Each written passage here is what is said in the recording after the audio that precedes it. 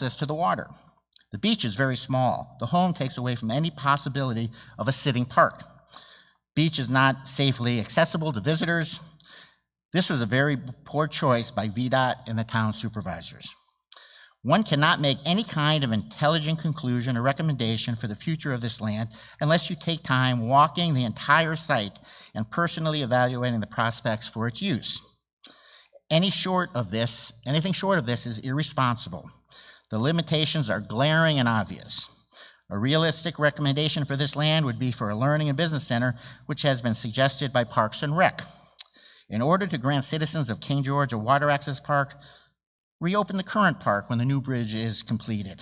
Cap off the old bridge at 100 yards over the water and use this as a fishing pier. Allow visitors to use the beach under the new bridge like it's done throughout the East Coast. I must commend Supervisors Kathy Binder, Annie Kupka, and Jeff Stonehill for the numerous visits to this lot. These agents for King George have done their homework, and we must turn to them and trust their personal evaluation and recommendations for the proper future use of this property. Finally, I urge our supervisors to do what's right to protect the rights of the citizens of Roseland Road. Thank you very much.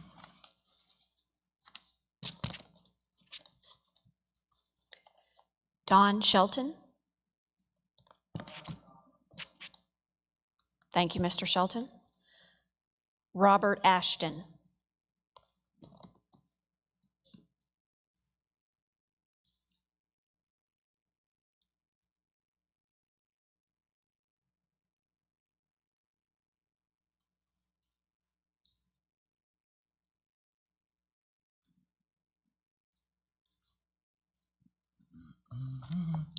First, I'd like to say good evening to everyone that's assembled. I'd like to read a short address to the Board of Supervisors and the county itself.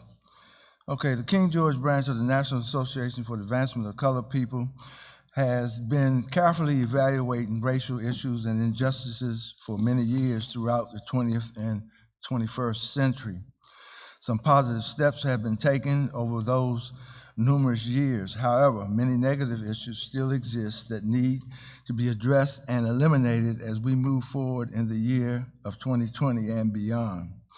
As a nonprofit organization, the King George branch of the NAACP shares the national organization's mission to ensure the political, educational, social, and economic equality of rights for all persons and to eliminate race-based discrimination. One immediate issue to be addressed is that of the Confederate Memorial statue which stands in front of the King George Courthouse. The statue honors the Confederate soldiers from the South who fought to maintain slavery of African Americans. That truly depicts a negative connotation for bondage with no freedom to live, to vote, to get an education, or to have other equalities that they were so deserving to have. Numerous statues, buildings, highways, and other places exist honoring those Confederates, all of which need to be reviewed in a very timely period and removed or changed to be honorable to all American citizens. It is the request of the NAACP that the Confederate Memorial be removed from the courthouse location and not erected at any other public location for display. We recognize that slavery and the Civil War existed in the United States, and it should be taught in the school systems with all of the history that has taken place in our country. But it is not necessary that the persons from the Civil War be memorialized as great heroes who were suppressing African Americans. The Civil War statues and locations names only revive more hurt within a race that is still struggling to have equality and the same rights in the United States as other fellow citizens. I thank you for allowing the NAACP to address this issue. We hope this request can be acted on expeditiously, and if we can be of any assistance to the King George branch of the NAACP for this endeavor, please don't hesitate to contact us.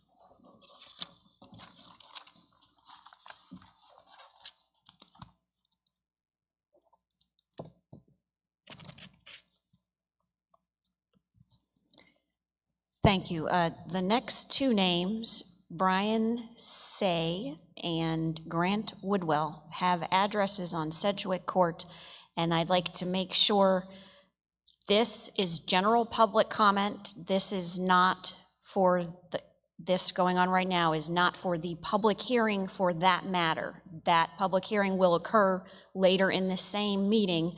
So if your comment is related to that, we will wait and hear from you at that time. Thank you. So with that, the next name on the list is Bob Baird.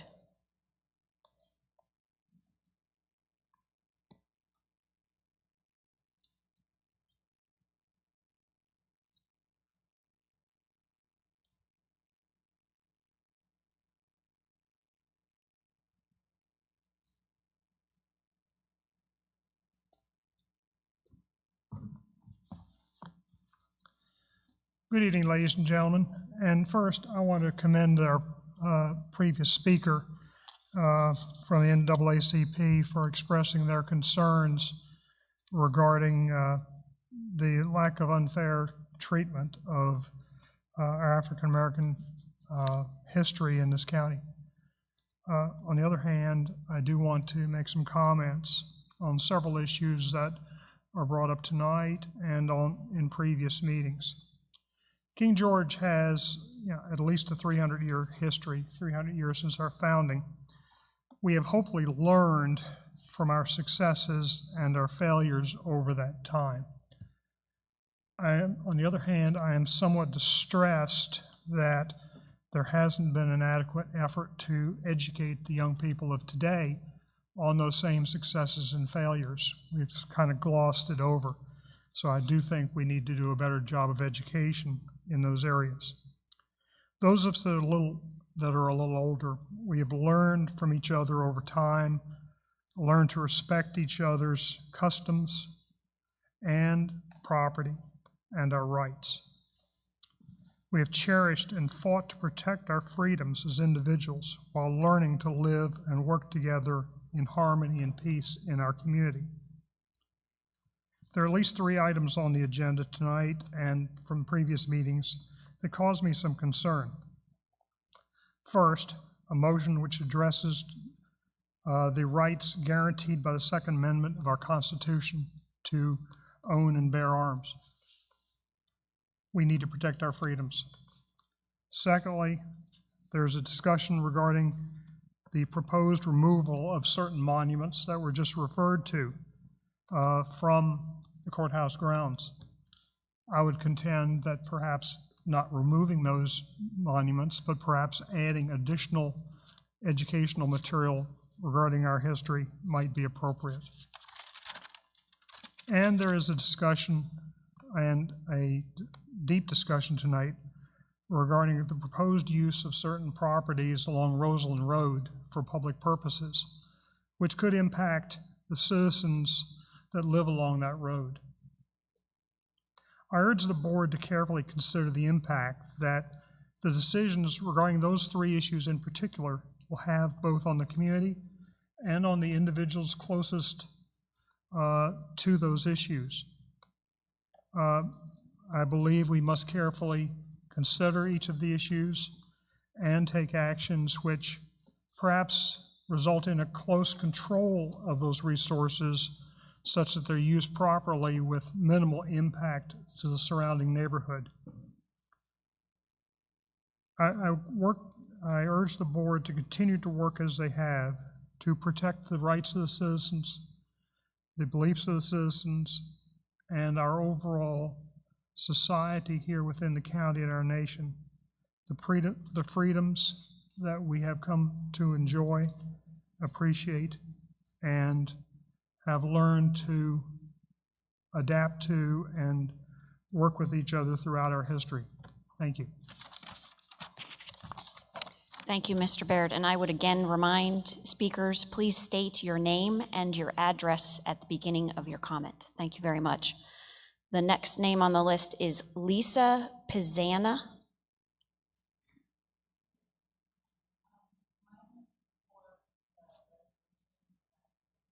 No, ma'am, that's not a public hearing item this evening. So if you would like to give public comment on anything other than the Sedgwick public hearing, you may do so at this time.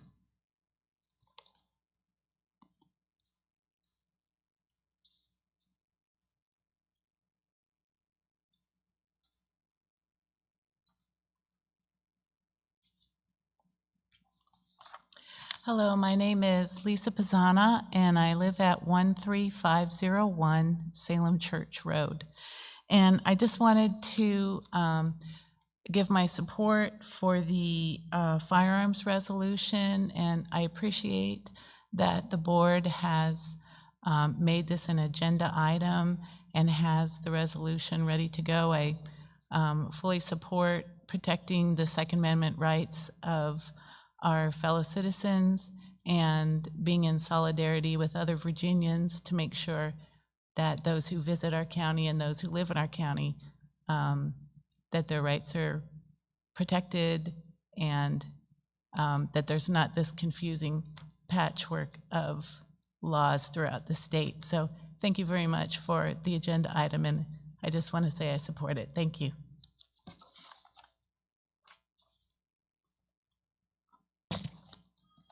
And the last name I have on this list is Keith Connor.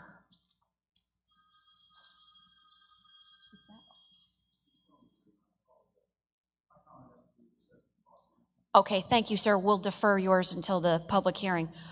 Are there any others present in the auditorium this evening that would like to provide in-person comment? Yes, ma'am. Go ahead and come down. And again, please state your name and address prior to your comment. Thank you.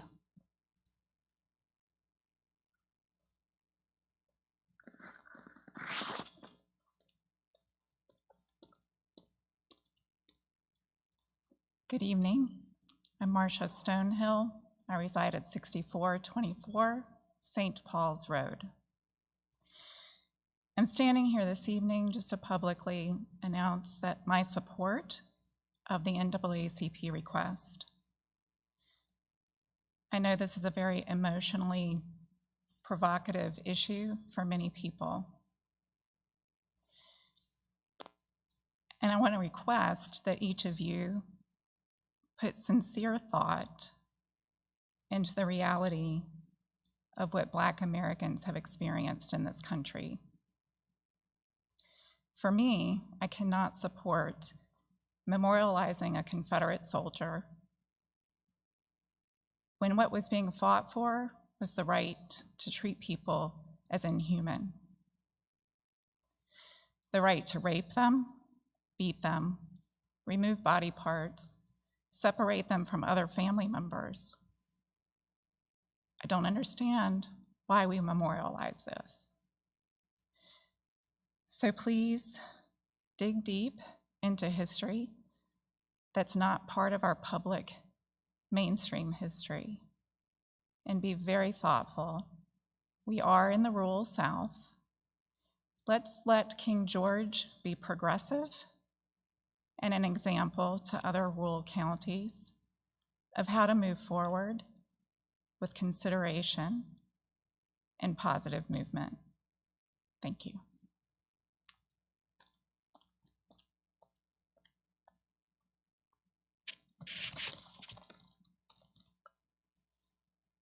Yes, go ahead with your hand up. Yes.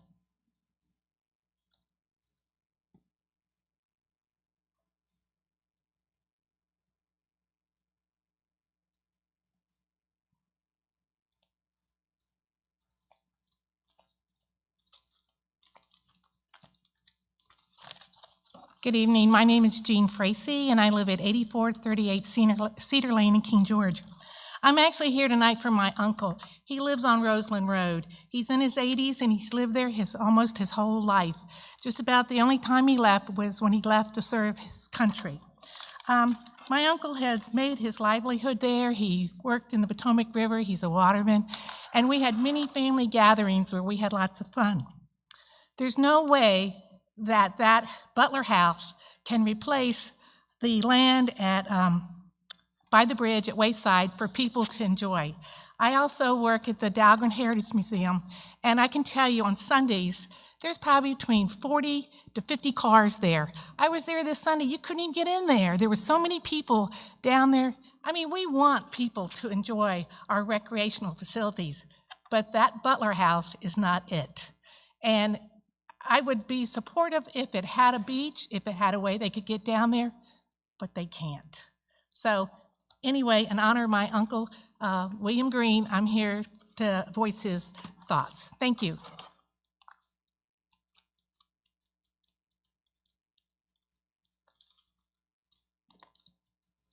Yes, go ahead.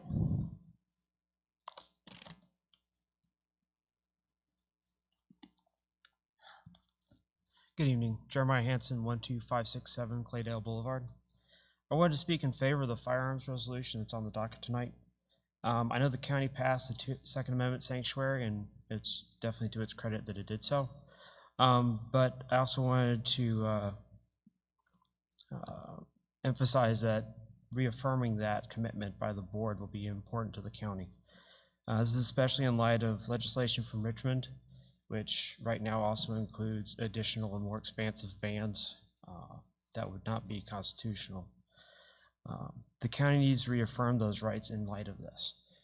It ensures that King George citizens knows that the county is in favor of rule of law, because the Constitution is the supreme law. It's in favor of the rights of its citizens, and it recognizes those rights, which sometimes gets lost in government. I mean, that's a lot of the discussion with the Confederate monuments too, is the rejection of rights of certain citizens. This would allow us, the county, to affirm that laws contrary to the Constitution are null and void. This is not just me, this is from the Supreme Court and other places. If it is a violation of the supreme law, it can't be real law. It's a violation of it. It also reaffirms King George's commitment to the rule of law, to the rights of the citizens, and ensuring that we don't have a patchwork quilt. Right now, the threat is you drive from here to Costco in Spotsylvania, drive through Fredericksburg, get pulled over, and you can get under violation of their laws, which are local, even though it's legal on either side. And even if you're not really spending any time in there. You can see how this is going to cause a massive headache and legal problem for citizens. I also would ask King George would consider sending the resolution to Richmond to remind that there are limits to government, what their limits are. Because if they have forgotten, it's your responsibility to remind them, because you are the next level between us and them. I want to end with commending the board for remaining true to the rule of law and the rights of its citizens, and the courage it had doing so at the Second Amendment sanctuary. I hope that you continue to do so by approving this resolution, which is in line with at least the 10+ counties which have done so in about the last 10 days.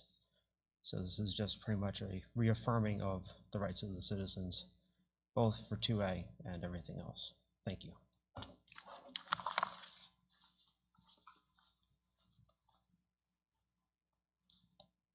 Is that you, Mr. Shelton?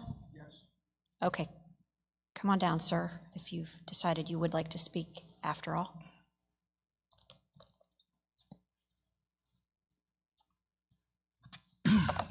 I'm Don Shelton, 9430 Ashman Court. My comments is in regards to the Confederate monument in front of the courthouse. I have European blood in me, Native American blood, I've got Irish blood, and what I'm proud of, I've got African American blood in me. There's several members of my family on that monument, Thaddeus and Percy Bowie, who fought for the Confederacy, and they didn't want to. The most on that monument didn't want to fight a war, but they had to. But those three gentlemen that's on that monument, that's the only place that is memorial to my family members. They was 1/4 Indian, 1/8 black, and Irish. They're all descended from slaves. That is a monument to that, to those people, not to the Confederacy. That monument should not be moved. It's the only place I can go and honor my ancestors. 8 members of my family fought in that war and died. So I strongly oppose any movement of that monument. Thank you.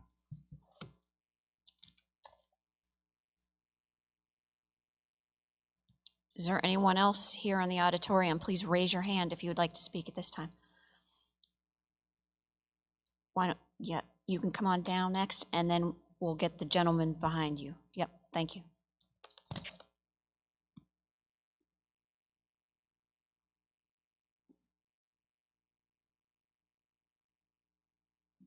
Good evening. My name is Roy Graham. I live at 3231 Roseland Road. And I also have a family member's name on that monument. We do not want it removed. As a resident of Roseland Road, I'm very concerned for the safety of my family. Recently, there has been many cases of people from Wayside Park trespassing on private property here. My elderly mother lives next door to me, and is not able to defend herself against intruders. The county's policy for allowing people to camp, swim, and boat at this park during a major construction project without any supervision is very irresponsible. The current situation of excess trash, alcohol consumption, and lack of proper public restrooms is very unhealthy and a recipe for disaster. Furthermore, the proposal to use this residential home in our once quiet neighborhood for a waterfront park will only increase the risks for trespassers and pollution on the adjacent properties. This is a totally ridiculous idea. In addition, construction of a parking lot in the wooded area does not comply with the proposed drawing that was detailed at a previous meeting on this subject. Before deciding to completely ruin a peaceful neighborhood for the satisfaction of irresponsible park goers, most of which are not King George County residents, the board should consider the following. Install fencing on the river shore at the north end of Wayside Park Beach to prevent access to the residential properties along the beach. Install a designated swimming area with rope and floats to prevent people from going deeper in dangerous waters. Close the Wayside Park during the Nice Middleton Bridge construction project, and then reopen it upon completion of the bridge with a possible access to a fishing pier using a portion of the existing bridge. Using the home located at 3321, which is the home that the county has taken over, use that home for low impact activities such as educational functions, a museum, or county meetings. On that subject, the King George County Historical Society has been looking for a larger area for their museum as well for many years. Due to the property lines between Maryland and Virginia, which is on the shore, there seems to be a conflict of interest between Maryland and Virginia law enforcement. We need this to be clearly explained and identified. We, the residents of Roseland Road, need clear and concise instructions on who and how we contact local authorities when our property rights are violated in order to protect our families. Thank you.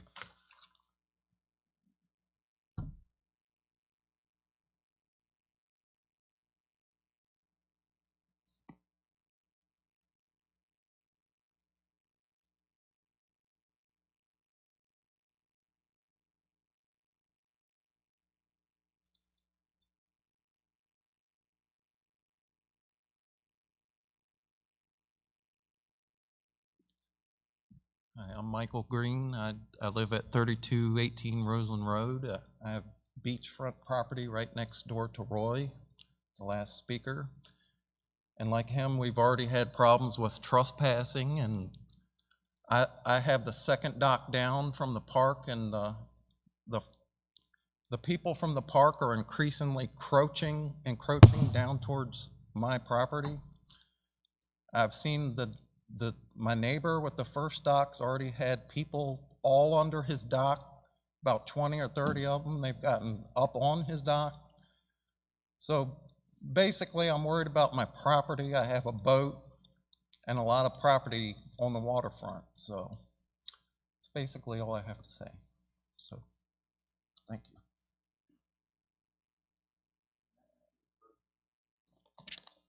Thank you, sir. Anyone else present here this evening for public comment?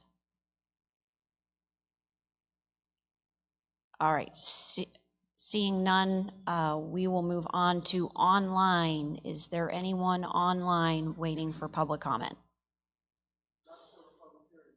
For public hearing only, very good. All right, then I do have a few letters to address, and some of them, well, I think all of them are with regard to some of the subjects we've already heard about.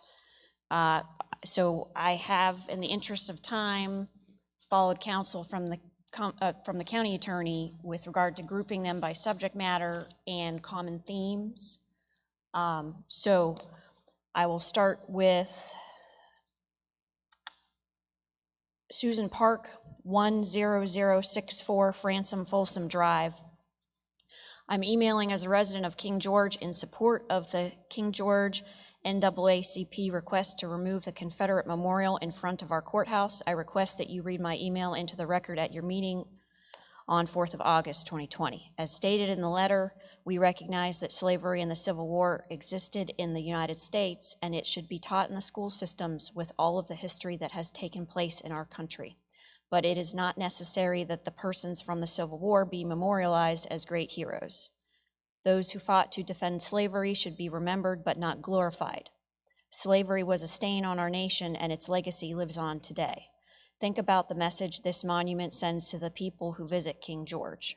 What do we say to our children who ask, what is this monument for? Why is it here? Monuments are built to show what a community values and prioritizes. This monument is not an accurate reflection of what King George values in 2020. Let's remove this monument and acknowledge the reality of racism that placed it there. We should not honor a system that enslaved human beings and treated them as property. Removing this symbol doesn't mean we've solved the problem of racism, but it's a good step in the right direction. Thank you. And this one, I believe, was sent just to me. This individual corresponded with me online and requested that I read it. I saw a story about removing, sorry, the name is Corey Truxon, 4355 Deep Cove Landing, King George. I saw a story about removing a monument / statue at the courthouse. I can understand the wanting to have a society free of controversy and conflict, but if everyone keeps promoting all the things they're offended by, you're going to lose a lot in life. Not all of these monuments or statues are built on hate. We as a society can learn from them and the past struggles to measure how far we have come as a society. How soon before someone claims that due to slaves being at Belgrove Plantation, that the land there be turned over to minorities to use as they see fit or changed to affordable housing? Did anyone have an issue with Ralph Bunche and his stance to Israel becoming a state? If so, I guess that has to be changed. Or perhaps someone makes a claim against Mr. Siddell Brooks and then anything with his name has to be removed. Historical items are meant to be learned from. When we remove everything, then we are bound to repeat our actions.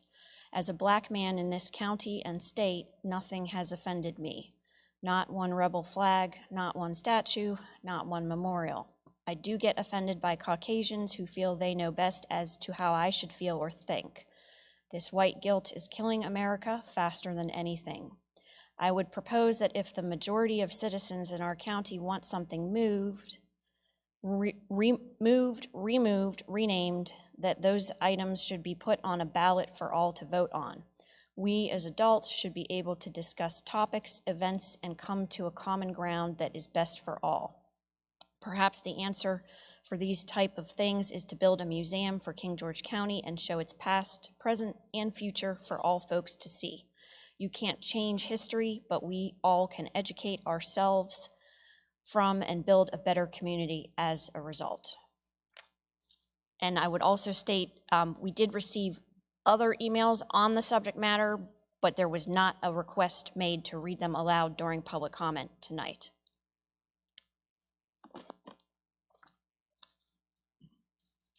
The next set of correspondence is regarding Roseland Road. And Mr. Graham, I won't read your email since you appeared in person and read it to us yourself. Good evening, members of the Board of Supervisors. My name is Waylon Carter, and I've been a resident of King George County since 1996. My family have been residents of King George County since the 1960s, with my grandparents building one of the first homes in Bayberry subdivision. I have a lot of interest in the county and the well-being of my community. This is the first letter I have ever formally written to the Board of Supervisors regarding negative opposition. I'm writing this letter to you all to express my disapproval of the new Wayside Park's location on Roseland Road. I know that this park and the new location on Roseland Road will become a nuisance and safety hazard to the residents on that road. After some of the summer weekends, I have driven through the existing Wayside Park and seen the aftermath of a weekend. There is no regard or respect for the park, as trash is left on the beach and in the common areas. I do not know of many King George residents that utilize the park because of the out-of-state (Maryland) tourists that come and crowd the beach. I have seen large parties being thrown at the park that leave an astronomical amount of trash and waste in the park, not to mention the damage that it has done to the grass and other areas by the parking. I know how understaffed the service authority is and have seen the trash cans sit in the park overflown for days before it is picked up. Based on my previous experience as a deputy sheriff, I have FOIA requested the last 2 years of calls for service at Wayside Park. To synopsize, there were 55 suspicious vehicle reports. All these reports were after dark and during the park closed hours. There were 18 suspicious person reports generated at varying hours of the day. This is only in the last 2 years of reporting. If I were a homeowner who had to live next to a park, this would greatly concern me. Even where the park sits currently, there have been numerous counts of trespassing in the residential area of Roseland Road. Just last weekend, a naked man walked up my friend's beach, through his yard, and down the road to 301. Another time, 2 weekends ago, a man pulled in the driveway of my friend's house and wanted to get out and go fishing on his private pier. And had we not have said something to him, he would have been trespassing without regard to the no trespassing sign at the top of the yard. These are only 2 instances recently, but there have been many more. Trespassing will only get worse the closer the park is moved towards the residential area. In conclusion, the new location for the Wayside Park is a terrible decision. I am against this project entirely.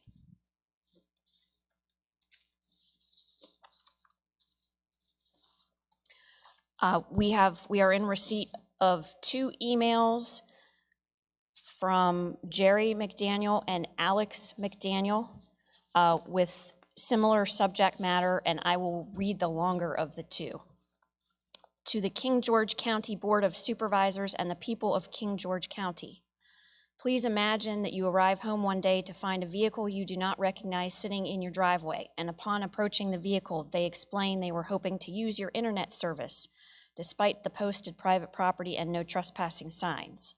Imagine you were to take a walk on your property to find someone sleeping on it. Imagine you were to notice an entire group of people you are not acquainted with walking on your property as if they own your property without permission. This isn't occurring in a big city, but right here in King George. I'm writing to let you know you do not need to imagine it because the people of this county have experienced all of these scenarios and more firsthand. Ask yourself, how would you feel if your home was subject to this activity without your consent? The scenarios described above are not isolated incidents, and they are just the tip of the iceberg, which you will find for yourself if you were to take the time to have a conversation with the tax-paying residents of Roseland Road. If we had the time to share more, you would be hearing more because there is no shortage of this activity. It must be recognized the county cannot be responsible for the behavior of non-residents and residents alike who choose to visit the properties of Roseland Road, who make poor choices when they arrive, but that also you are just as culpable for this behavior for having been informed about it and then choosing to do nothing. The county should be applauded for seeking to serve the people, but if you're going to start, do the people not deserve you to go all the way with that service? Regardless of what has led us to this unfortunate scenario, please ask yourself if making the convenient choice is doing the people of this county and the people who wish to visit it any true justice.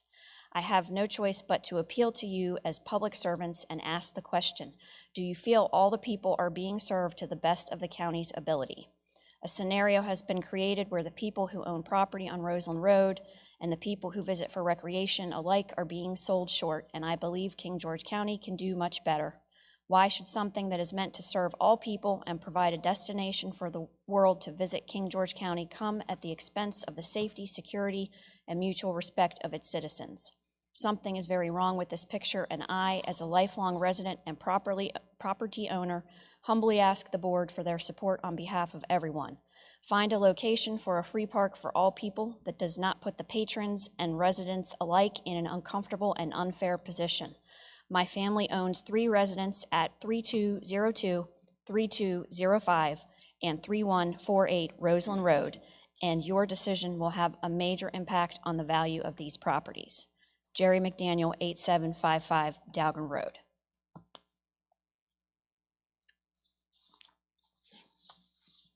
And as I stated, Mr. Graham read his email in person. We also have an email from Jean M. Graham, 3221 Roseland Road, as well as an email from Gina Busink of 3221 Roseland Road with similar content.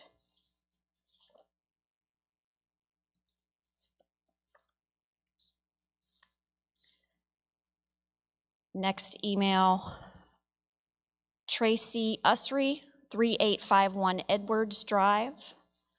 At present, many of the residents located near the reference property are resolved to what has occurred but not pleased with it, rather than stirring continued animosity amongst the residents in the area. Concern for loss of property value, unrestricted vehicular traffic on a dead-end road, and encroachment on private property by those that may use the beach area at the reference location, I am offering some alternatives. The location is within a residential neighborhood and is located on a dead end. Presently, it does not provide easy beach access as the land loss did. To allow for easy beach access, it will require county expenditures to configure the beach access and maintain it. Again, it will be limited access as there are private homes on both sides of the reference property. I suggest the following alternatives for use of the property other than beach access in an extremely limited fashion. Besides, when the new bridge is completed, there will be a large expanse of beach property located under the bridge. Many locations within the United States have public beach access under bridges. This would be no different. I've been a guest in the reference location, and as constructed, lends itself to alternative uses better in line with the surrounding neighborhood. Since covenants conveyed with the new location, usage is limited to sunup through sundown. I offer the following alternatives. 1, use it as a museum for King George County. It certainly is large enough to display the history and artifacts important to the county. 2, a learning center for children or young adults. 3, satellite library for those residents of King George residing in the extreme end of the county. The suggestions offered best serve the residents of King George County rather than a beach area that is used by residents of Maryland. Thank you. We have an email from Hannah L. Briscoe, 10415 Van Buren Drive. I do not feel that putting a water park at this new address is beneficial to King George County and the residents on Roseland Road. I suggest moving the Museum Visitor Center to this address. Making this location a learning experience for families and travelers would be extremely more beneficial to not only the residents on Roseland Road, but also to King George County. an email from Amar Patel, 7158 Kitchen Drive, opposing the idea of changing 3321 Roseland Road to any type of water park or public park.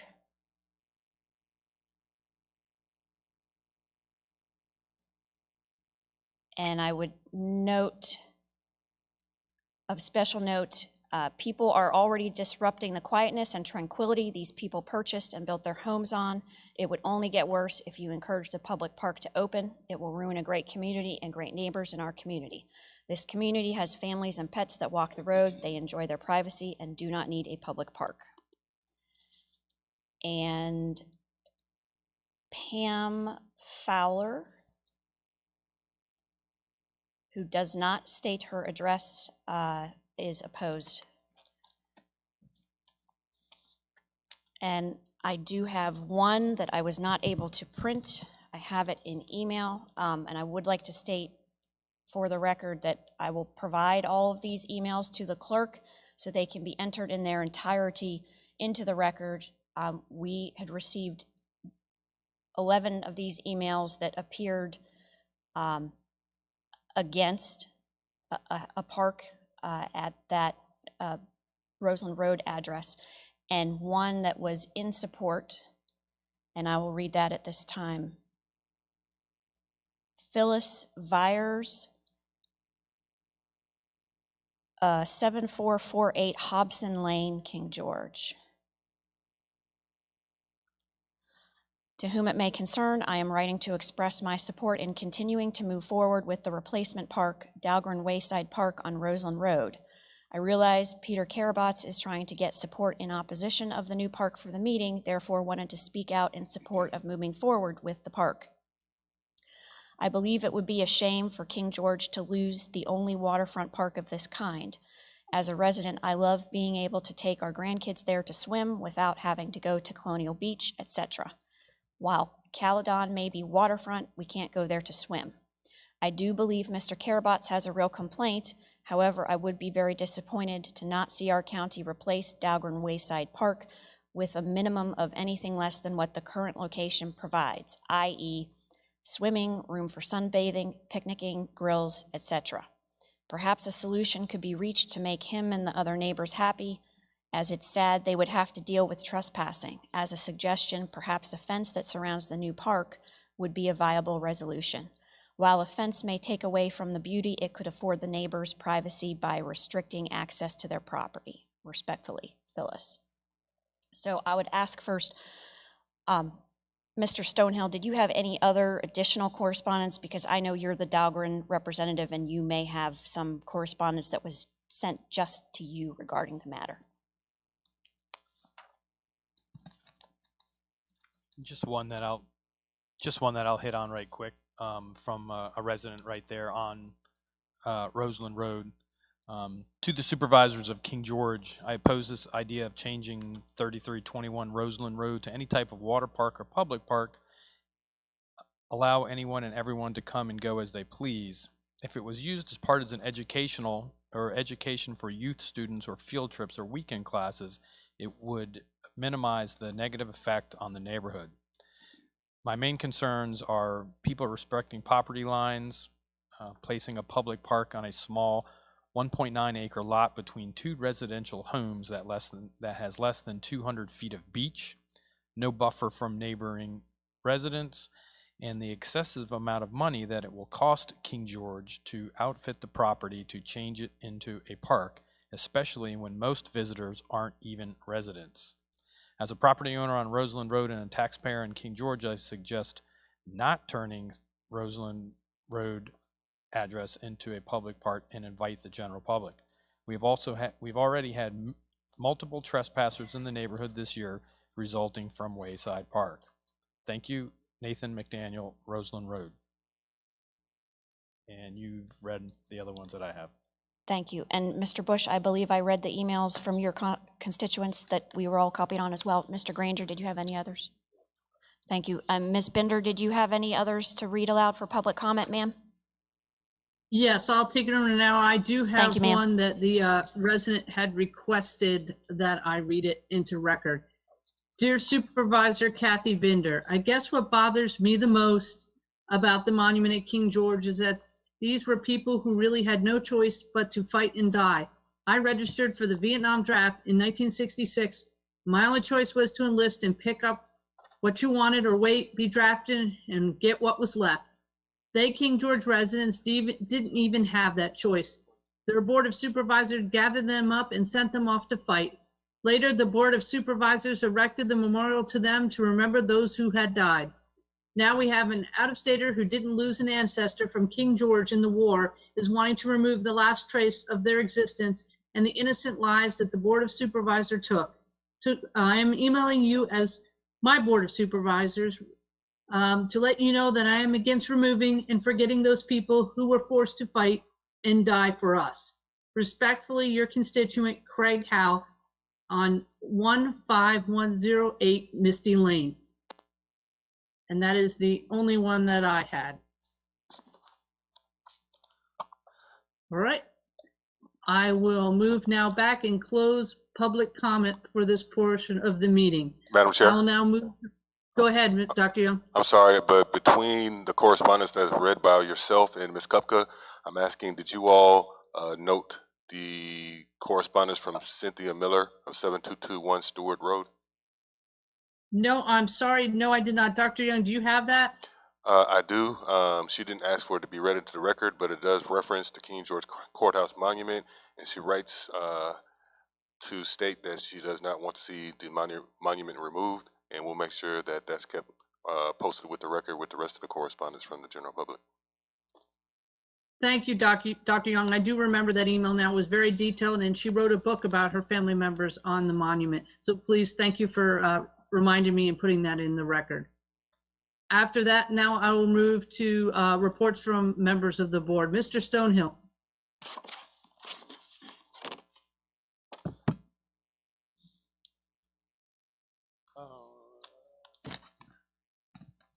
Mine's pretty quick. I did go down to Wayside a number of times and spoke with people down the last week of July on a couple of different days. And then yesterday, we had our first work session for the CARES Act funding. And that's all I have for right now. Thank you, Mr. Stonehill. Mr. Granger. Yes, can anyone hear me? Can you hear me? Okay. Yep, I can hear you. Sorry, just want to make sure. First of all, I'd like to say thank you to everyone for coming out and speaking. I know we had a number of different topics that were discussed. For the Roseland Drive, the Wayside Park replacement, I know we have a presentation tonight. I imagine that might be part of the reason so many people came out. Just to let everyone know, there won't be a decision made tonight about what to do, but I still appreciate everyone coming out early and often and sharing your input is much appreciated. Mr. Graham, you brought up some concerns about the current Wayside Park, and I know tonight we're going to discuss closing that. So thank you for bringing that to our attention as well. But it's very valid point. I agree that we don't want to see anyone get injured. As well, certainly don't want to see trespassing. And if people do have challenges with that, they should reach out to the Sheriff's Department to get assistance with that. That obviously should not be occurring.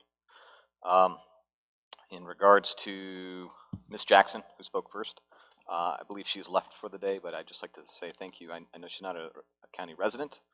It's always nice to hear, though, from people who had a good experience with staff. And so I'd like to say thank you to Sheriff Giles and Dr. Young for working with her and helping to resolve any conflict that might have arisen. So thank you guys for that.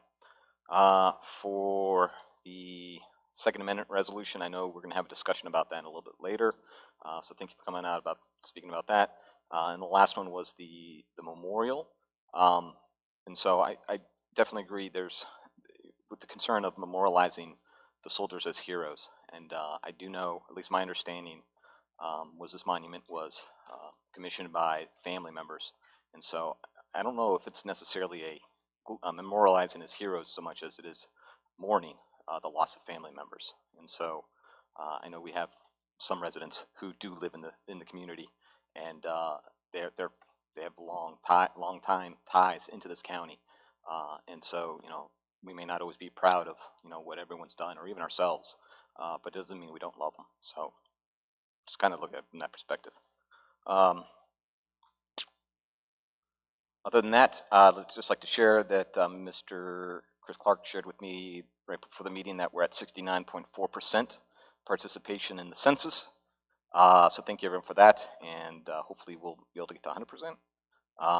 Other than that, on July 20th, I attended my first Conrail meeting. It's been continued to be pushed back due to the coronavirus issues. I'd just like to share with everyone that Ms. Hayes, while a lot of events have been canceled, including the fireworks twice now, Ms. Hayes did say that the base would still like to try to coordinate some kind of celebration with the base and the county for the celebration of our 300th anniversary. So we're going to try to work out something, and hopefully we'll actually be able to have it.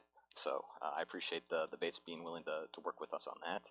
Other than that, we had the meeting last night for the CARES Act spending plan phase 1. I'd like to say thank you to all the directors who came out and spoke in favor of their requests. I know we have a lot of needs, and I'm glad to hear that we'll have a phase 2 for another $2.3 million to meet even more of those needs, including the school board. So we're going to have a separate discussion with the school board because they had a very thorough and detailed request. So it takes a little more time to go through that. That's all I have. Thank you.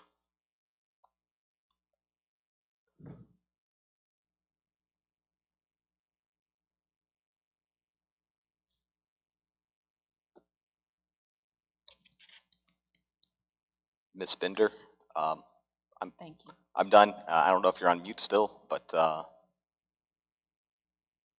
did you hear? I must have been on mute. Is Mr. Bush?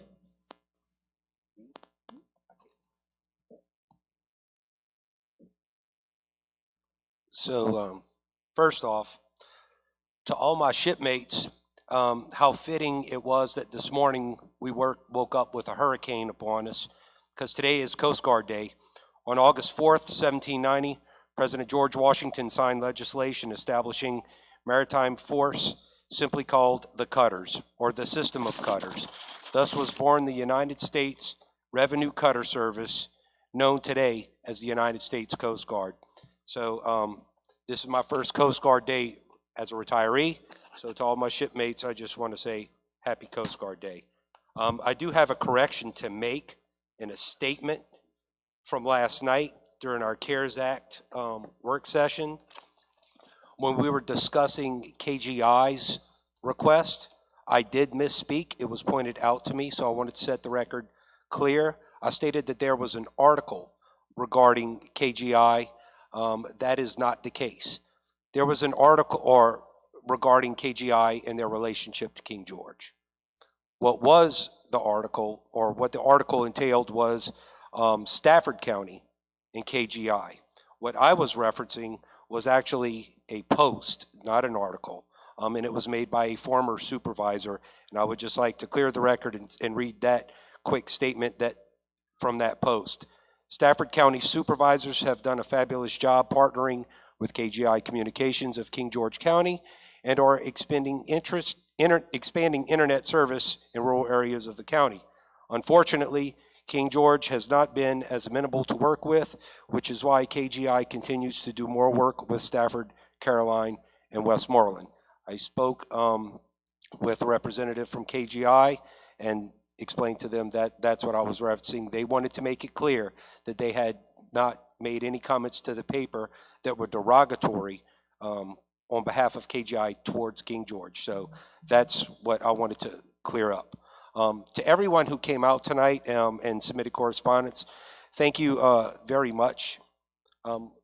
With respect to Roseland, I have been seeing a lot of things and I've been following it. And I know my colleagues have actually been out there, and there clearly is an issue. Whatever Parks and Rec Advisory Committee comes forward with, whatever we discuss, we definitely need to look, and I'm sure that we will take into consideration the impact to the current residents of Roseland Road. As far as the issues with trespass and trash, that's not a result of the county's acquisition of this property. We haven't used the house yet. The property is sitting there. So the trespass is basically people who have a sense of entitlement that don't respect other people. And I wish there was a way we could legislate that, but we can't. I do see significant safety issues, and the park does need to be closed. And I look forward to continued conversations about maybe the beach being expanded once the bridge completion is done, utilization of a pier with some portion of the bridge.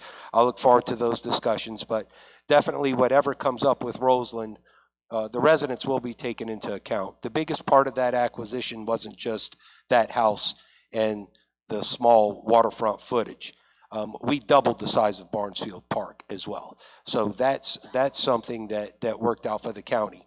Without this deal, the land would have been seized and the county would have gotten absolutely nothing. And that's just something we couldn't do to all our citizens of the county. But I look forward to the discussions, and the residents of Roseland will definitely be included in all those conversations. And I will tell you, from seeing the engagement from your at-large supervisor and the Dahlgren supervisor, they're very engaged and working with everybody down there. So I think there's a positive sense coming. And that's, as far as the monuments that were brought up tonight, I'm not really going to comment on that as much, except to say I want to see exactly the history behind these monuments, how it was erected, where it was originally laid. I want the history behind it. Yes, it needs to be looked at, and we need to have a serious conversation about it, but we can't just simply say, well, this is 2020 and that was 1870. History is history. Can something be done to maybe put another memorial with it? Maybe it needs to be relocated. I don't know at this point, but right now, I don't think we're in a position to make any decisions until we actually know the facts, what it is, how it got there, who's on there, and then we can make an educated decision. But a knee-jerk reaction of simply saying something offends me, we need to remove it, I'm not going to be a party to that. So thank you very much, Madam Chair. That's all I have to say. Thank you, Mr. Bush. Ms. Kupka. Thank you, Madam Chair. I too want to thank everyone for coming out tonight. I think Ms. Jackson has left. We certainly want our community to be welcoming to all, so hopefully the Fairview Beach community can post some signage and let visitors who come know that it's private property. But I want to personally thank Dr. Young and Sheriff Giles for their handling and resolution of that situation. Thank you very much. Thank everyone from Roseland Road and everyone who came out with regard to that tonight. So as noted by my colleagues, we have a presentation about that tonight with some recommendations from a citizen advisory committee, but as far as I know, that's not scheduled for a decision tonight, so we will continue that conversation with the community. Wayside Park, we will have an opportunity for some action on that during our county administrator's report. The Second Amendment Sanctuary, again, thank you all for coming out. We do have an item on our agenda regarding that this evening. And the monument, I very much appreciate that public comment. That is not on the agenda for a decision this evening, but we need to work with all of our community members to come to a resolution on that meets the needs of our entire community. So I appreciate, again, everyone coming out. Moving on to my written report, I want to take a moment and recognize Chairman Binder. Despite being away the last several weeks leading up to her father's passing last week, she kept up with county and constituent needs, and I'm sure her father would be very proud of her. Thank you very much, Chairman Binder. On Monday, July 20th, Chairman Binder and I participated in the virtual GWRC and FAMPO meeting calls. During the GWRC call, we were able to successfully defend our 301 Corridor Crossover Improvements project as one of the 4 that GWRC will submit on our behalf for Smart Scale funding. The other 4 suggested projects were all Stafford County projects, and Stafford requested to defer to the next meeting to allow time to consult with staff regarding which project they would remove from the GWRC list. I say this because it's very important that we do everything we can to obtain state funding to make road improvements whenever possible. Thursday, July 23rd, I met with Mr. and Mrs. Karabots, who you heard from Mr. Karabots this evening, regarding the continued trespassing issues they are experiencing from users of Wayside Park, and urged them to contact the sheriff's office to make report of same. I also checked on the conditions at Wayside Park. I am concerned with the conditions I observed there now that construction is underway. And I'm going to skip to just 2 other items at the end. Last night, attended the CARES Act budget work session. Thank you to all of our department directors and the schools for their requests. Hopefully, we will be able to address additional needs once the second half of funding is released later this month. Special thanks to Dr. Young and Mr. Britton for getting in the weeds and making determinations regarding suitability of requests. Now, this evening, I would like to recognize our own King George Farmers Market in honor of National Farmers Market Week, August 2nd through 8th, 2020. And I have a resolution. I'm going to read it aloud, and then after I finish reading it, I will call Mr. Darren Grigsby, President of King George Farmers Market and of Grigsby's Produce, for a quick photo op. And I would also note to all of you that the farmers market has a table outside, so on your way out, make sure and grab some brochures. Proclamation of the Board of Supervisors of the County of King George, Virginia, declaring August 2nd through 8th, 2020, King George Farmers Market Week. Whereas King George County, Virginia farmers and producers provide citizens with access to healthful, locally and regionally produced foods through farmers markets, which are expanding and evolving to accommodate the demand for a diverse array of agricultural products. And whereas farmers markets and other agricultural direct marketing outlets provide infrastructure to assist in the distribution of farm and value-added products, thereby contributing approximately $9 billion each year to the U.S. economy. And whereas farmers markets serve as significant outlets by which small to medium, new and beginning, and veteran farmers market agricultural products, generating revenue that supports the sustainability of family farms and the revitalization of rural communities nationwide. And whereas the King George Board of Supervisors recognizes the importance of expanding agricultural marketing opportunities that assist and encourage the next generation of farmers and producers, generate farm income to help stimulate business development and job creation, build community connections through rural and urban linkages, and more. Now, therefore, be it resolved to further awareness of the King George Farmers Market's contributions to community life, we do hereby proclaim the week of August 2nd through 8th, 2020 as King George Farmers Market Week in conjunction with the observance of National Farmers Market Week. We call upon King George County citizens to celebrate the King George Farmers Market with appropriate observance and activities. This 4th day of August 2020.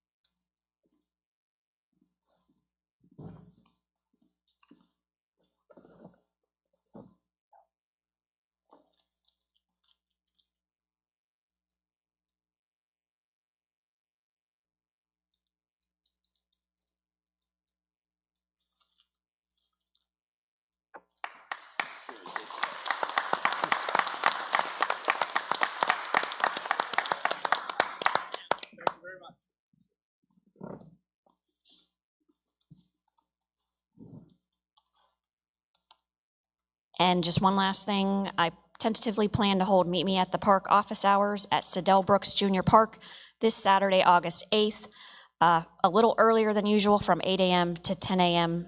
Due to the heat. Thanks very much, Madam Chair.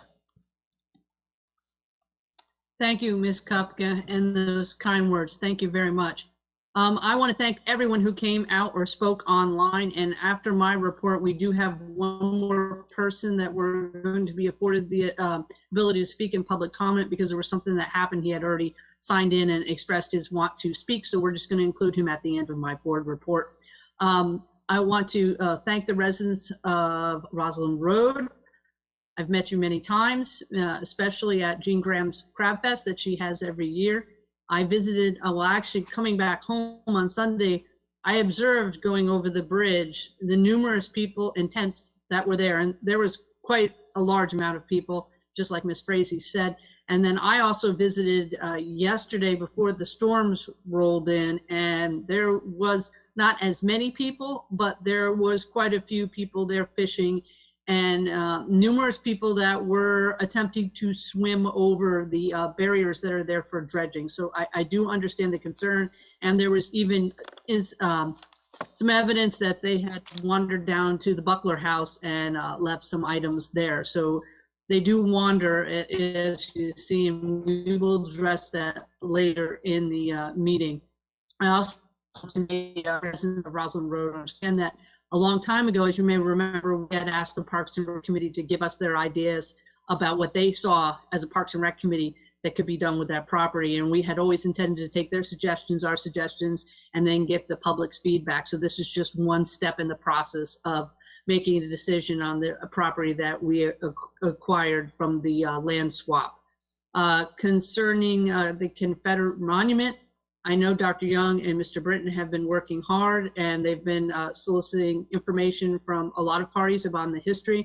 Some people like Ms. Miller and Mr. Barrett have given extensive histories, and also Ms. Graham and Ms. Lee. Ms. Lee, who is an extremely well-researched genealogy person, had even given me a book that described everyone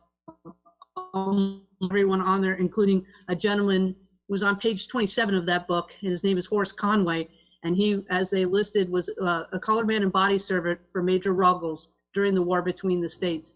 And there is even a Board of Supervisor member on there, several peoples that went to the Naval Academy, West Point, and even served in the Union Army. So it is something we need to have a conversation with everyone involved about, those family members and other people in the community who feel very strongly about the monument. So I really appreciate you on both sides coming out to speak on this.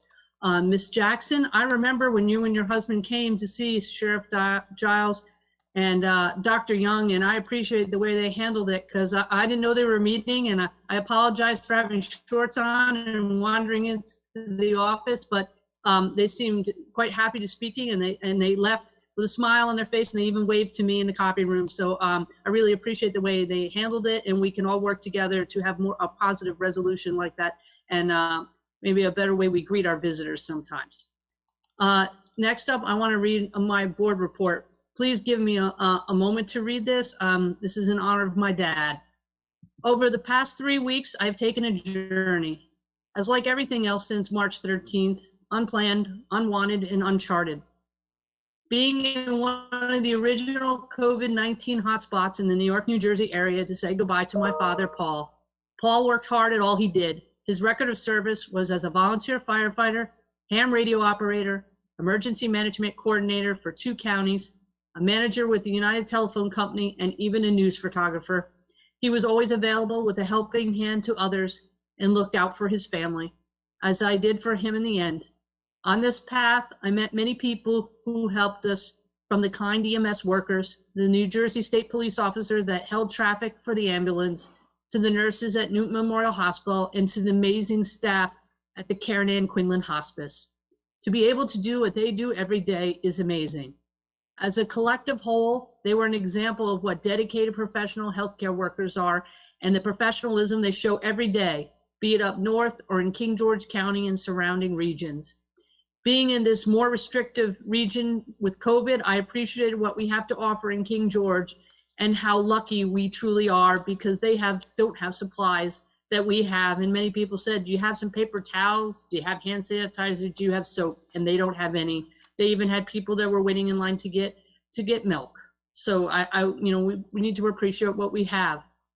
My father taught me to be strong, serve others, work hard, bounce back from adversity, and to try to be positive. He also instilled in me a love for history, politics, old sitcoms, but not sadly for some, Doctor Who, or every sci-fi program on the planet, though some are good, I may say. As his many friends told me just after his passing on Thursday, July 30th, from pancreatic cancer, and I wish that cancer on no one because it's horrible. He was very proud of me, especially for achieving my Olympic level coaching certification, being elected to public office, and for his grandkids. Dad also taught me that it's easy to judge others, but in the end, you can be judged just the same, and to please remember that. I want to thank you to everybody in the community who took an extra minute for me to respond. And here's to you, Dad, up there. Thank you very much.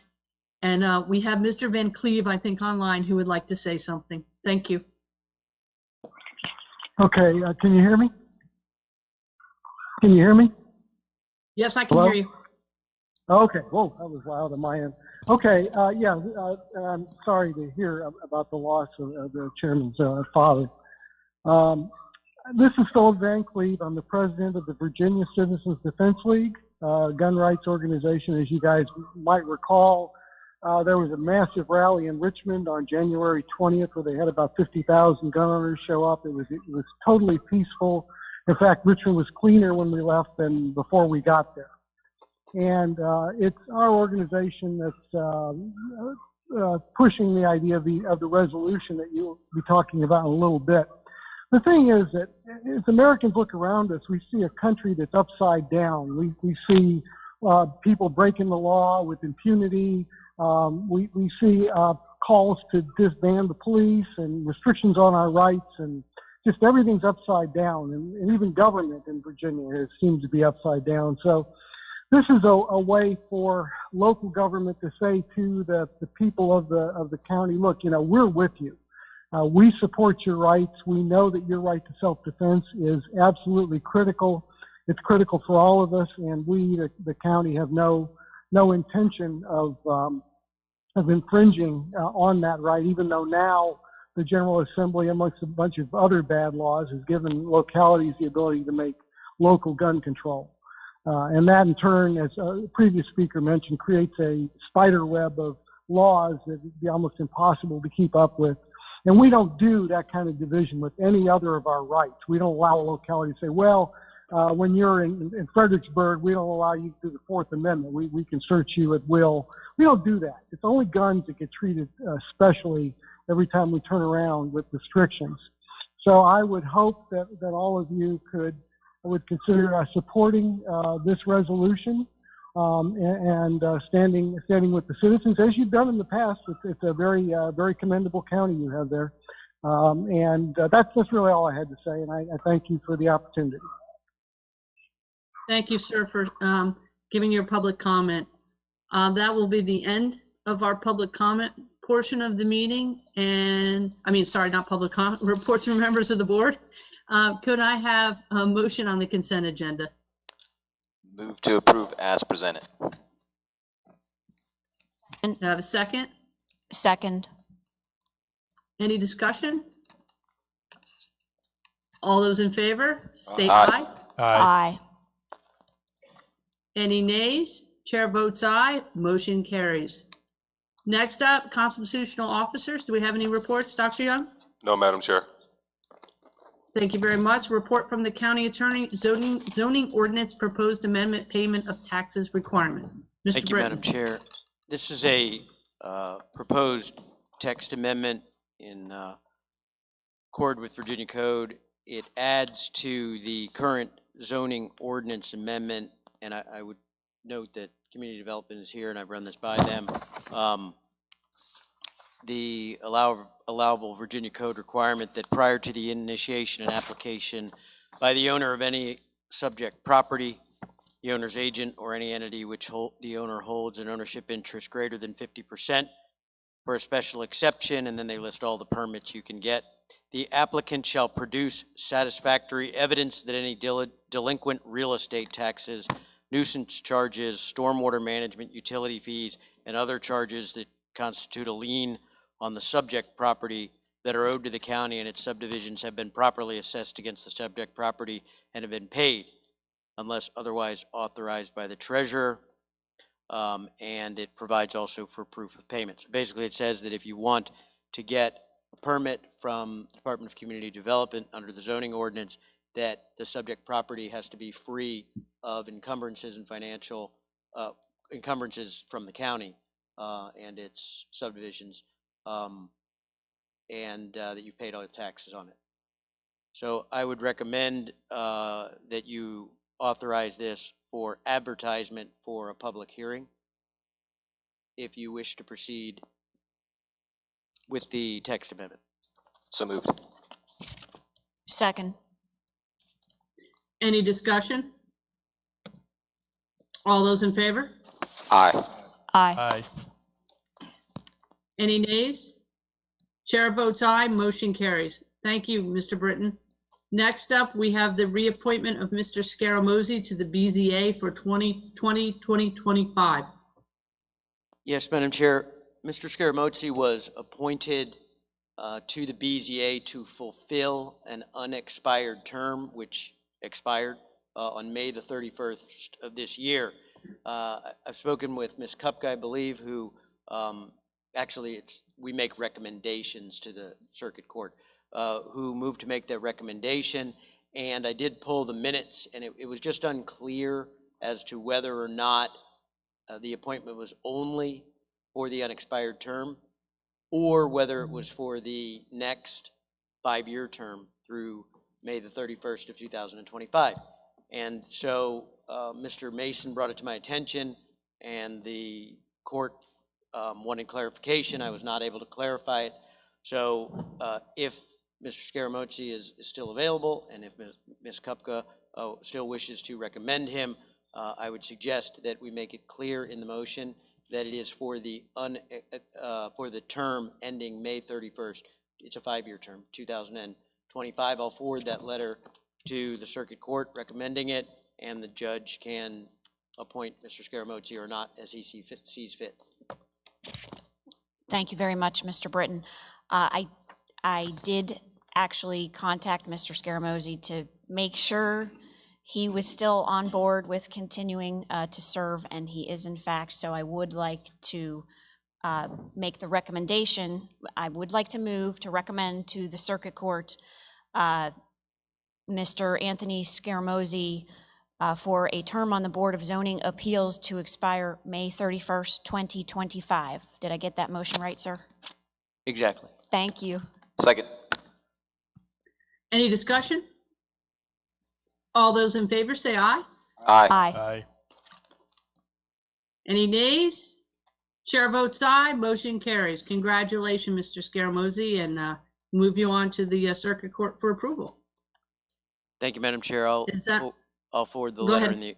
and the proposed order, and I have nothing further for the county attorney report. Thank you so much, Mr. Britton. Next up, presentations and reports. Firearms resolution presentation by our county administrator, Dr. Young. Thank you, Madam Chair. At the request of the chairman, she asked that the following resolution be added to the board packet for consideration and potential adoption by the Board of Supervisors. Resolution of the Board of Supervisors of the County of King George declining the local regulation of firearms. Whereas in acknowledgement of its deep commitment to the rights of all citizens of and visitors to King George County to keep and bear arms, King George County Board of Supervisors previously declared King George County to be a Second Amendment sanctuary.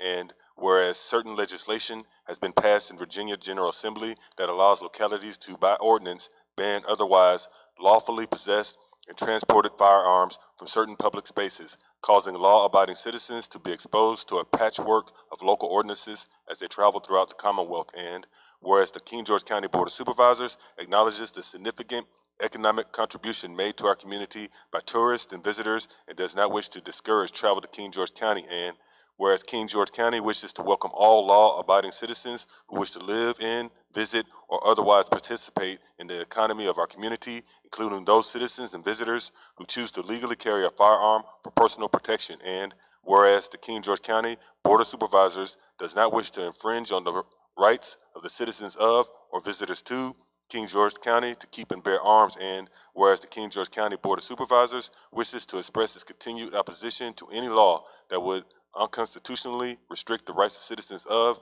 and visitors to King George County to keep and bear arms. Now therefore be it resolved that the King George County Board of Supervisors hereby declares King George County, Virginia shall not exercise any authority granted to it by Virginia State Code Section 15.2-915E of the Code of Virginia to regulate or prohibit the otherwise legal purchase of possession or transfer of firearms or ammunition. The undersigned hereby certifies that the resolution set forth above was adopted during an open meeting on August 4th, 2020 by the Board of Supervisors. Board, I recommend that this resolution be adopted as presented. Thank you, Dr. Young. Do I have any discussion from my colleagues?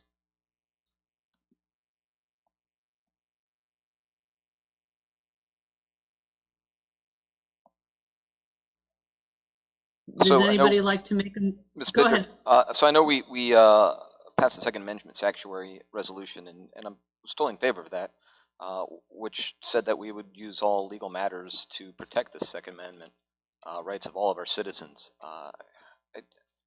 Resolutions are nice, but at the end of the day, they don't hold any teeth. We've already made a declaration that we're here committed to protecting the Second Amendment.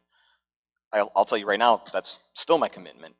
A resolution doesn't hold any sway over the board in the respects that it would force us to act a certain way. We could pass this and then act differently.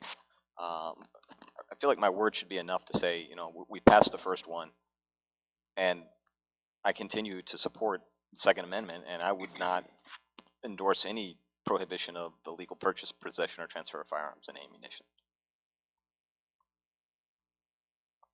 Thank you, Mr. Granger. Would any of my other colleagues like to say something? Chairman Bender, discussion? I would, please. Go ahead, Ms. Kupka. So I was not on the Board of Supervisors in, I believe it was December of 2019. I believe, yes, when the Second Amendment sanctuary resolution was adopted. But I want to reiterate Mr. Granger's comments. I fully support Second Amendment rights. I hold the Second Amendment in as high regard as I do the First Amendment. Please know that. That being said, I concur with Mr. Granger. I do not feel I need a piece of paper or to sign a piece of paper to know what the right thing is for me to do for the citizens of King George County. Thank you. Thank you, Ms. Kupka. Mr. Stonehill.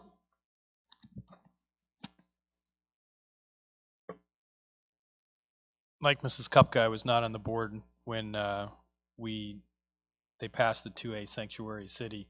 I've been a hunter, a shooter, retired law enforcement officer. I've been carrying guns ever since I was 18 years, or even before that when I was 14 years old, and I'm all for the Second Amendment. But I know what's right, I know what's wrong. I'm not going to pass any other ordinances here or anything in King George to infringe upon those rights. If you have the right to carry a firearm, I think that is fine, and I think that's great. But like Ms. Kupka said, you know, I don't need a resolution that really doesn't mean anything telling me or telling the county what they can do and what they can't do. Thank you. Thank you, Mr. Stonehill. Mr. Bush. Thank you, Madam Chair. Well, I guess I'm odd man out because I actually requested of the chairwoman to put this on the agenda. And here's why. We just had a resolution presented to the farmer's market. I mean, it acknowledges something. It doesn't do anything, it acknowledges something. What we're acknowledging is something that took place after we, or the previous board, passed the Second Amendment Sanctuary County. Now with that did have teeth. That said that if the state imposed anything that was limiting our rights towards the Second Amendment, that let them enforce it. We would not use taxpayer dollars to give to an enforcement agency to carry out the enforcement of those laws. That was teeth. But with this just passed the General Assembly after that took effect. What that says is now, not just by act of the State House and the signature of the governor, but a local body can enact local ordinances to further restrict your Second Amendment rights. I view that as an opposite or direct opposition to your God-given constitutional rights.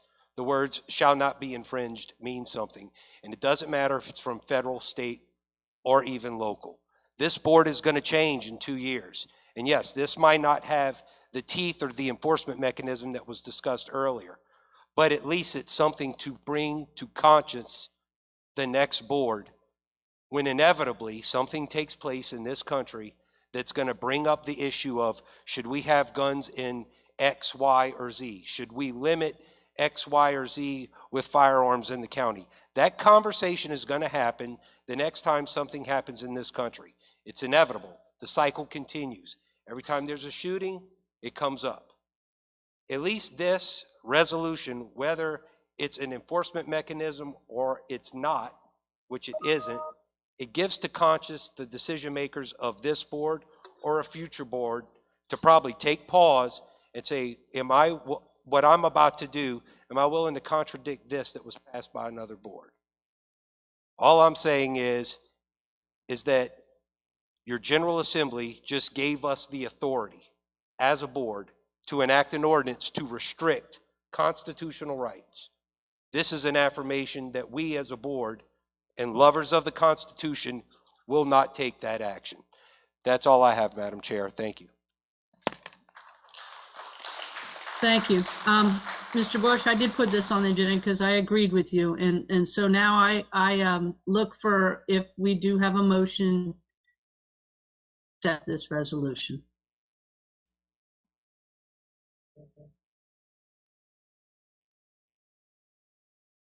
I move to approve the resolution as presented. Do we have a second?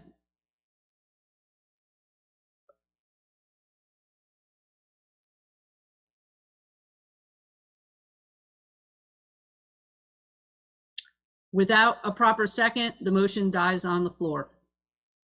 We will now move to B, Parks and Recreation Advisory Committee report in reference to bridge mitigation properties, Barnesville Park, Wayside Park, Roslyn Road property by Mr. Chris Clark, Director of Parks and Recreation.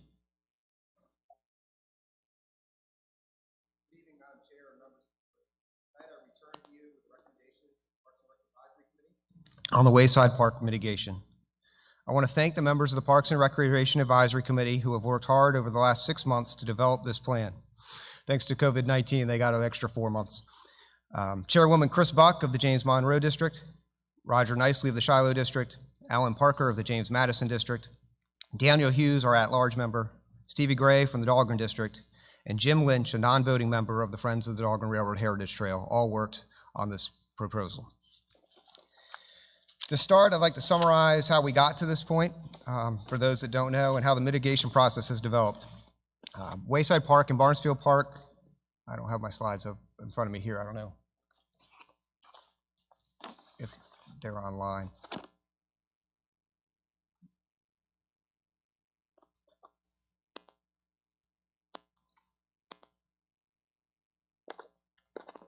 Chris, go ahead and continue. Okay. I'll work with Mr. Dines to get him up online.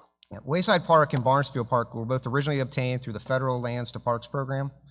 And in those, the deed that states that those parks must be used for public use in perpetuity, and they came to the county at practically no cost. Due to the new Harry Nice, Thomas Mack Middleton 301 bridge, parts of Wayside, Barnesfield, and parts of the property of the Virginia Tourism Commission, which is the Dahlgren Heritage Museum, have been lost to the project. Replacement lands had to be found by the Maryland Department of Transportation and VDOT, and King George County asked that that property be like property with water access. VDOT would only look at properties that were listed on the market for sale, and this was their last and final offer.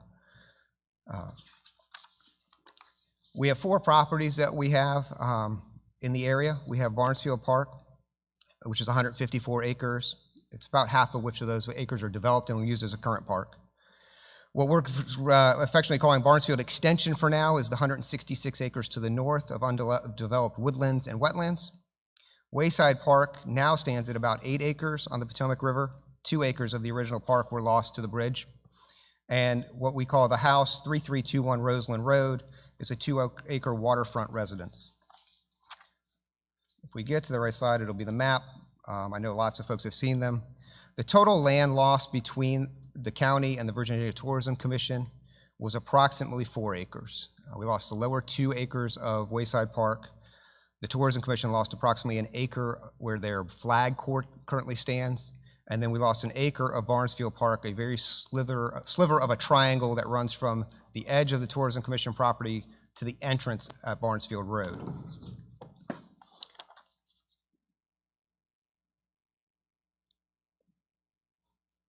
That's community development. In February, the Board of Supervisors tasked the Parks and Rec Advisory Committee to look at the usage of the house. The Parks and Recreation Advisory Committee, when they met, had goals to minimize the impact of the neighbors of the house and the neighbors on Roseland Road, while providing water access to the citizens of King George County. The Parks and Rec Advisory Committee has met multiple times since February and has come to the following conclusions and recommendations. In February, I stood before you and asked about using the house as a museum. When we went back to the Parks and Recreation Advisory Committee, they agreed that the house was not conducive for the use as a museum. A member of the board asked whether or not the house should be used as offices for Parks and Recreation Department. The Parks and Recreation Advisory Committee believes that the house is not conducive for use of offices, both due to its design and due to its location. The Parks and Recreation Advisory Committee did recommend that the house be used as an event center. Chris, I'm sorry, can you just pause real quick? Chris Dines, can you please give me control of the meeting or make me the presenter, and then I can put the slides up on the screen? When you pull it up, sir, we're on slide 6.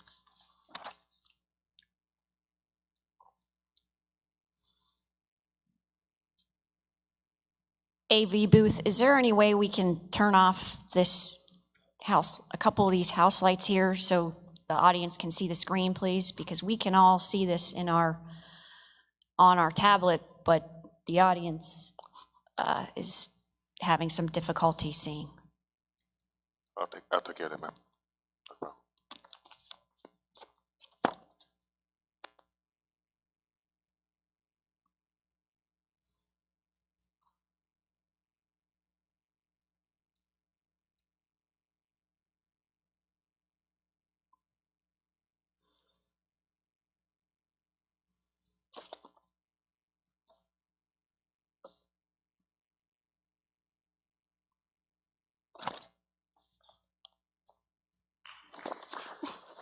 Much.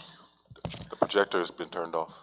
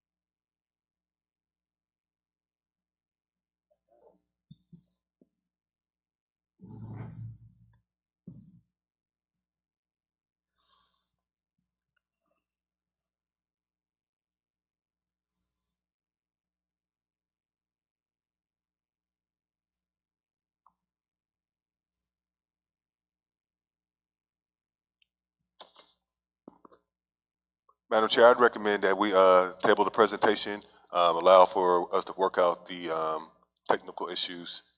And Heather, you also have presentations for the public hearing, correct? He was bringing mine up, so hopefully Okay, if we could table, Madam Chair, if we table both the presentations and the public hearing, we can move forward into some action items while we're waiting for the technical issues to be addressed, and we can see everything on the screen. Yep, that works for me. We will now move to 0804, Department of Finance, Commonwealth of Virginia School Resources Officer, School Security, School Officer Grant Award to King George County Sheriff's Office. Good evening, everyone. This is Wilma Ward. On June the 10th, 2020, King George County was notified that a school resource officer School Security Officer grant was awarded totaling $62,206. The Commonwealth of Virginia will provide $39,171, and a local match of $23,035 would need to be taken from the general fund balance in order to make this grant happen. Our recommendation is to amend and appropriate the FY21 budget. The funds received from the Virginia Resource Officer from the Commonwealth of $39,171, and approve the local match of $23,035 for a total of $62,206. So moved.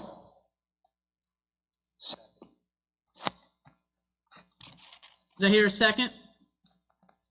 I seconded, Madam Chair. Thank you. Any discussion? Madam Chair, if I may. Go ahead, Ms. Kupka.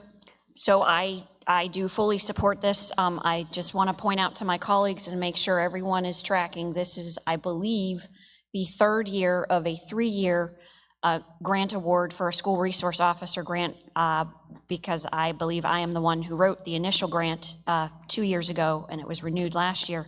So I just want to make sure we're all tracking that going forward next year, there will not be grant funding available for this position, so we need to keep this on our radar so that if the sheriff does intend to retain that position, we will need to prioritize full funding for the position next year. Thank you very much. Thank you, Ms. Kupka. Any further discussion? All right, we have a motion properly seconded. All those in favor say aye. Aye. Aye. Any nays? Chair votes aye, motion carries. Next up, Department of Finance, contract with Triad Electrical Solutions Incorporated for the tracing, identifying, and labeling of circuits and panels for existing electrical outlets and lighting at King George Middle School. Good evening, Madam Chair, members of the board. It's Levita Cobb with Department of Finance. On July 22nd, 2020, bids were received and publicly opened via GoToMeeting for the tracing, identifying, and labeling of circuits and panels for existing electrical outlets at King George Middle School. We received a total of 5 bids, and the low bid was submitted by Triad Electrical Solutions. County staff, we have reviewed the bids and have determined that the low bidder is a qualified, responsible, and responsive contractor, and their bid amount was $13,777. At the end of fiscal year 2020, King George County Schools returned a surplus of roughly $500,000, which resulted in those funds being deposited back into the general fund. Therefore, I recommend that the Board of Supervisors authorize the county administrator to issue a notice of award to Triad Electrical Solutions for the tracing, identifying, and labeling of circuits and panels for existing electrical outlets and lighting at the King George Middle School in the amount of $13,777, and authorize the county administrator to execute a construction agreement with Triad Electrical Solutions, subject to approval of the construction agreement as to form by the county attorney. And furthermore, I recommend that the Board of Supervisors authorize $13,777 to be paid from the general fund balance. So moved. Do I have a second? Second. Any discussion? I have a question. You just said. Go ahead, Mr. Bush. Thank you, Madam Chair. You just said that this be paid from the general fund balance. So I just need some clarity. I might be mixing up budgets in my head. Is this part of the original construction contract that the bond was pulled on for the middle school expansion, or is this a new budgeted item that we're pulling from the general fund to fund? This issue was discovered during the middle school expansion project. The project is 91% completion, and it's at the point now where they're just trying to meet code compliance so they can get an occupancy permit from the community development department. Unfortunately, when the old portion of the building was inspected, it was discovered that in the rafters there was years old problems with the wiring, the mislabeling of circuits, and even exposed cable and wires in the ceilings of the old portion of the middle school. It was discovered that this was a pre-existing condition, and it was not identified as a cost that was going to be covered by the bond money. And rather than us utilize contingency funds to address that, as the board is fully aware, we're trying very hard. It's a delicate balancing act to make sure that we get this project completed without going over budget or exhausting our contingency. We had a discussion with schools and explained that, hey, since this is a maintenance issue and this is an issue that was pre-existing prior to the expansion project, then this is an expense that the schools will have to cover.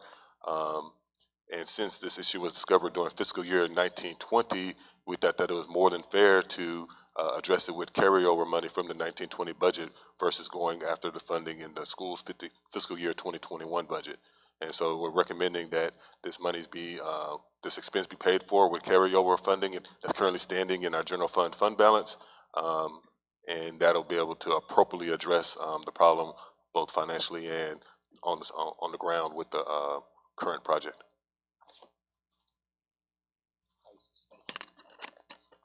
I have a question. Before when we were talking about the asbestos removal and everything, we were talking about the contingency fund, and you said we had plenty to cover that. Why not take it from there if back the last budget we had plenty of it as opposed to the general? Yes, sir. And it is. It's we have enough to address the asbestos, and the project has moved forward and addressed the asbestos. But the problem is the unforeseen, the unknown, as we've experienced multiple times since the initiation of this project. And what I fear is that if we expend monies that wasn't accounted for in the development of the bond and the contingency, and then on the back end, we find out and discover another problem that we didn't realize. Well, now we're going to have to go into the general fund just to augment that bond. I think that the more appropriate option is, either we have the schools pay for this age-old problem in the fiscal year 1920 budget, or it be paid for in the 2021 budget, and the contingency money for the school project be left for the purposes that it was drawn for, which was for the middle school expansion project, sir. Thank you. Do any have any other questions? All right, do we have a motion? We did, and it was properly seconded. Oh, sorry, long discussion there. So we had a motion properly seconded. No further discussion. All those in favor? Aye. Aye. Any nays? Chair votes aye. Motion carries. I see that our presentation is up front, but I'm going to go through the rest of the action items so we can complete them and then come back to our advisory committee. Department of Community Development, case number 20-06 E02, special exception permit request made by Carolyn McGee for a manufactured home in addition to the primary dwelling for occupancy by the lot owner's immediate family for reasons for hardship, owned by Brian L. or Caroline McGee, tax map 33, parcel 135F, 11.01 acres, zone A1, limited agricultural district. Good evening, Madam Chair and members of the board. The Department of Community Development staff recommends that the Board of Supervisors forward case number 20-06-E02, special exception request made by Carolyn McGee for a manufactured home in addition to the primary dwelling for occupancy of the lot owner's immediate family for reasons for hardship to the Planning Commission to hold a public hearing and provide a recommendation to the Board of Supervisors, or to schedule a public hearing for the Board of Supervisors to hear case number 20-06-E02. The request is for an additional dwelling at 13307 Scott Drive for the lot owner's mother in accordance with section 2.3.3 of the King George County zoning ordinance. This parcel is located along Scott Drive off of Route 3. The applicant proposes a 66-foot by 16-foot single-wide manufactured home that will tie into the existing septic system. The request is made due to a hardship the applicant's mother has encountered from the COVID-19 pandemic. There is a letter from the applicant included in your packet regarding your decision tonight, and they are present should you have any questions for them. Do we have any questions for the applicant, or does the applicant like to come up and speak?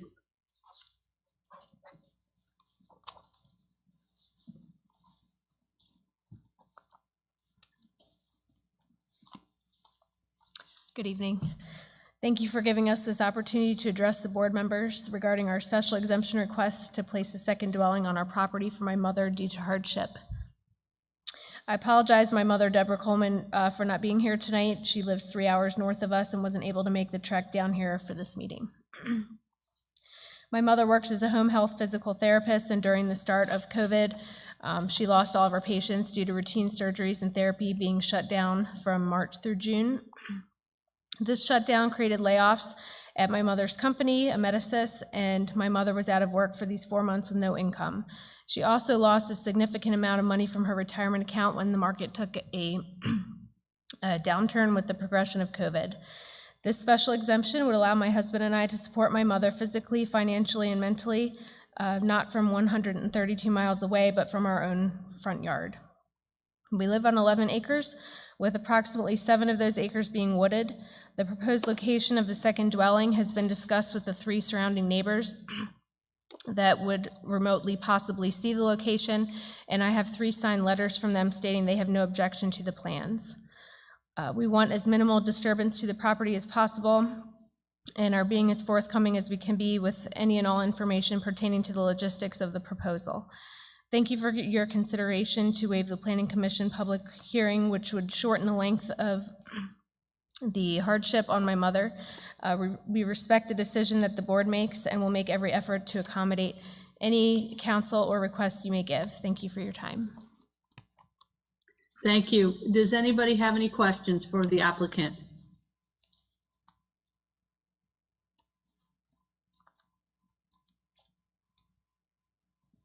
Madam Chair, may I?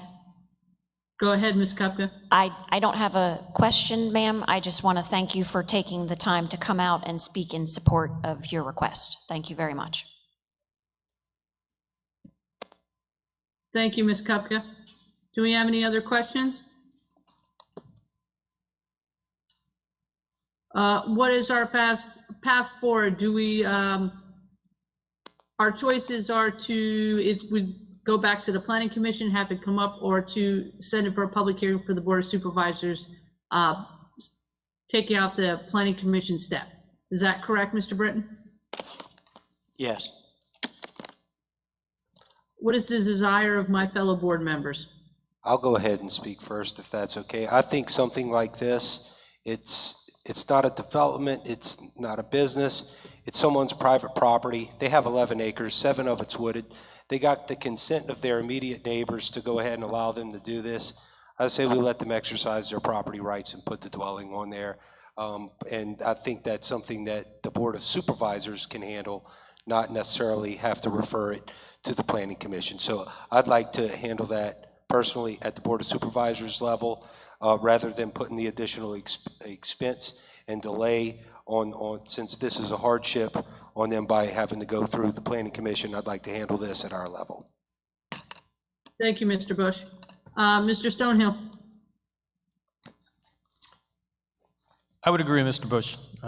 You know, having this hardship and, you know, on their family and having the, you know, the amount of land that they do. Scott Drive is a little dirt road at the very east end of the county, and there's very little traffic, if any. And if their neighbors are good with it, I'm good with it, that we can go ahead with it. All right, thank you. Mr. Granger. Yes, ma'am. I would I'll just first say I'm always in favor of using the Planning Commission. I know we have the opportunity, and so I agree with Mr. Bush's perspective saying this is not a development, this is not a big commercial development or anything like that. It's an individual request. It's a special exception request, and so while I'm not a fan of skipping the Planning Commission, I like to get their input, and there's a reason they exist. I think this might be one of those times where we can maybe take it upon ourselves and make the decision without the recommendation from the Planning Commission. Thank you, Ms. Kupka.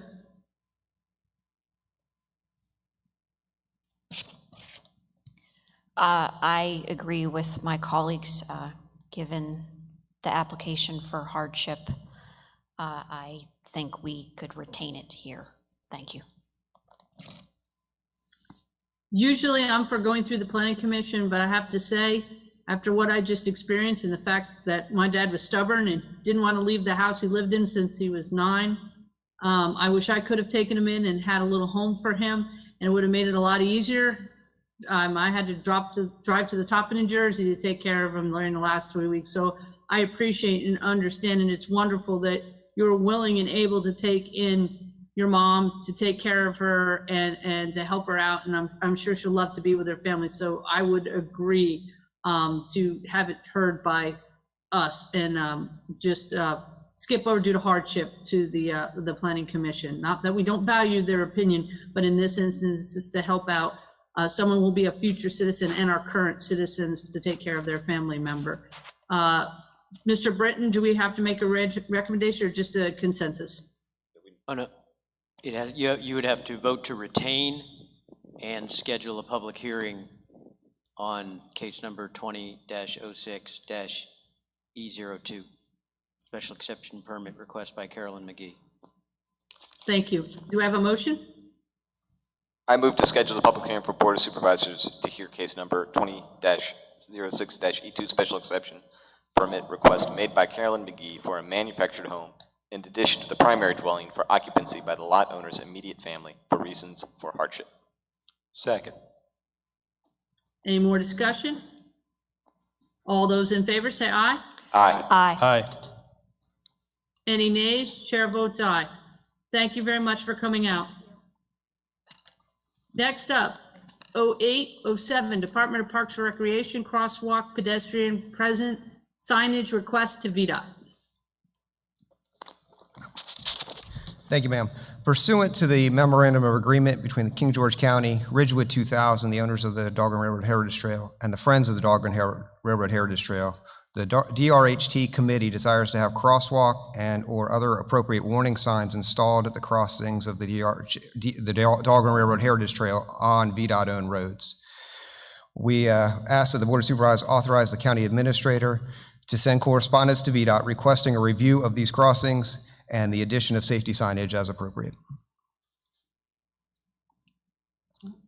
Move to authorize the county administrator to send correspondence to VDOT requesting a review of the crossing and the addition of safety signage. Second.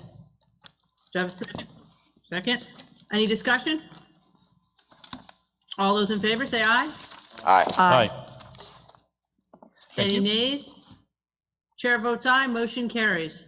Last item, 0808, Department of Fire Rescue and Emergency Services Rescue Squad Assistance Fund, RASF grant for mobile data terminals, MDTs. Madam Chair, members of the board, good evening. This item in front of you is a acceptance of a grant award that we were notified this year from the State Office of EMS Rescue Squad Assistance Fund grant in the amount of $32,000, also the to appropriate the matching funds of $31,063.53. These MDTs, or mobile data terminals, are a backbone of our operations in EMS and firefighting. It's how we keep track of all of our and enter all of our electronic patient care reports, our computer-aided dispatching information, directions on how to get to calls, etc. We are seeking to replace 16 of them. This is going to be a savings to the taxpayer of King George with accepting this grant.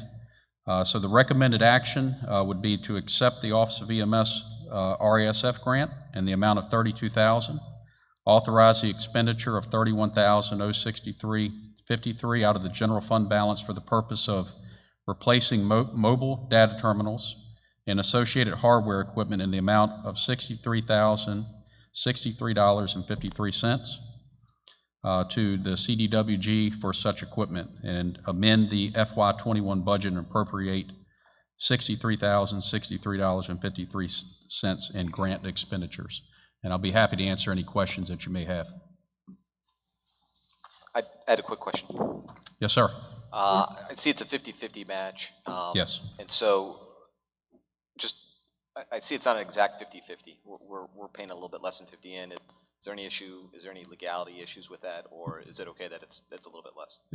It isn't. We've actually had to replace a couple hardware items, and that meets up that.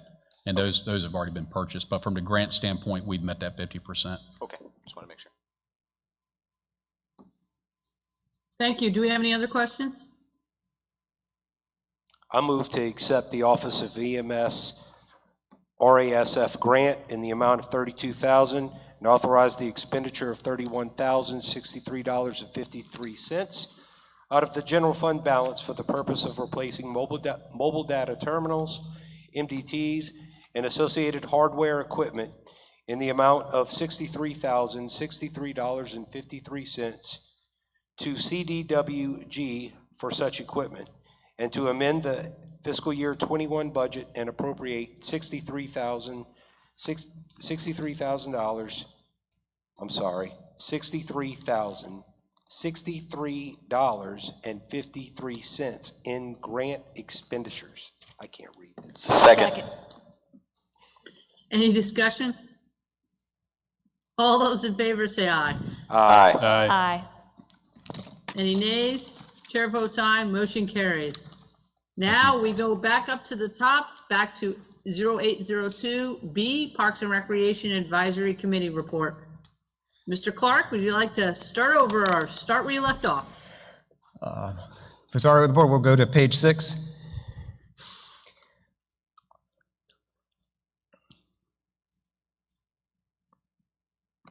So the Parks and Rec Advisory Committee's recommendations were to consider all 4 properties together. As you see the map there, as we pause, they are so closely connected that due to their proximity, we shouldn't look at one independently, but we should look at all 4 as essentially a park complex. They recommend, in looking at that, they recommend that using the house as an event center, upgrading Wayside Park to better serve the public as a waterfront park, and using a phased approach to developing all 4 pieces of property. If we get down to page 7, we'll see an old map from the 1984 master plan. After the Parks and Recreation Advisory Committee had completed their recommendations in June, I came across the original master plan from 1984 for Barnesfield and Wayside Park in a box in my office. The county developed Barnesfield Park pretty much as shown in the plan. We're a couple more slides down.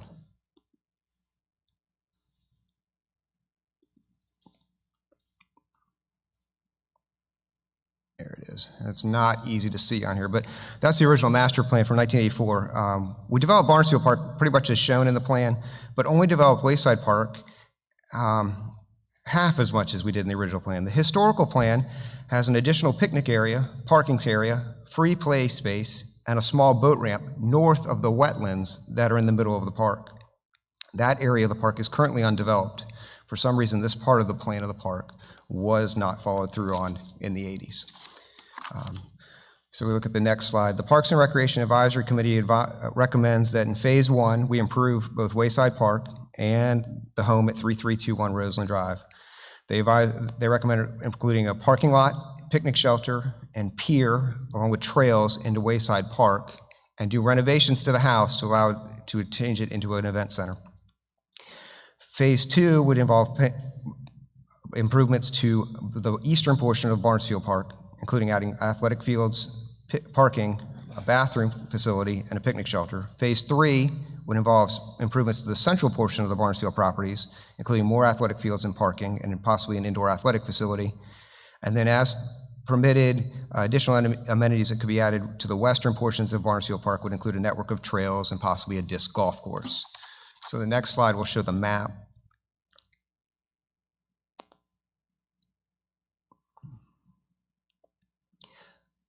So you can see the lagoon. If you look in the middle of the map, there's a blue dot, which would be an added parking space adjacent that would serve Barnesfield Park. And to the right, as the river, to be green picnic shelter area and parking to serve that north side of Wayside Park.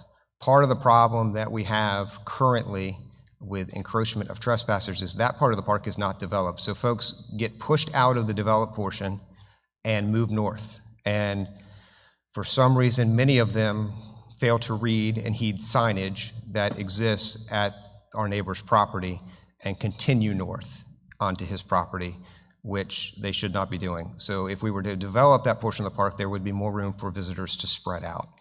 And we would also encourage adding improvements that would hopefully deter folks from continuing north onto our neighbor's property. But our goal, the Parks and Rec Advisory Committee's goal, is to use Wayside Park and continue to improve that as our water location. For the home at 3321 Roseland Road, again, a phased approach. Phase seems to be the name of the summer. They would like to relocate the kitchen in the house to what is currently called Studio 2 on the floor plan, replace carpeting in the dining area with wood flooring to match the current floor, and add an exterior door from Studio 2 to allow caterer access to the kitchen. And we'll also remove a closet in Studio 2. We'll see the floor plan in a second. In phase 2 of the plan, they'd like to expand the doorway from the kitchen to the family room to open up the event space and remove a bulkhead that delineates the dining room in the current house to allow that to feel more open. But in addition, there would be ADA compliance recommendations that need to be made with bathroom upgrades, doorway upgrades, a ramp to the front door, ADA accessible parking spaces adjacent to the home, and improving of the pathway from the parking to the front door. So the current floor plan is our next slide. Unfortunately, our focus here in the auditorium is not the greatest. So the current kitchen is kind of in the upper left, and Studio 2 is the middle left, adjacent to the garage. And if we go down to the next slide, you'll see their recommended changes.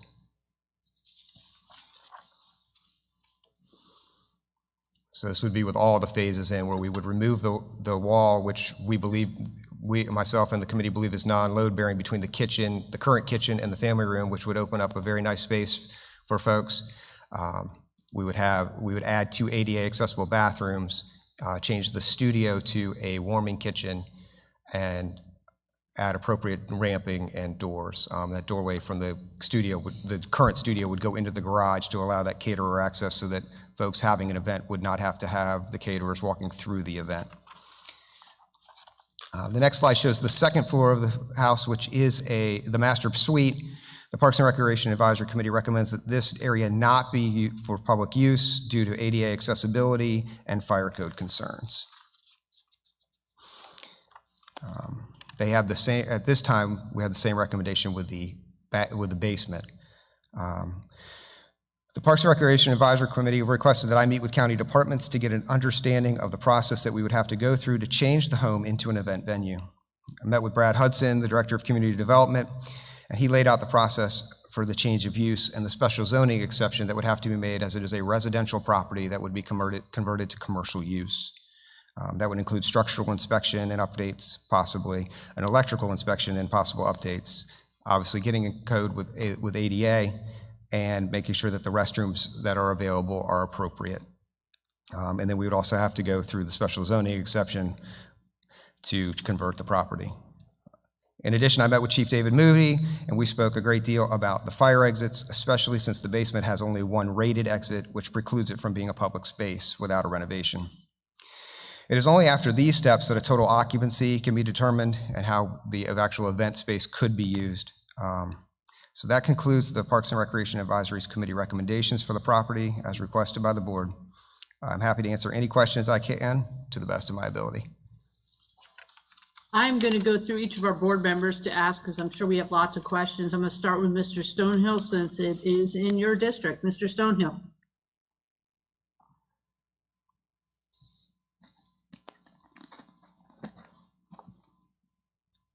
So this building is going to be used for what? The building? I'm sorry? Yeah. Is this just an event place, kind of what you're thinking of? So the impression that the Parks and Recreation Advisory Committee recommends is that it would be used for events similar to how we use the Citizen Center. There may be certain classes we may want to move there. If we wanted to do an art class that focused on nature or things of that scope, but mostly to be able to rent to events, small weddings, business meetings, if some folks needed to come off base to have a meeting in a non-secured area, those kind of opportunities. I did meet with a wedding event planner at one point who noted to me that the boutique size of this property would be a possibility that we would be able to draw in thousands of dollars in air rental versus hundreds of dollars that when we rent the Citizen Center, because it would meet a niche need that doesn't exist in our region for small 40-person-ish weddings. But I thought one of the major issues we were having here with that, through the covenants that we have to abide by, that this has to actually be an open area for the public, i.e. park type. And that discussion, when we come up with what our use is, we will have to present to the Department of the Interior and National Park Service, and they will approve or disapprove that. At this point, we have not gone that far because the advisory committee is only making recommendations to the board. Any estimates on costs of this renovation? When Mr. Hudson and I spoke, I asked him where it would fall, and because of the nature of it, he was unable to put an actual price on it, just because not knowing how far we would have to go with engineers and contractors to know where we would start.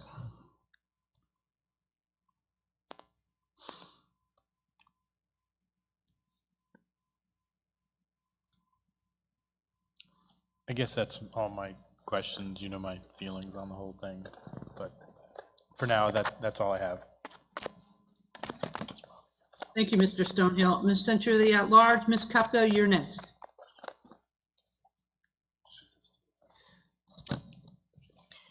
Thank you, Madam Chair.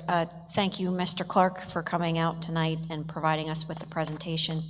And please pass on my thanks to your Citizen Advisory Committee. I know Mrs. Buck is here, and I believe she's one of the members, so thank you for your work on this. Yeah. So like Mr. Stonehill, I was not on the board, the prior board, when this property was acquired. I still would like us, prior to a public hearing, to host an open house on the property, because I feel there are many citizens who haven't seen it, and if they had the benefit of seeing it, they might view the opportunities there and concerns a little bit differently. I'll just leave it at that for right now. Thank you. Thank you, Ms. Kupko. Now I'll go to our other two board members who were with me and who made the decision. Mr. Granger. Yes, ma'am. Mr. Clark, thank you for coming out. I'd like to extend my thank you to the Parks and Recreation Advisory Committee as well for taking the time to sit down and work to develop a plan or a recommendation of a plan. And again, I'd like to say thank you to all those who came out and spoke about the Wayside Park area and the Roseland Drive area as well. So thank you for your input. I agree with Ms. Kupka, though. I think it is important for us to pull more community input. I think having it at the facility would be a good way for those people to see what they're actually requesting and get a better idea of whether it's realistic or not. So I'm in favor of that as well. But I have no further questions about the proposal right now. So thank you. Thank you, Mr. Granger. Mr. Bush. Thank you, Madam Chair. Chris, thank you for presenting. I'm sorry I had to walk out on you. I had to get some fresh air. Thank you to the advisory committee for putting this together. But to be frank, in concept, I see what you're trying to do. I think an event center is going to bring more traffic to Roseland. And having been the one that was in the room with VDOT and the state attorney and our previous county attorney and county administrator, when the ultimatum was given to us, take it or we're seizing Wayside and county gets nothing, we made the deal. The part for Barnesfield is really going to benefit the county. Not now, but down the road. The way I see it, we have substantial fields for our population. Our outdoor activities and recreation spaces are ample. As far as the renovations being put in here, we have a lot of infrastructure needs in this county already that we need to address. One being a courthouse, and we still don't know how we're going to pay for that. So there's a lot of things that we need to do to where I really wouldn't be interested in sinking money into something. What I do agree with my colleagues on is doing something on site at the house, doing some kind of town hall to where people could get eyes on the property and get citizens' input. But I still would like to see that maybe as a presence from the county to maybe deter trespassers there. But the building, the house itself, not necessary for Parks and Rec. Because once the bridge is built, and this is some things I had been looking into, once the bridge is built, all that land comes back to the county. It reverts back to us. And there has been talk about a pier with some of the remnants of the bridge. Now, it's not as easy as saying we want it and we can make it a pier. It now becomes aids to navigation hazard, you know, so you have to deal with all kinds of other government entities to make that happen. But if you go to Yorktown, right outside the gate of Coast Guard Training Center in Yorktown, there's a bridge, and the beach literally goes under the bridge. I think there's something that could be done to expand Wayside when all that is done and we know what we're looking at. And then we could utilize the home at that site, maybe at kind of offices to keep people from going down Roseland Road and bringing in that additional traffic. Because we still have the biggest gain for the county off of this whole deal, you know, was the Barnesfield property. We doubled the size of that. It was either that or absolutely nothing. So I still stand by. I know I've heard I wasn't on the board or the board made this decision. I still stand by that decision for the citizens of the county. They were taking our property, and you're not going to rob the citizens of King George. That's not what we were elected to do. We could not let that happen. So I still stand by that decision. Now, how we utilize it, that's where we're accountable, and this board is accountable for how we utilize it. But it needs to be measured. So while I appreciate the presentation and everything, I think right now we're not in a position to do this because frankly, we don't have the money to do anything. But I would like to entertain a visit to the House. Madam Chair, that's all I have. Thank you very much. Thank you, Mr. Bush. As one of those members who made the decision, I did kind of chuckle at Mr. Nicely. I know had the disc golf in there because he's an avid disc golf man, and I saw that in that, and that is a popular activity. One thing I would say, I was one of the people who pushed for the museum idea because when I met with all three of the museums, they had interest in pursuing grants to help renovate it to make it a museum worthy and making an educational opportunity for students to come and explore the history of King George or look for shells or whatever. But all those things should be considered. And I agree with my colleagues about, and I think that was our intention from the beginning, is to have sort of a few town halls, especially with all the COVID restrictions, have a couple of town halls and did what we did for our economic development plan, where we had input from the citizens and they took a look-see, they can take a look-see of the property and give their input, and then we can proceed on and come up with a holistic overall plan. So I've heard from all my colleagues. Dr. Young, can we set up maybe a couple of town halls where we can get citizen input? Yes, Madam Chair. And if I may, Madam Chair, I have a couple of questions for Chris and then maybe a recommendation for the board, if that's okay. Go ahead, Dr. Young. So Chris, because you know we haven't had a chance to really sit down together and dig into this, but it sounds to me as if what the Recreation Advisory Committee is coming up with is a plan for a more upscaled but a second citizen center. Am I correct? In a lot of ways, it would serve some purposes that the Citizen Center does. Was their primary goal of, with impact and water access to move to Wayside, and then also be able to find a revenue generation system to help pay for some of the upkeep either of the house or the surrounding parks. So that was their goals. The reason why I asked that, because like the Citizen Center, what I'm assuming is what the Recreation Advisory Committee is pitching is something that has more control versus what we experience at Wayside Park. Basically access, scope and size of the events, operating hours is I'm assuming that that's something that the Recreation Advisory Committee took into account and that they'd be looking to incorporate to make sure that we have more of a use that's in keeping with the nature of the neighborhood versus, you know, I hate to say this, but right now the Wild Wild West of the Wayside Park. Is that Yeah, correct? That's absolutely correct. When we have events at the Citizen Center, if we were to have events at the house, it would be similar, that there would be an event supervisor on site. They would be able to shut down activity that shouldn't be coming down, shouldn't be happening.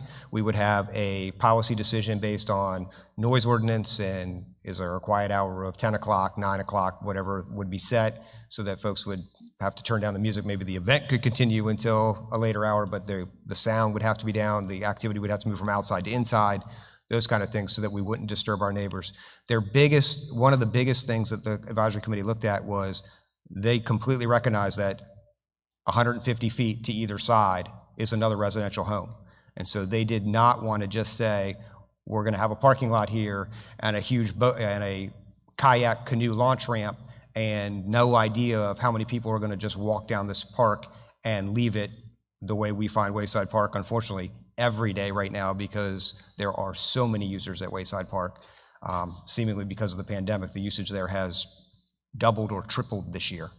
And so we don't want that between these two other homes. We want to be good neighbors and have a set type of event that would be monitored and authorized, and that it wouldn't just be a pull up and hang out park, but a controlled environment, yes. In addition, I'm concerned about more of a staff presence there, a permanent staffing. I know that that's probably driving your staff thin, but just like how we have operating hours in other county facilities, we have a staff presence in all of our county facilities. Would you be able to support a small footprint of permanent staffing there during operating hours, so we can ensure that the property is not going into neglect and it's actually being well maintained? There would be, I think as we go into the FY22 budget, a way to find and budget for that, until we start recouping revenue. When we start recouping revenue, then it can go into the recreation activity fund, like we do all of our programs in athletics. But at this time, without revenue to balance what we're doing, it would have to come out of the off the tax rolls. And it escapes me now because it's 2020 and we've been moving at a pretty fast pace as of late. But we've owned this property for approximately 6 months, 7 months.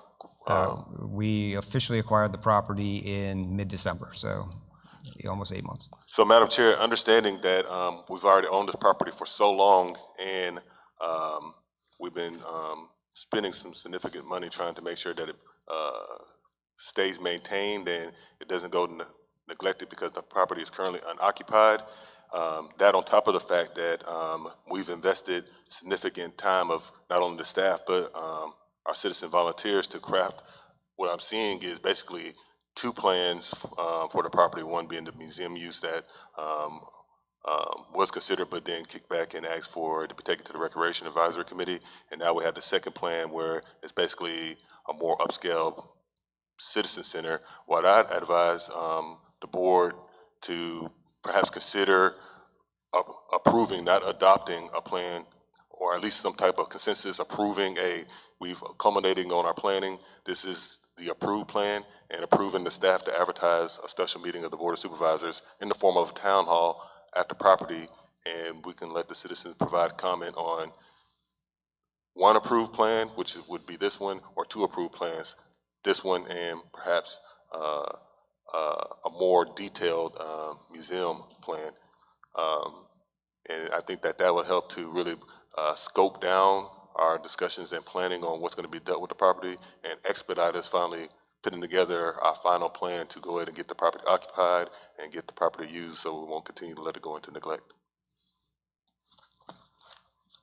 Dr. Young, I like that idea, but using both plans to let people look at it. And I just wanted to remind Mr. Britton, you can correct me if I am incorrect, but under the federal program, the Parks and Rec are the only ones who can make an income off of the property, and that's why they can rent it out and they can use proceeds to fund their activities fund, and that the covenants came off of Wayside Park and now just on the house and the second piece of the expanded Barnesfield Park.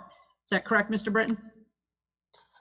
Yes, ma'am, and we looked into that and we had discussions about that prior to Mr. Britton coming aboard, but the concern wasn't about Parks and Rec generating revenue, simply based off the fact that that revenue wouldn't be going to the general fund, it would be actually going to our enterprise fund, which is the recreation activity fund, which further promotes recreation in the community. So when we had spoke with our previous attorney, he felt that that actually would be in keeping with what the National Park Service and the covenants are trying to achieve, which is utilizing property to promote recreational activity in communities across the United States and in King George County.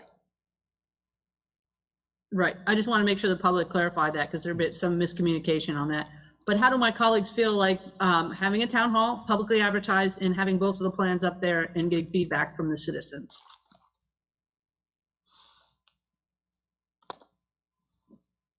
Madam Chair, if I may. Yes, go ahead, Mr. Bush. So my understanding was for like use. So like use doesn't, a museum doesn't convey. I mean, it is a stretch just saying Parks and Rec offices like I was suggesting, that's a stretch. But it was very clear that it's of like use. A museum is not of like use to a recreational activity that was taking place at Wayside. And then we're talking about the activities fund. That's self-sustaining programs. That's when somebody pays a registration fee to be able to participate in a certain program. That's what pays for the referees or whatever that's necessary to run that program. That is not going to cover the expenses to get this property where it has to be. The infrastructure improvements that are going to have to take place, that activities fund will not fund that. All that activities fund is going to fund is the actual execution of that. So if you have an event there, whatever fee they're paying to hold that event, that's going to pay the salary of the part-time Parks and Rec employee that has to stay on premises to be able to monitor that event. That's paying their salary. That's how that's self-sustaining, but it's not going to pay for the infrastructure. That, again, that's where I think a good plan is to have maybe Parks and Rec locate there to where, yes, it is being utilized. How many times has this board heard, hey, the county's growing, we are running out of space for staff. I had to sign a lease for general properties, and now they're staying in a building. We're looking at how we're going to move things around, new requirements for the registrar's office. We're looking at all these office spacing needs. Well, here we go. We got a house that we could utilize for this. I think maybe we need to look at that immediately right now because, again, we slashed our budget this budget cycle, because we're facing a recession. But here we're talking about dropping some money on something that, frankly, we don't have the money to do it. Not right now. Yes. And if I may, Mr. Bush, I'm tracking, sir, but to be honest, the Recreation Advisory Committee are volunteer citizens. I don't think they're general contractors. I think that if we actually put pencil to paper or sat down with a general contractor and took a look at the floor plan, I don't think that it will really be as expensive as we're originally thinking. And in addition, I'm tracking the office space, but what I'm trying to achieve is trying to bring us to some type of finality, some type of consensus on saying, hey, this is what we're going to put out to the public to get their thoughts on, because if we don't, I fear that it'll be another 6 months, a year from now, and we're still without a plan to move forward. So, but I would rather take our time instead of settling on two concrete plans that we really haven't put that much thought about except for what was presented to us tonight and the citizens or the advisory committee, and it's a rush to failure to say that, well, we don't want to sit on it for another 6 months, but a year from now we could say, well, maybe we should have gone a different route. We really didn't look at this. We're kind of putting ourselves in a box here. That's my, I've beat the horse long enough. Thank you. Madam Chair, And, may I? go ahead, Ms. Kupka. Frankly, I think we're already in a box, to be quite honest with you. I actually, I like your suggestion, Dr. Young. Do you have any estimate on how long it would take and whose responsibility it would be to work up a plan? We have work up a floor plan of a suggested event use. Now you're talking about a museum, and so then that's going to take time to work up those plans. Do we have an estimate? Because I do agree with you, Mr. Bush, we don't want to keep pushing this on. But we heard a lot of public comment tonight from residents of that street, that road, many of whom suggested the museum idea. So, so if you could answer my first question about time frame. Yes, ma'am. I think that we could easily retain a contracting firm that we could show floor plans to and get some run some ideas by them how we would like the floor plan to look, and we can explain to them that we're looking for a very effective and efficient cost. And I think that we can get some plans together or some proposals from those contracting firms 30 days. 30, 45 days. I think that we can get a turnaround. So my concern is if we are going to have something on site there, we need to get it done either A, before it gets too cold and the weather is an issue, or B, any further COVID restrictions minimize our gatherings limit. So if that is a possibility, I would like to see that. And I would also point out that we did talk about the recreation fund.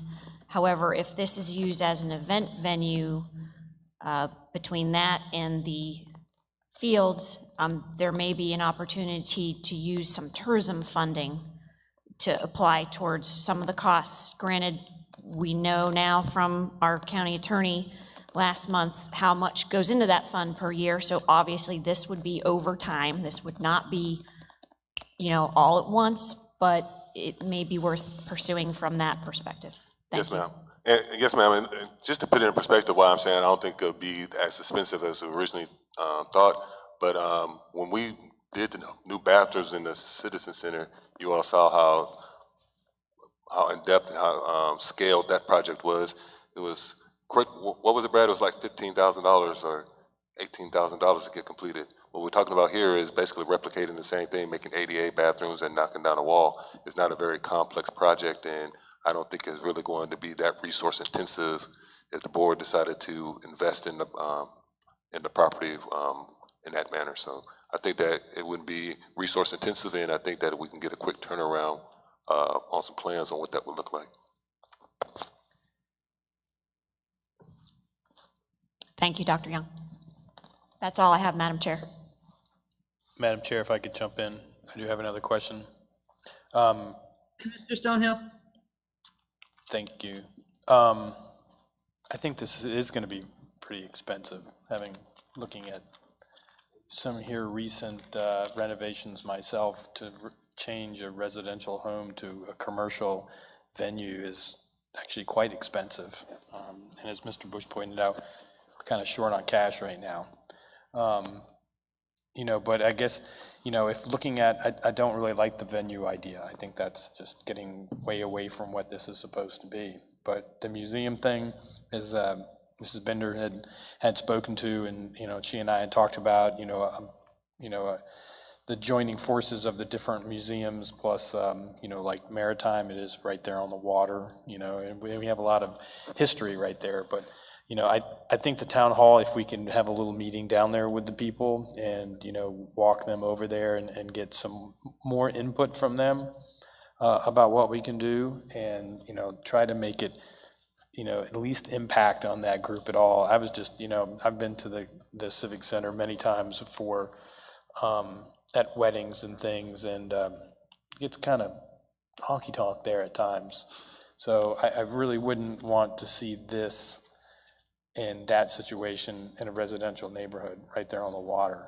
So, you know, if I was going to do anything, I would be much more lean towards a museum type thing.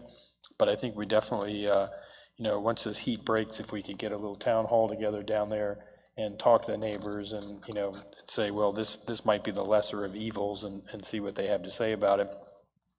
You know, and the parking lot, I mean, I met myself down there with VDOT. He showed me where everything was and what trees were going to be there, and they didn't even do the parking lot right. They just leveled the whole thing.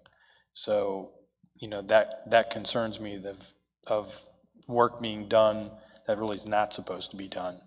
I mean, they actually walked me around and said, that's staying, that's staying, that's staying, that's staying. And last time I went the other day, it was just leveled, clear cut. So, yeah, I would say let's get together, after August or something and meet with the folks down there when it cools off a little bit and see what they have to say. And then also, look at more of a museum idea, I think. That's all I have. All right, Mr. Granger. Dr. Young, thank you for the suggestion. I would agree. I think we should take both proposals as possible proposals and get feedback on those as suggested. So, thank you.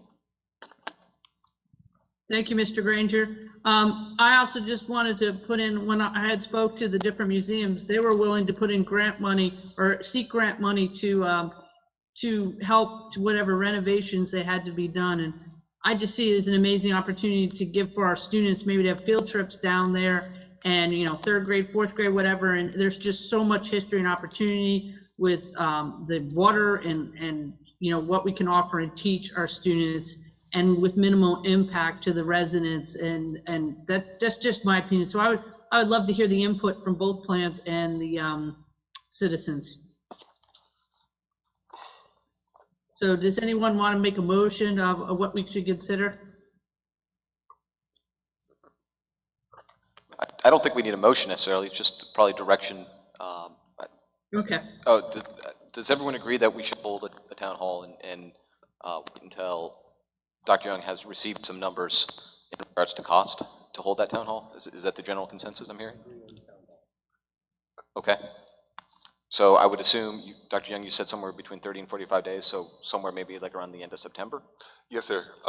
But I would recommend, instead of waiting for us, the staff could continue to work on getting the cost estimates and working with the firms. Okay. But I'd recommend a more immediate meeting or town hall with the residents, just so it can.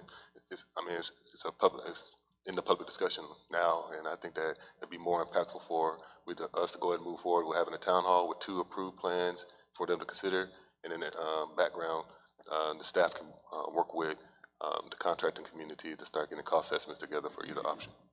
Everyone amenable to that? Sounds good to me.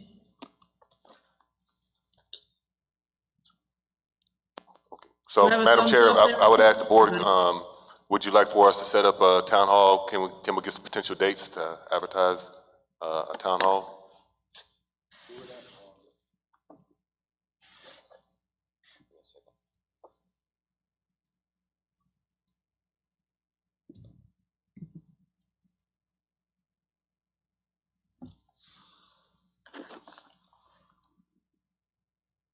So, Mr. Bush, you said after August? So, beginning of September then?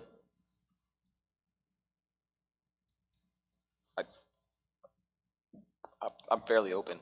I could probably make most things work right now and schedule accordingly. For information's sake, the Park and Recreation Advisory Committee does meet the second Wednesday of the month, so if we wanted them to be present, they could meet jointly with you, and we could schedule that meeting. Can we do that? What time? They typically meet the second Wednesday at 6:30, but we could, 6 p.m. could be amenable as well. I think that's a really good idea, Mr. Clark. Yeah. Is everybody okay with that? I can make that work, yes. The 9th. That's September. So just for clarification, Madam Chair, that's Wednesday, September 9th at 6 p.m. Yes.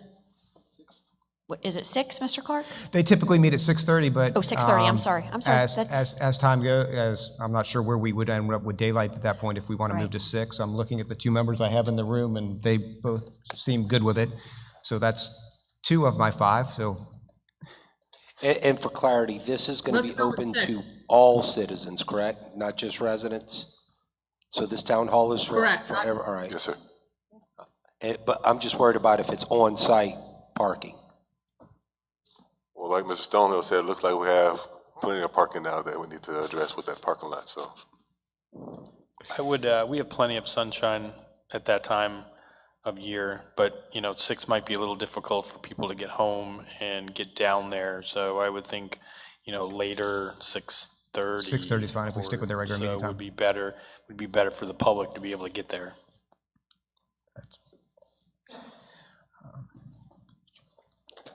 So how about we go with 6:30, Dr. Young, and you can send us out an invite.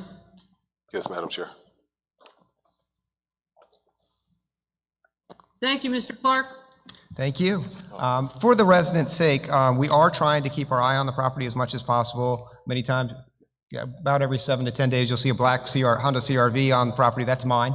I have another member of my staff that visits regularly on tours, and we have members of our Parks and Recreation Advisory Committee who come by and visit in addition to general properties caring for the grounds. So we are trying to keep as much of an eye on the site, but if they ever see anything, especially on that site, please feel free to contact my office at 540-775-4386 and let us know. But if you do have trespassing or those things, please go to the sheriff first, because he can deal with that a lot quicker and can respond 24/7. Thank you. And Madam Chair, I'm sorry, please forgive me, I'm sorry, but Matt just reminded me that we need the board to take a vote authorizing the county staff to advertise a joint meeting with the Parks and Recreation Advisory Committee and the King George County Board of Supervisors. So moved. Second. Any discussion? All those in favor? Aye. Aye. Any nays? Chair votes aye, motion carries. Thank you. Thank you. Next up, 0803, public hearing, case number 1908, SA01, appeal to the notice of violation of subdivision ordinance, section 3.8.7, maintenance of roads, and section 2.7, violations and penalties. Appeal by Robert S. Gallahan, developer of Sedgwick Crossing subdivision, tax map 12-5, parcels 28, now lots 1 through 35. Hold on 1 minute and I will read the King George County Board of Supervisors. Already read that part. I will first ask for the staff report. I will then ask if the applicant wishes to speak. I will then open the floor for public comment. Public comment is limited to 3 minutes per speaker in order to afford everyone an opportunity to speak. Please state your name and address before you comment. Public comment may be limited to 1 hour at the discretion of the board based on the facts and circumstances of each matter. Upon completion of public comment, I will bring the matter back to the board for consideration. The board may or may not take action tonight, depending on the information received during the public comment period. First up, our staff report. Good evening. As previously stated, we're here tonight to hear the appeal of the notice of violation for Sedgwick Crossing. Next slide, please.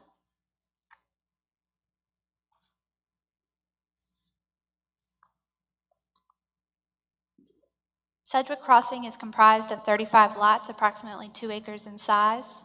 2004 final plat was approved by King George County Board of Supervisors and recorded in the clerk of the circuit court.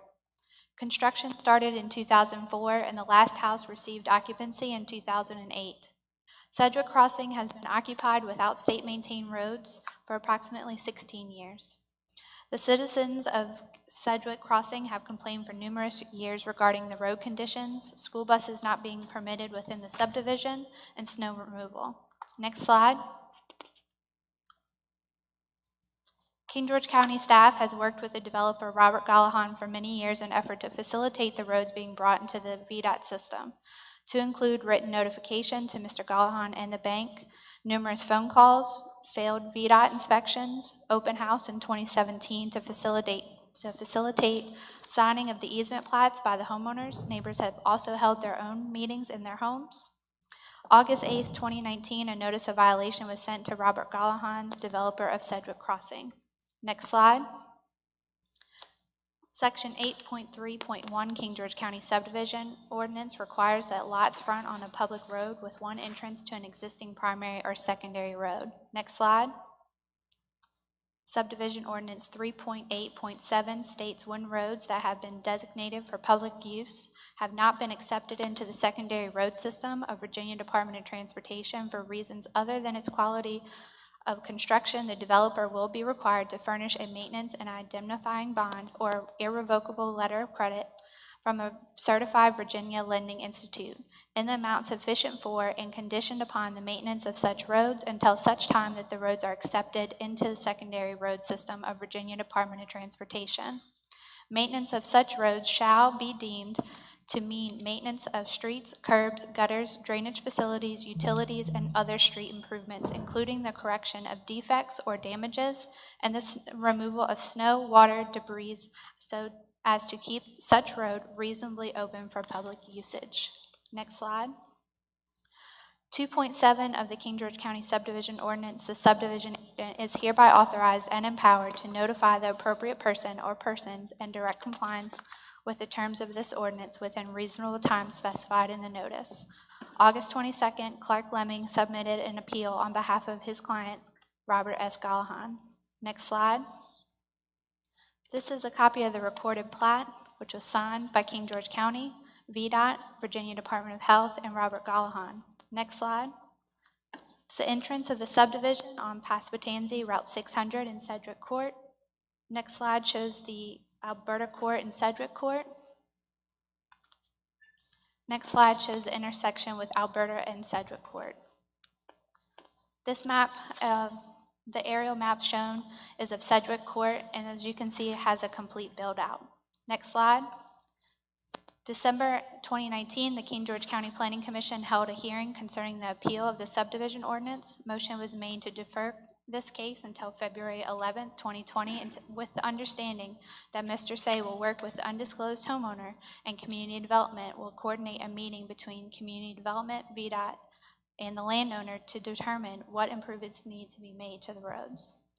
January 22nd, community development staff received the easement plat with all signatures. Community development received the VDOT approved plat on February 6th and signed the plat and notified Mr. Lemming and Mr. Gallahan on February 6, 2020. February 11th, 2020, the King George County Planning Commission heard updates regarding the Sedgwick Crossing subdivision. After much discussion between the applicant and the Planning Commission regarding the refusal to record the recordation easement plat with lender consents or any commitment to repair the roads, the motion was made to forward the case to the Board of Supervisors with a recommendation for denial. February 21st, 2020, Mr. Brian Say, landowner and HOA representative, recorded the easement plat himself. On March 17, 2020, Clark Lemming's office recorded the lender consents. Next slide. January 23, 2020, a VDOT walkthrough inspection was conducted with community development staff, VDOT, Mr. Gallahan, Mr. Lemming, and Mr. Say. VDOT provided 7 items that need to be addressed.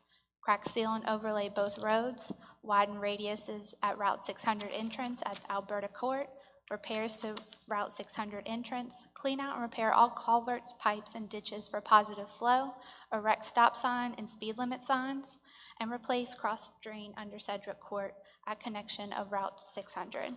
Next slide. These next several series of pictures show the current conditions of the roads.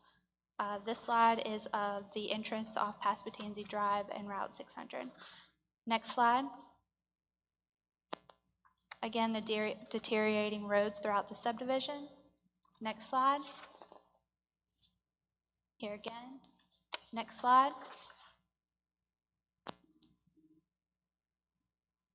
And again, next slide. In summary, Mr. Gallahan, as the developer of Sedgwick Crossing subdivision, was originally notified by a previous zoning administrator of deficiency of the subdivision roads in 2008. VDOT has provided numerous inspections as early as March 23, 2009, and as recently as July 16, 2020. The plat of division was signed by the subdivision agent in 2004, and 16 years later, the roads are not completed per the requirements set forth in the subdivision ordinance. Community development, the county attorney, VDOT, and the bank have worked for many years to resolve the deficiencies and bring this road system into compliance. Mr. Gallahan has refused to complete the roads at the expense of the residents of Sedgwick Crossing. Next slide.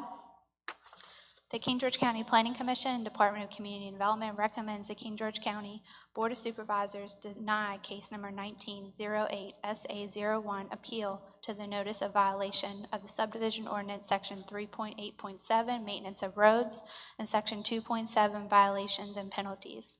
Appeal by Robert S. Gallahan, developer of Sedgwick Crossing subdivision, tax map 12, section 5, parcels 28, now lots 1 through 35.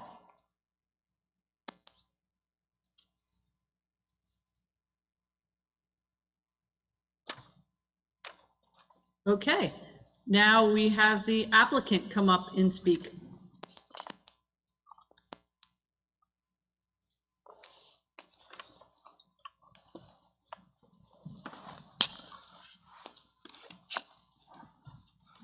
Good evening, Madam Chairman, members of the Board of Supervisors. I'm Clark Lemming. I'm here on behalf of Mr. Gallahan, who's with me, and as well as Angela Ferrugi. Ms. Ferrugi has several connections to this case. One of the exhibits included in your staff report, is a letter from her when she worked for VDOT. She's also worked for King George County and Stafford County, and she's the one that prepared the estimate of what it's going to cost to fix everything such that the roads could come into the state system. And she did that. Mr. Gallahan is the one that retained her and paid her to do that. Now, before the events of the last year, pandemic, economy, protests, if ever I was looking for something that I would describe as the perfect storm, it is this scenario.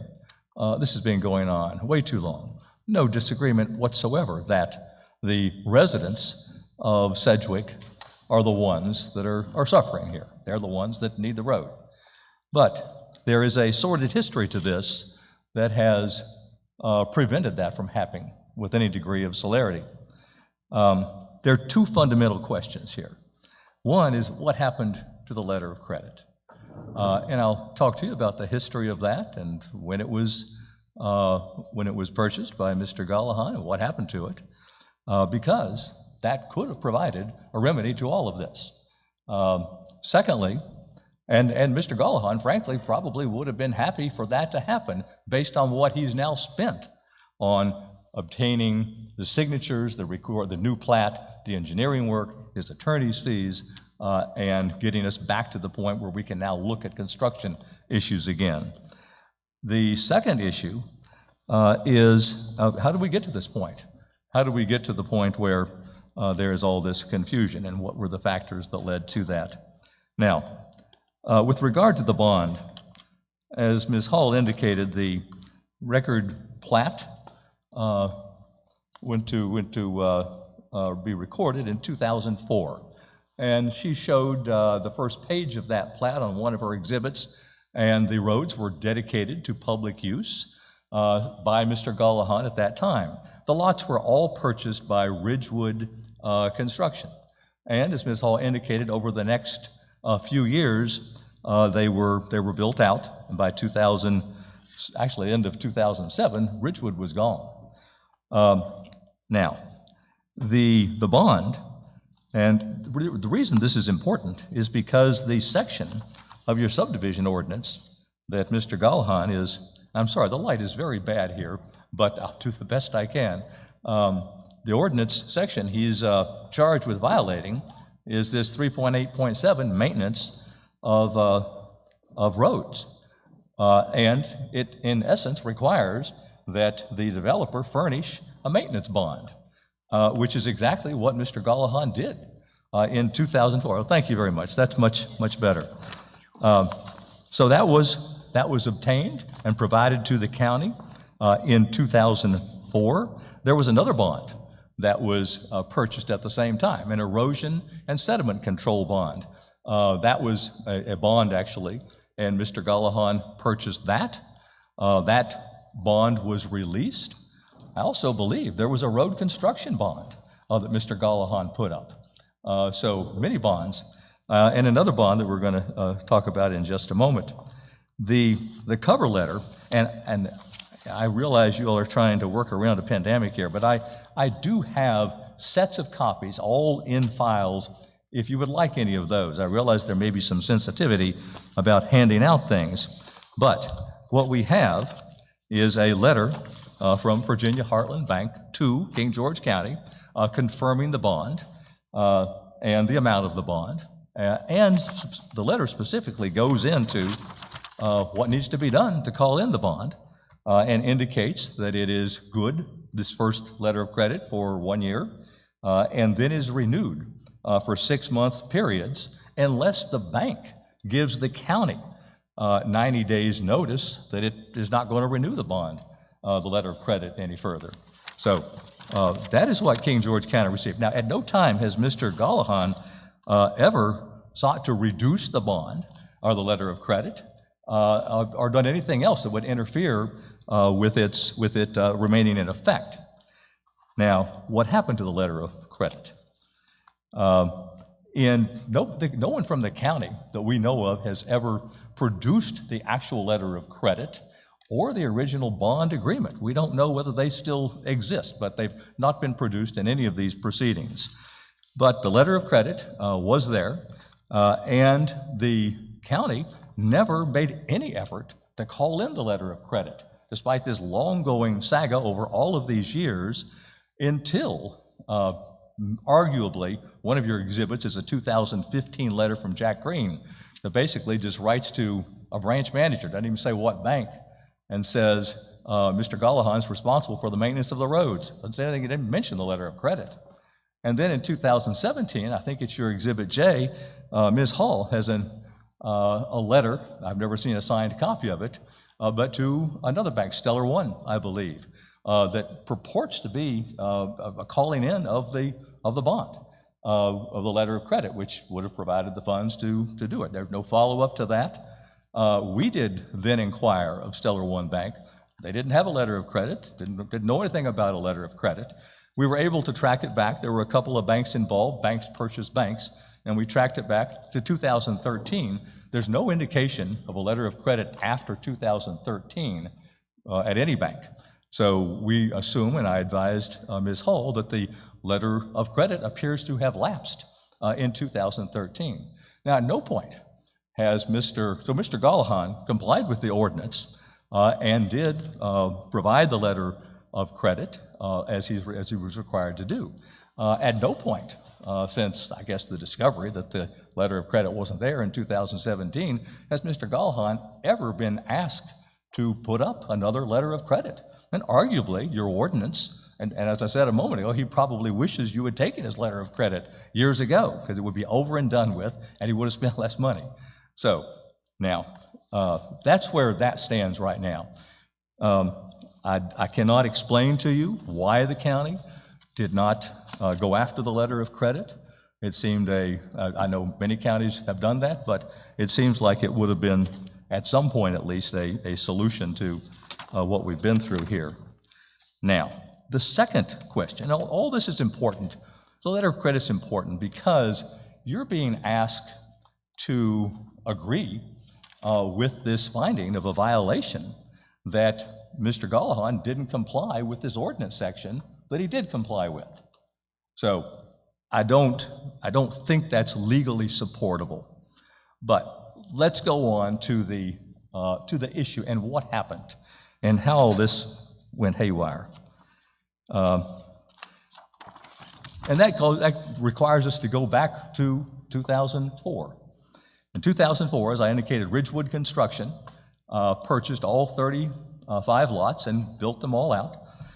In 2004, Ridgewood Construction filed with the county an overlot grading plan. Now, the purpose of that, many grades out in that area, as some of you may be familiar with, the purpose of that was to do all the grading at one time, provide a plan to the county reviewed it, the county approved it, and Ridgewood had to post a bond, $52,500, and we have the record of that for that grading plan. Now, the grading plan, you're locating house sites, the grading plan, the original drainage easements were recorded in the 2004 plat. That was a matter of record, but they're right there on that plat. As many, I believe, as 12 lots affected by the original drainage easements. Along comes the grading plan from Ridgewood, overlot grading plan, and necessarily all the easements change. So that what we have is then 9 other lot owners affected by these drainage easements. Now, the county's never produced that plan. And for your all's information, there are state regulations, state law that require that all development and zoning records be maintained in perpetuity, permanently. by the localities so that we can find these things. The only reason I know about it is because I found Ridgewood. I found the proponent, the president of Ridgewood Construction, which is actually still a Virginia corporation. And I have an affidavit from him, which I'm happy to leave with you. Again, it's in paper. He sent it to me today after the storm down in Wilmington, which is where he's located, and got it up to me this afternoon. Now, the affidavit and a letter, he also sent me a letter where he asks for the release of that bond, the $52,500 erosion and sediment control that the county required that he put up with this plan. The county released it. Now, the affidavit, though, is pretty simple and to the point. And basically, and I'll read it to you, so it's on the record, and I'm happy to leave copies of these things. I'm Craig R. Johnson, president of Ridgewood Construction, Inc., Virginia Corporation. I'm a resident of Wilmington, North Carolina. In 2004, Ridgewood purchased 35 building lots in Sedgwick Crossing subdivision, as shown on the 2004 record plat. Concluding in 2007, that's when his construction stopped, I constructed homes on each of the lots purchased. Due to the topography, it was necessary to grade most of the lots to establish a house site. To conduct the grading, which was done at one time rather than on a lot-by-lot basis, Ridgewood filed with King George County an overlot grading plan, which was reviewed and approved by the county as a precondition to grading, which is what changed the drainage easements. In addition, Ridgewood was required to post an erosion and sediment control bond with the county in the amount of $52,500, which bond was released by the county in 2007 at Ridgewood's request. Now, query, if the drainage easements had changed, and here you have a plan before you showing where the new dirt has been moved and an overlay that shows the original easement locations and how they've been affected by this, and the county returns the bond. Now, let me just finish the affidavit. The grading plan necessarily changed drainage easement locations as shown on the record plat, which easements were required to ensure that water was not retained on and effectively drained from subdivision roads. Ridgewood was not asked by the county to show either the original drainage easements on individual house surveys, which came later, they're devoid of any easements, or the new drainage areas on those house survey plats. Nor was Ridgewood asked to amend the record plat to show the new drainage areas as easements. So, in 2004, before the lots were sold, they were all sold by the end of 2007, although an OP came in 2008. That was when all of this could have been addressed, without question.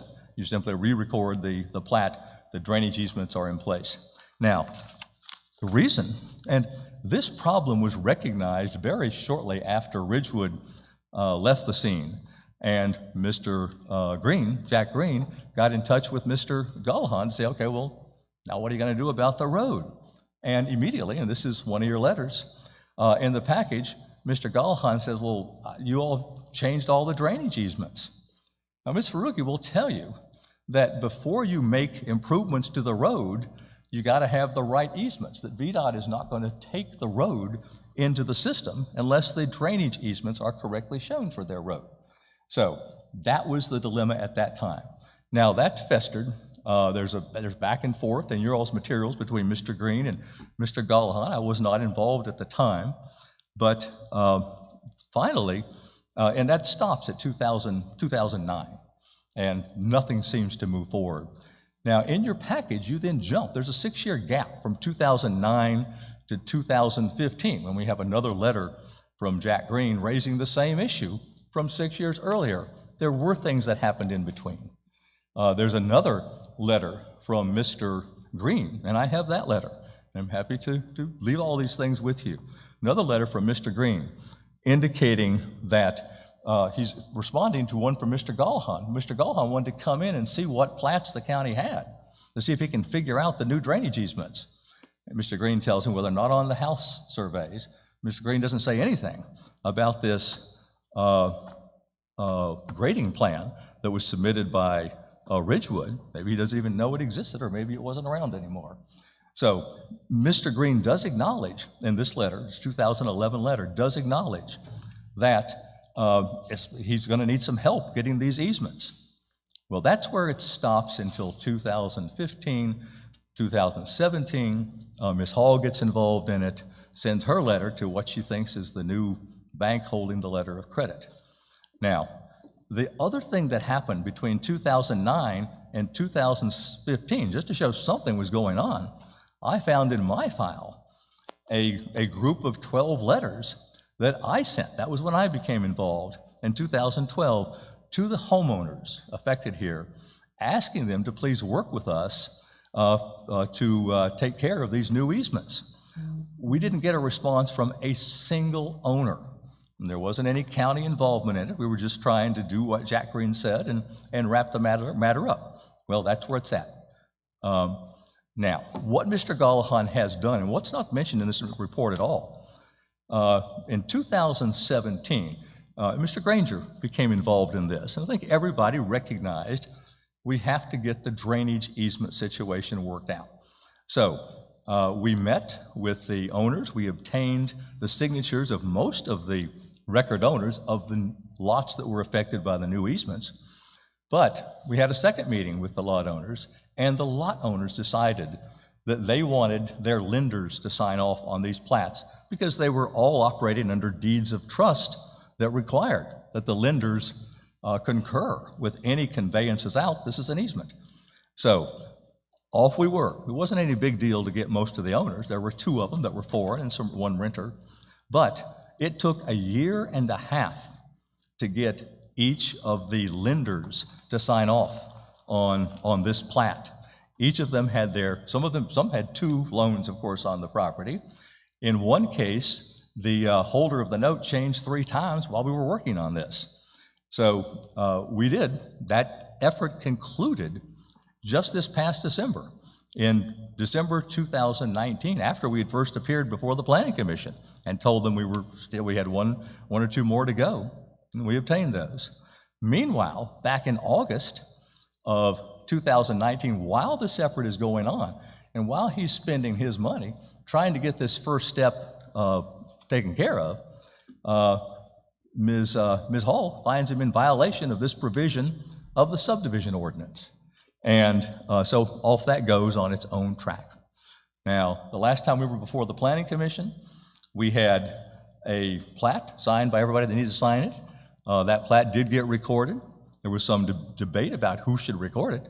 Mr. Gallahan paid for it and paid for all of the efforts of the attorneys and the engineers to put that together. Mr. Gallahan has expended, just on Sedgwick alone, in attorney's fees, well over $40,000, not even counting his engineering fees, to get this mistake taken care of.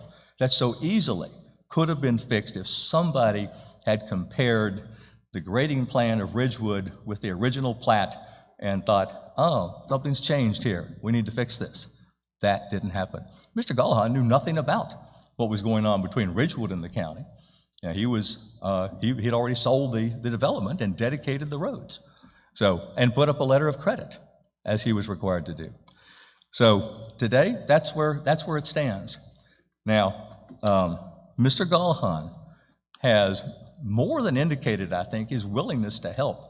But the entity that had the last best chance, opportunity to avoid all of this is King George County.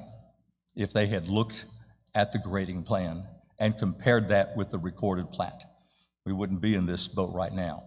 The county also had the option of calling in, rather than returning the bond to Ridgewood, even though it was too late because the lots had been sold, they could have said to Ridgewood, as a condition of the release of this bond, this is an erosion bond. You know, you've changed all these drainage easements, go fix them, go get that taken care of, but they didn't. They returned the bond to Ridgewood, the entity that did the grading, that created the need for the new easements. And finally, the county could have called in the letter of credit. I mean, it did exist, we think, until 2013. It didn't. You know, why? I have no idea. But here we are now. And the $64,000 question, and I appreciate your tolerance, and I will with your permission, what I will do, I have folders for each of these additional items that I have brought this evening. And what I will do is just give these to Mr. Hudson or Ms. Hull, and they can, there's enough for everyone, but again, I don't want to be COVID insensitive and ask that they be handed out, but these have every document that I spoke of, including the affidavit, the letters that were not included in Ms. Hull's report, and the information from Heartland Bank that documents that Mr. Gullahan complied with the ordinance he's now accused of violating and has never been asked to cure. He's never been asked to go get another letter of credit when, somehow it became apparent, I guess in 2017, that one didn't exist. So, Mr. Hudson, I'm just going to hand these to you if you don't mind. But that's where we are. And so I guess the question now is, well, what's Mr. Gullahan willing to do? What do you think he should be willing to do? He didn't create this problem, In fact, other than the residents, who are the ones that, need to be helped here, he's the one least responsible for what happened. He didn't create any of these conditions, and that everything that he was reasonably expected to do and more, including footing the bill for going back and getting all those new easements and preparing the new plat, doing that engineering, and preparing the estimate. So that's where we are now. Mr. Gullahan continues to be willing to work with the county, but he certainly doesn't expect the county to come to him at this point and say, your problem, you go fix it. You made this mess. That's simple. That is unjust. That is inequitable. And the county's going to have to do more than that. Mr. Gullahan will work with you. I know the owners want to get this fixed, but I don't know what you do with what you have now. Oh, incidentally, your ordinance says that he can be fined. You don't have any authority under state law to fine someone for a violation of the subdivision ordinance. There is no authority for that. This is a Dillon state. You can do that with a zoning violation, but that's not what this is. It comes out of your subdivision ordinance. So there's no authority to this. So what do you do with this? Even if you uphold this violation, which I think is legally incorrect, what do you do with it? What happens then? So my recommendation is that we put our heads together. The residents have done enough and been aggravated enough, but county, VDOT, and Mr. Gullahan, and see what we can do to bring this thing to a conclusion, because all the pieces are in place right now. But it's not going to happen if this board simply says to Mr. Gullahan, okay, you go spend some more money and fix it. Okay? Now, I'll be happy to answer any questions, and Ms. Ferrugi's happy to speak also, and she's here. She knows about the estimate, and I don't think there's any real serious question, because it's what we did for so long, that the easements had to be done first before you can go back and fix the road, because that would affect where the road gets fixed. So that's where we are. But thank you all for your patience. And I know you've had a long evening, and I've been very impressed with all the things that you have going on in King George County.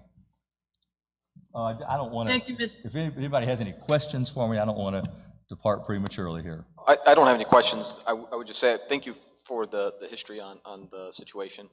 I would say, trying to boil it down, the original development plan called for the roads to go into VDOT system. The original development plan has not been completed yet. Yes, the original development plan dedicates the road to public use. No question. It hasn't gone through to completion yet. That's my perspective looking at it. So, okay. Thank you. You have a question? All right, Ms. Carter, do you have any questions?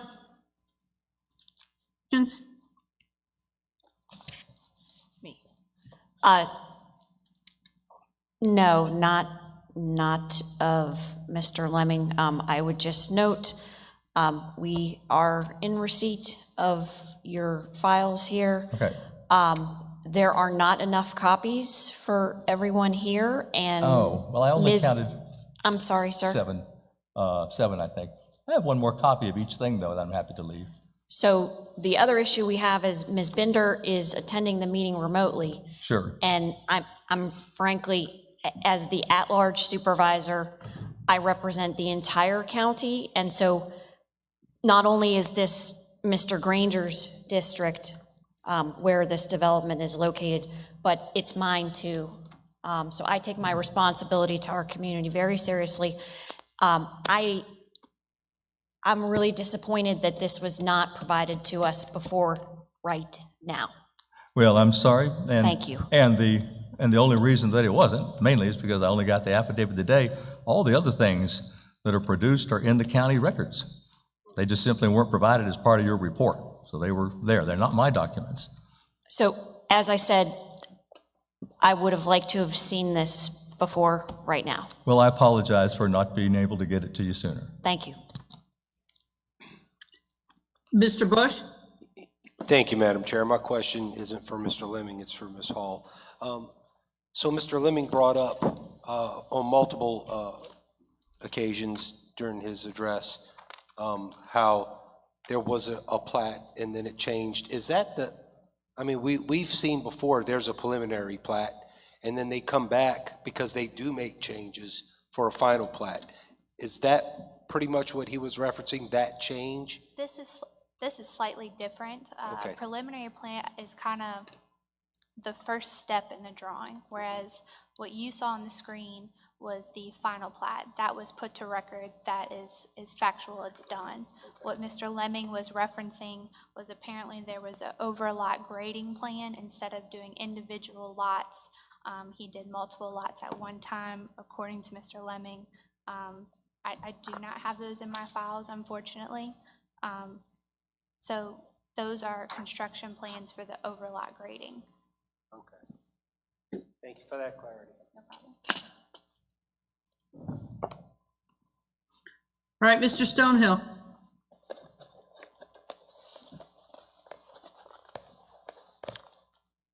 So as Mr. Granger said, the roads were supposed to be turned over to VDOT, correct? That's correct. And whose responsibility was that to get that finished? The responsibility of the developer is first to dedicate the roads to public use, which was done.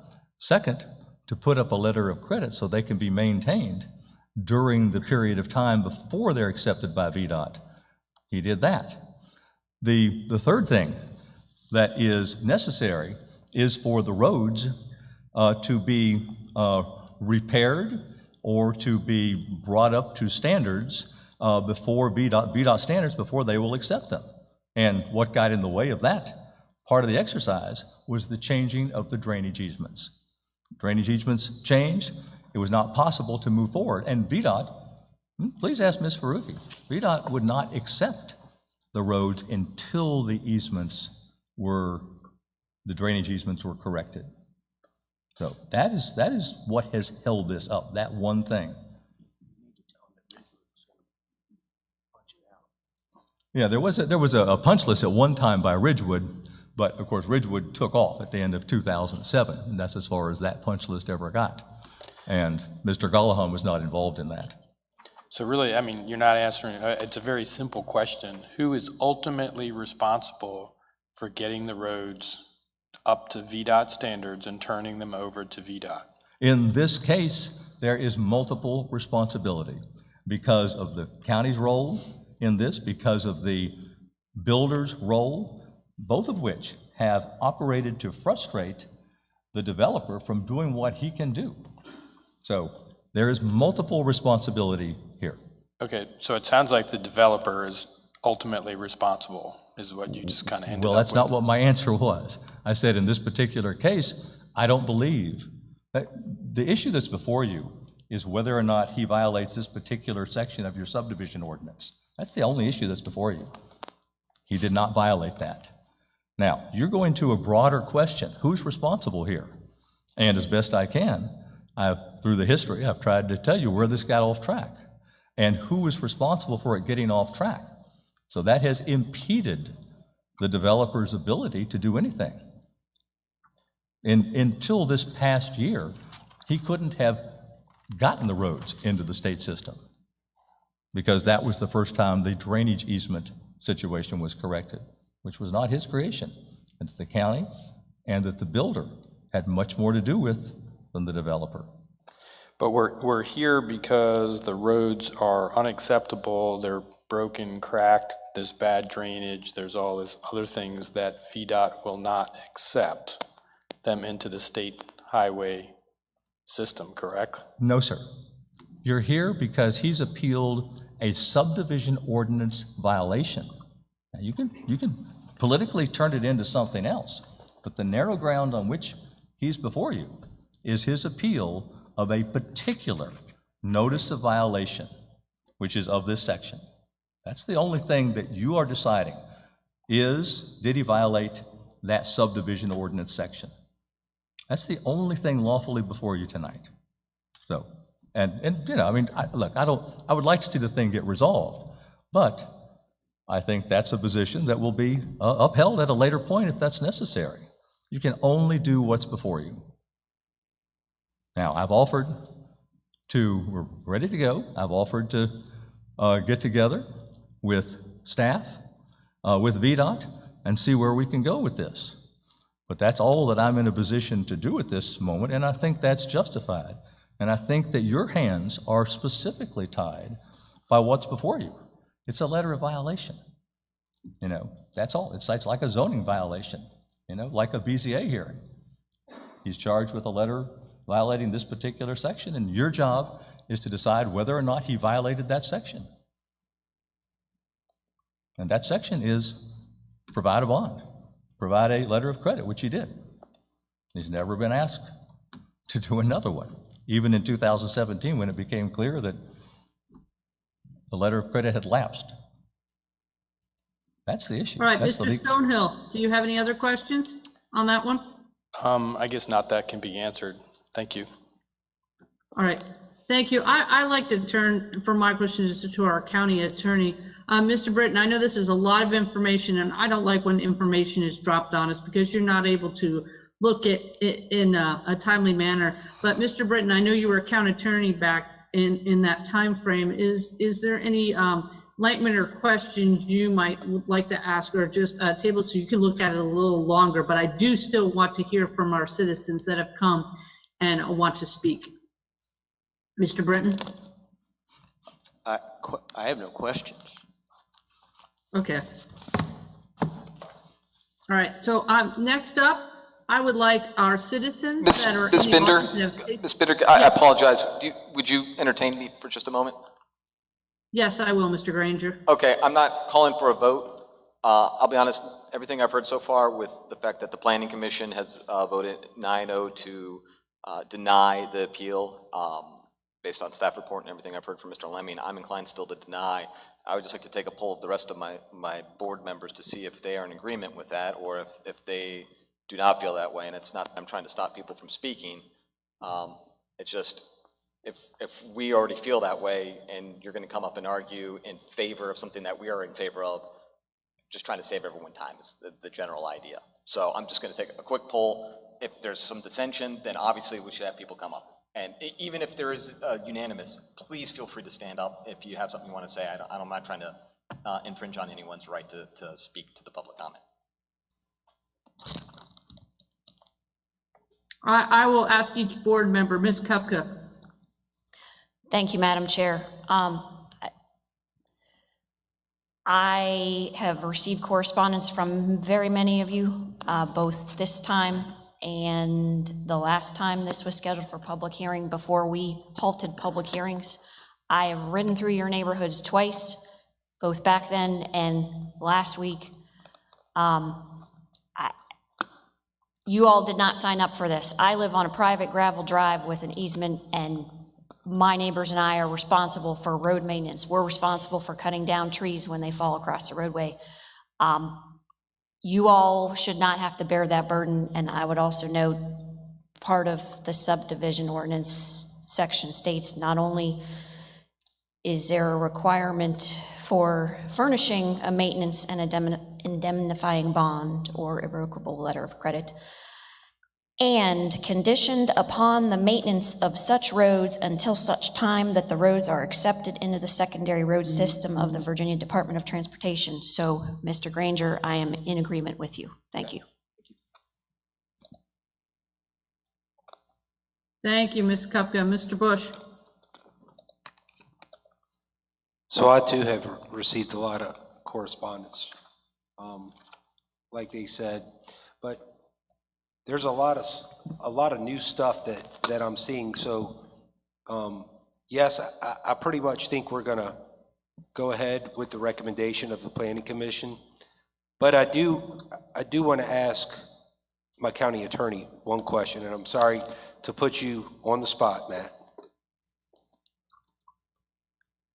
Per the verbiage in our county ordinance, the subdivision ordinance, that Mr. Gallahan was cited on, is he in clear violation of that section of the ordinance? So looking at all the evidence that was compiled, or all the presentations, the roads, despicable, okay? Horrible, not completed. But this is a 2007 project, and here we are in 2020. Things are going to deteriorate. Do some parts of the road need to be fixed? Is this thing an unsettled issue that Mr. Gallahan needs to resolve? Absolutely. But is the violation that he's being cited for, is it an actual violation in the wording? Because my layman's terms, it looks like the check mark was there. Madam Chair, Mr. Bush, what you're hearing here is a hyper-technical legal argument. You know, if we were in court, there'd be like another side. Right. So a hyper-technical legal argument. The standard that you are here on is the subdivision agent, this is not a zoning case, it's a subdivision ordinance case, made a ruling that the developer, in this case, was in violation and sent that violation out. They disagreed, and so they took it to the Planning Commission. Planning Commission upheld or refused the appeal, and they recommended, and it sent it on to you. Your standard is whether the decision of the agent was based on a reasonable application of prescribed standards. I couldn't have picked a more apropos portion of 2.7 than Ms. Kupka just read. What you have witnessed here tonight is the idea that the developer can go in understanding that they need to develop and finish the roads, dedicate them to public use, put them into a condition in which VDOT will accept them, and simply put up surety, that being a bond, a letter of credit, or an escrow account, in this case a letter of credit, and walk away and tell the county, go get the letter of credit. And so the answer, Mr. Bush, is yes, they are in clear violation. You have heard, I stopped counting about a dozen times that this is only an issue of whether or not the bond whether they're in clear violation has been determined by the subdivision agent, and you get to decide. But yes, this provision covers, I should say clearly, the violation, and I'll tell you why. This is a violation of the requirements of the subdivision ordinance for which the bond is required. And if the developer shirks or defaults on his duty, files bankruptcy as we've had here, they walk away, and the county, on behalf of the citizens, has no alternative other than to call the bond or draft the letter of credit or call the subdivision or call the escrow agent. That's up to the county. That's up to the county. The whole issue of what happened to the bond, the developer gets the letter of credit, maintains the letter of credit. Whether or not we file against the draft, they call it against the letter of credit, call the bond is a remedy. Because there's a parallel remedy is of no moment. The question is whether or not the subdivision agent, and I read the standard, I would read from you from our subdivision ordinance, and there's a lot that it's difficult for me as a litigator not to respond. You've already convinced me, Matt, just to let you know. You were not in court, buddy. But keep going if you must. I just want to read something from our subdivision ordinance. Failure to comply. Upon the finding that any subdivision fails to comply with the final plat as approved, the agent shall give notice in writing to the subdivider, setting forth in what respects the subdivision fails to comply with the approved plat. That is, that after 30 days, they have the ability to make the correction and shall be necessary to comply with the approved final plat, which time may be expended for good and just cause shown, and at the discretion of the agent based on all the facts and circumstances known to him. At the expiration of the 30-day period, or such extension thereof as the agent shall have granted, the failure of any subdivider to comply with the approved final plat of his subdivision shall be deemed a violation of this ordinance. That's what the bond is for. So bootstrapping and hypermorphing the bond requirement, which was correctly cited by Ms. Hall, into the substantive violation itself is, I think, inappropriate.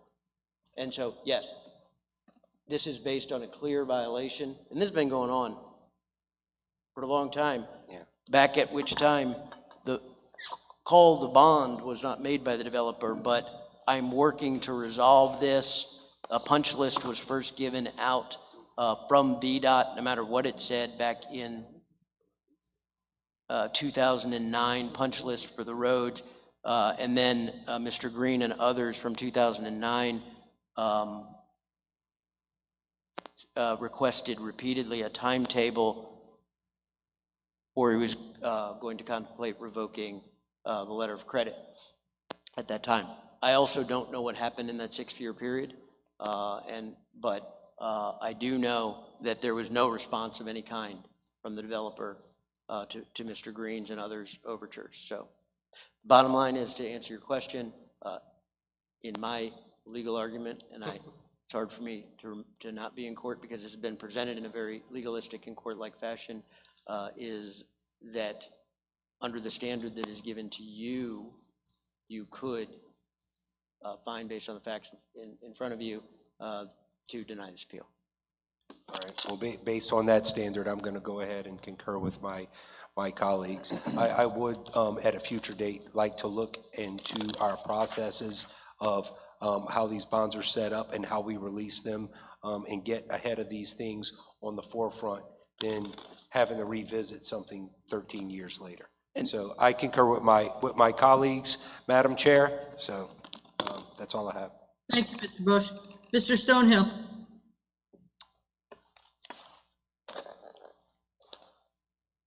I agree with the group. We just need to move forward with it.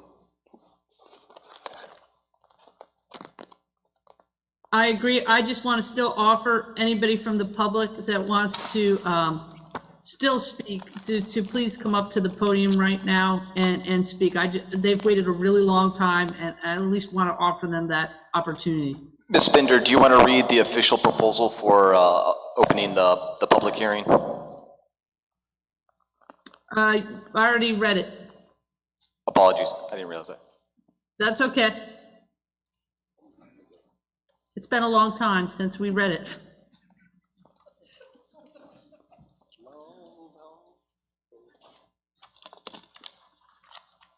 Good evening, Brian C., 5981 Sedgwick Court. Because I'm the one that's caused most of this. About 4 years ago, I decided I had enough and we were going to solve this. We've been through 4 years of, I'll call them legal shenanigans. I mean, this story, every time I show up at a meeting or discussion, changes. I have no idea where we are based on tonight. So, okay, so we're going to deny the appeal or whatever. Okay, that ain't fixing the road. The road is continually getting worse. It's not taken care of. I'm the one that cuts the trees up when they fall across the road and the school buses can't get in and out. I'm the one that paid the money to go file the plat because the county and the developer couldn't agree you should do it. I came out of my pocket. I work. I paid for that because the county and the developer wouldn't pay it. I paid it. The road continues to deteriorate. I have no idea what our plan ahead is. The ordinance says that the developer has to continue to maintain it until it gets turned over to VDOT. It hasn't been turned over to VDOT. It's not being maintained. Some of you guys have ridden through it. It's all cracked up. You know, if the snow's deep, typically he'll send a plow in. If it's ice on it, forget it. I've seen cars slide down it. I've actually pulled a mail truck up it when it got to the bottom, couldn't get back up. I've been in there for 15 years. And I've been fighting it for 4 years. I spent my personal money. I got a lot of time involved in this. And I have no idea where we are right now of what the next steps is of actually getting it fixed and getting it into VDOT. The road wasn't bad the first decade. Now, every 6 months, it's worse and worse. There's more grass in it. It's more cracked up. It's settling. It's just going to keep getting worse. And as myself, you know, I'm not planning on being there forever. My kids are growing up, moving on. I want to downsize, stay in the county. I got to sell it. Well, guess what? What is it going to look like when it comes and looks at buying and the roads all broke up? The county made a commitment, developer made a commitment. Before I bought my property, because I had lived on a private road before, I knew what it was like. I'd shoveled a half-mile road after 2 snowstorms. I'm never going to do it again. I checked with the county because the developer at Ridgewood told me it's going to be a state road. I checked with the county. Yep, as soon as the last house built, it's going to be a state road. Okay, good to go. Because I was the second from the last house in there 15 years ago. Thank you.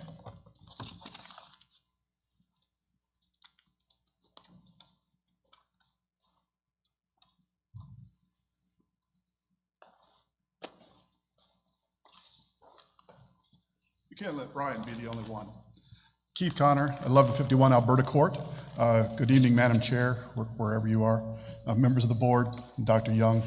I appreciate you guys taking the time this evening. I heard a very interesting comment earlier that I thought was appropriate in an opposite kind of way, the rush to failure.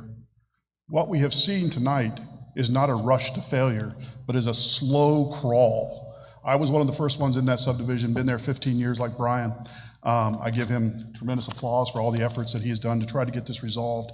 It is time for leadership in this county, for you guys to step up to the plate and get this issue resolved.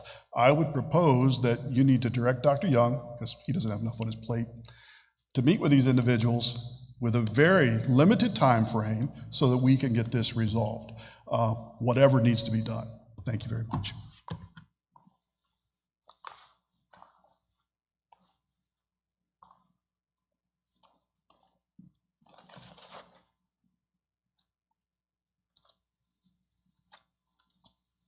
Good evening. I'll try and keep this brief before it becomes an edition of Long Day's Journey into Night.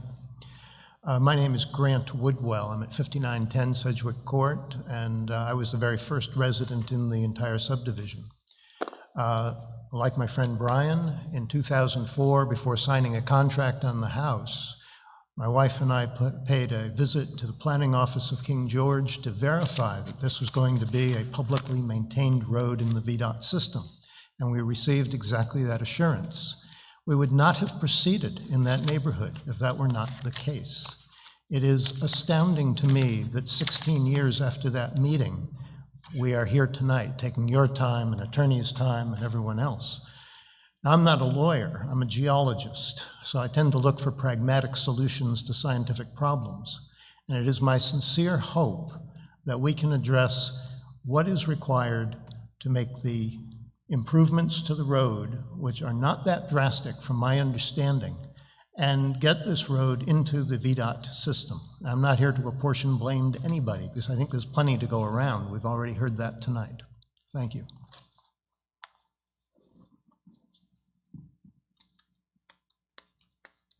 Hi, my name is Melissa Robertson. I live at 6026 Sedgwick Court.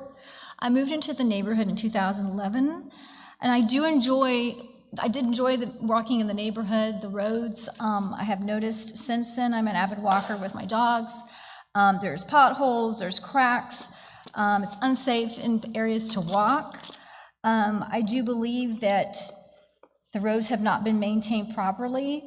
I know that different people are saying different things about how they want to maintain the roads. I am a taxpayer, believe that these roads should be maintained by someone.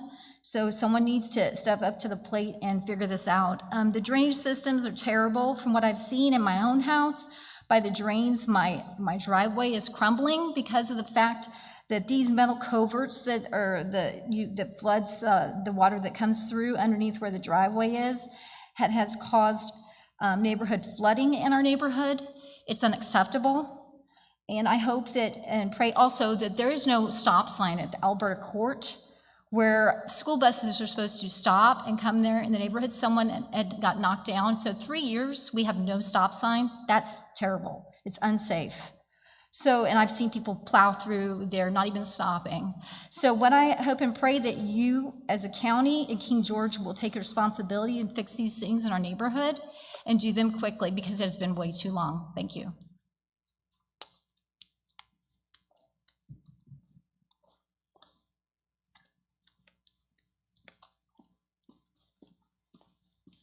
Hi, my name is Blanca English, and I live at 5899 Sedgwick Court. I'm one of the original residents there. I've been there for 15 years. I live right at the very bottom of the hill at the end of Sedgwick. What I've been dealing with Mr. Gallahan since maybe 2007, 2008. I've called him on a couple of occasions, letting him know that I can't leave the neighborhood. My cars would slide down. I've called the sheriff's office for some help. Nothing's changed. We're at his mercy.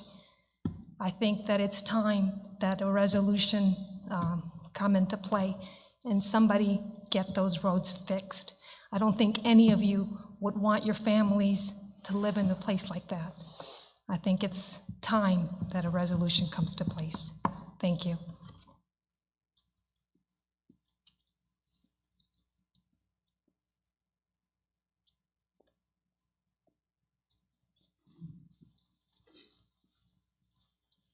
Good evening. My name is Bill Etheridge. I live at 5997 Sedgwick Court. Like most of the people who live in Sedgwick Court, we've been there for some time. It's a really great neighborhood. People get along really well with each other. The only real negative aspect about the community, unfortunately, is the roads that we go into and out of the community. Again, that's been the way since I moved into the neighborhood. Today I watched a couple of kids riding bicycles, and one of the bicycles got hung up in one of the ruts inside the road, and one of the youngsters fell. Fortunately, they had their helmet and various other equipment on, but when you start seeing things like that, you know it's becoming more than just a minor hazard. It's becoming dangerous for people. So I would ask that as you folks take that into consideration, that you come up with not only a plan, but a date, a time, and let us know so that we can contribute anything that we can to help that come to fruition. And on a separate note, because I have had a personal, professional relationship with Kathy, I just want to pass on to you, Kathy, the deepest condolences that we have for you and your family. Thank you. Thank you, Mr. Etheridge.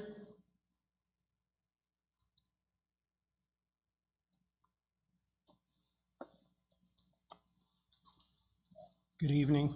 Jeff Kellum, 6027 Sedgwick Court. I won't belabor the point. As Mr. Granger pointed out earlier, I think all of us in this room that are left are Sedgwick residents. I've been there since 2006. These roads are just unacceptable. You could hear the pain in some of the voices. They have children. We need your help. We can't wait any longer. Those roads need to be fixed.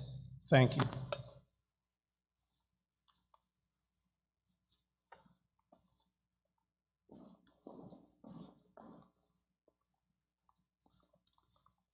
Good evening. My name is Jack Wainwright. I live at 6113 Sedgwick Court. I think we're all in agreement the roads are deteriorating.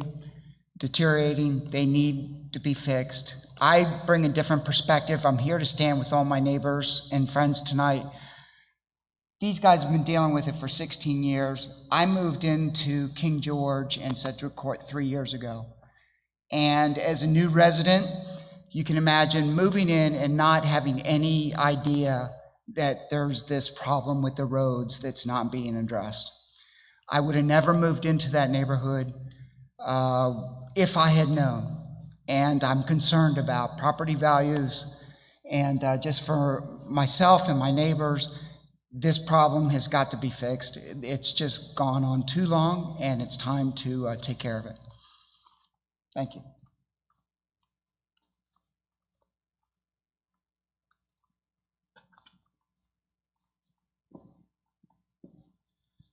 Hi, I'm Todd English, 5899 Sedgwick Court. My wife just spoke earlier.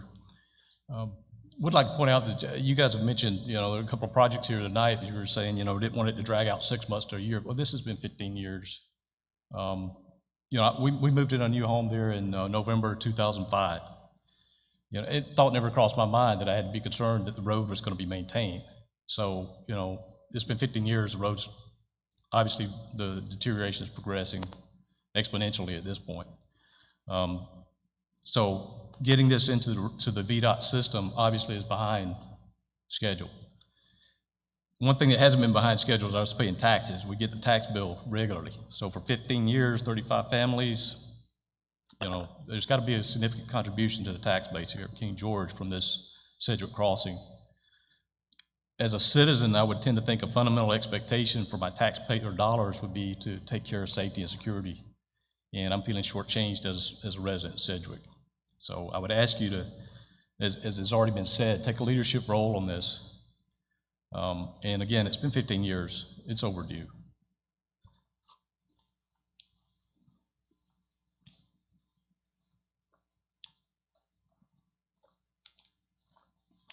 My name is David Gentry. I live at 5941 Sedgwick Court. I moved in 2005. I'm the house that goes down, starting down the hill. I wish I would have invited you out this morning so you could have swum to my house because of the road condition. And VDOT, when they came down many years ago, they said, where's the drainage at? Well, the drainage goes down my hill and up. So we have been kicking this can down the road long enough. It's time for somebody to step up. I don't know who's got to do it, but somebody needs to do it. The kids, I saw another one of the children come down that hill. They were riding their bike also. They got caught up in one of the treads and rolled almost halfway down the hill. Now, who do we send that bill to for the hospital? Do we send it to you? Do we send it to him? Who do we send that to? So it needs to be settled now, not later on. Thank you.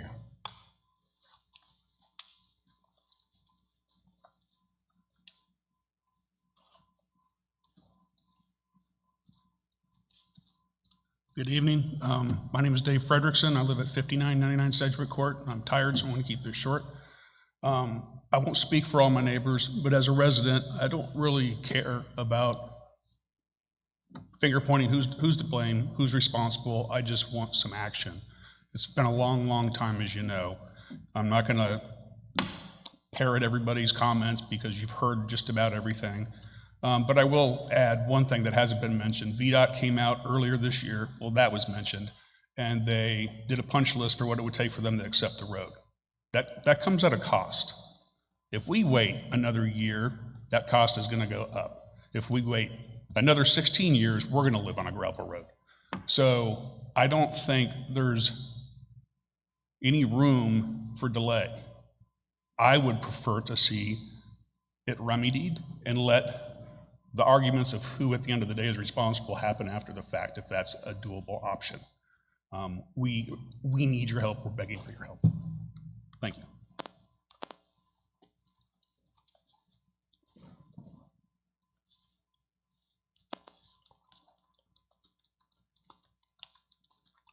Thank you all for listening to all of us tonight. My husband came up and spoke. He's Brian. I'm Karen C., 5981 Sedgwick Court. I have seen the amount of hours and the time and the frustration my husband has put into this. My husband is the one that put together all the neighborhood meetings. He's the one that called every neighbor. He's the one that brought every neighbor to the house, and he's the one that brought out the plats. He's the one that started to get the people to sign for their easements. He's the one that sent every email to every single homeowner every time their easement needed to be fixed. Their letters to the bank, No homeowner ever asked anybody for the banks to sign off on any deeds. We were asked to do that by Mr. Gallahan in my home. We never received any letters from anyone about any easements or anything. My husband sent every letter and every email to every resident in our neighborhood. To record the deed, my husband went and recorded the deed. My husband paid for the deed. He has a receipt. If you would like for him to provide that to you, we can give you the receipt that my husband paid for the deed.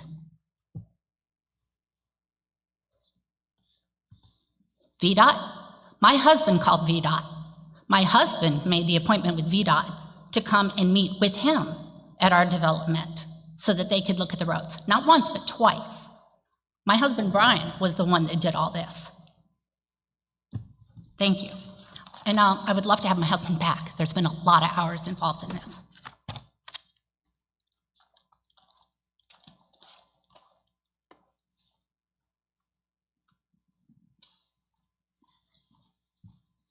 Good evening. My name's John Bones, 6056 Sedgwick Court. I'm sure you're all ready to go home, so I won't belabor the points already made. I will point out, though, that at the last hearing, the way that this was represented seems to have changed. At the last hearing, Mr. Gallahan no longer had any responsibility. He sold everything lock, stock, and barrel. I believe that's a technical term I'm not familiar with, but it's the one that was used. Lock, stock, and barrel. And now we find out that that's not necessarily the case. So I would just like to point out that interestingly, your name's still on the county tax rolls. So whatever the case may be, this is a financial impact for the residents as well. Mr. Bush can appreciate this. The homes in this neighborhood, until these roads are sorted out, are not financeable by the VA. They require road maintenance to your home. We don't have that. So I appreciate your time and understanding, and I can't wait to see you guys fix this.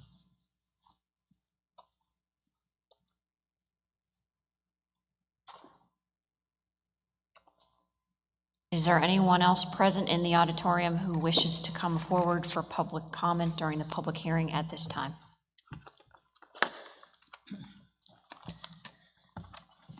I'm Kim Dodge at 6150 McCarthy Drive, and I live in Hop Yard.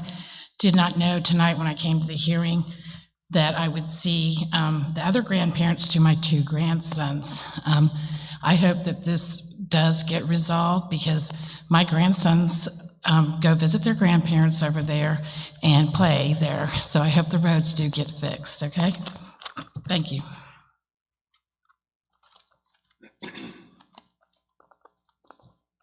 Anyone else? Mr. Dines, do we have anyone waiting online? Thank you. Chairman Bender? We all got everything? Nobody online? Correct. Okay, thank you, Ms. Kupka. Thank you, guys. Mr. Britton, can I just, I have to ask a question. Denied the appeal, what is the next step? What is to resolve this matter? Mr. Britton, do you mind if I step in on that answer? Ms. Bender, can we come to that in just a moment? Can we move through the action for this, and then yes. If you'll entertain me for a minute, I would like to entertain the board on an idea. Okay, absolutely. Go right ahead, Mr. Granger. Okay, then I move to deny case number 19, TAC 08, TAC SA 01, appeal to notice of violation of subdivision ordinance section 3.8.7, maintenance of roads, and section 2.7, violations and penalties. Appeal by Robert S. Gallahan, developer of Sedgwick Crossing subdivision, tax map 12-5, parcels 28, now lots 1 through 35. Second. We have a motion properly seconded. Any more discussion? All those in favor say aye. Aye. Any nays? Chair votes aye, motion carries. Mr. Granger. Yes, ma'am. I spoke with Mr. Britton a little bit earlier today, and so I would like to see if the board were willing to entertain providing guidance to the county administrator to put out a bid for proposals for doing the work on the roads now, have that come in, and then for us to pay for that, and then for the county to work with Mr. Golahan to resolve the situation as it stands now, to figure out where the monies are, and also to put a direction into the county attorney to call the letter of credit or the bond. So I'm asking to see if you guys would be willing to entertain both of those. Was that a motion, sir? It's Because I'm so prepared moved. to second. So moved as I stated. Second. Ms. Kupka, is that a second? I second, Madam Chair. Any more discussion? All those in favor say aye. Mr. Bush, did you have a question? I had a discussion. Okay, Ms. Binder. Sorry, All right, Mr. Bush. Sorry about that, Mr. Bush, didn't hear you. Go ahead, Mr. Bush. All right, so for clarity, this is just to get bids to see what the cost is. This isn't action, correct? Because I have roads in my district that need some significant work too. I understand what you're saying. This is just bids, although I'm going to tell you right now, when the bids come in, I have every intention of supporting. And I understand that because you represent that district, but I have neighborhoods and roads in the same situation, which is why what my recommendation was going to be. First, to Mr. Golahan, sir, I don't know you. We've never met, but I think the best course of action personally would be to meet with the county attorney and Dr. Young and our community development, because lawyers cost money, and I know some lawyers, I've seen Mr. Lemming in here quite often, and it seems profitable. So I would try and remove the lawyers out of the mix and just have a conversation to see maybe there could be some kind of result. That's just my opinion, but if you want to get bids, that's fine, but I wouldn't be in a position for the county to pay for it, knowing that my district has the same issues, and I just can't do that. If there's a similar situation in any of the districts, I would be in support of, if roads have been decided that they were supposed to go into VDOT, developers have not accomplished those, I will entertain it for every I'll bid. definitely entertain it on its merits once we have a dollar figure. It's fair enough. And I know the whole picture. So I'll support the motion if we're not obligating money right now. We are not. If this is just to get the bids, okay. All right, we have a motion. It's been properly seconded. Any more discussion? Madam Chair, Yes, Ms. Kupka. I would just caution my colleague, we are obviously well past the point of having yet another meeting to hash things out without attorneys. It's very clear to everyone here in this room. That's all. So I was telling them to work a plan up to pay for it. Mr. Bush, we're going to move on. We had our discussion, and we're ready for a vote. Mr. Stonehill, you have not said anything. Would you like to make a comment, or we'll just move on to the vote? Madam Chair, 1 second, please. I'm consulting with the attorney real quick. Okay, thank you, Dr. Young.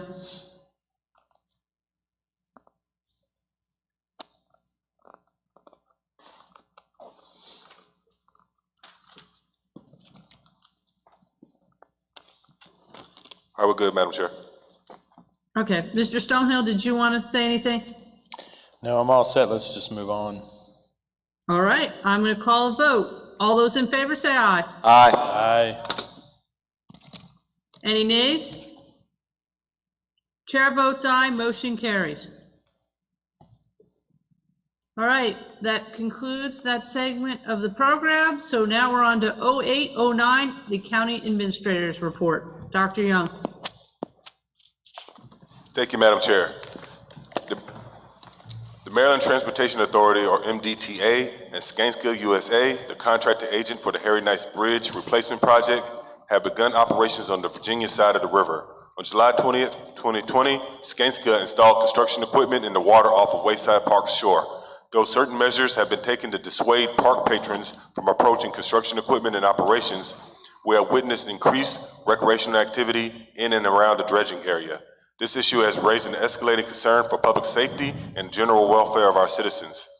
In response, I would like to recommend that the board vote to close Wayside Park through the conclusion of construction activities. If the board is so moved, I had discussions with the construction company. They were initially happy to pay for the fencing, signage, and barriers to enforce the closure. However, they have since sent correspondence declining to remain committed to that offer. So if the board is so moved, then we would actually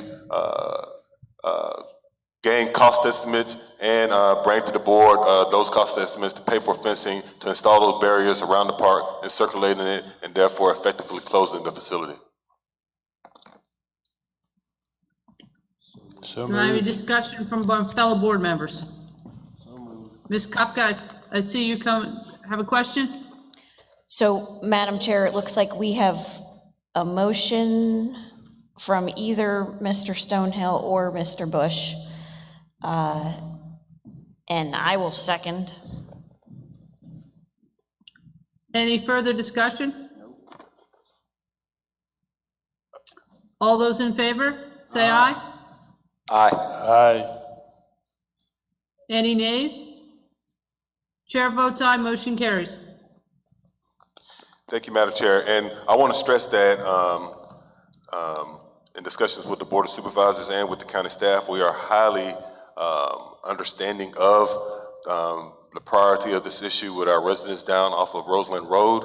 And we definitely want to be responsive to their concerns. But I would like to stress to our citizens off of Roseland Road that this is going to take a little time. We do have to do cost estimates. We do actually have to procure a contractor to install that fencing, and it's going to be a process to actually get that fence installed and effectively enforce the closure of the facility. So I just ask that you all bear with us.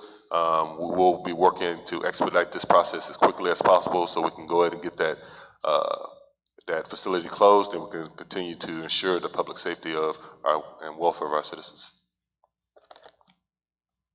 Thank you, Dr. Young. Second, the board is already fully aware, but I think that it would behoove us to make sure that we offer this news in a more public platform.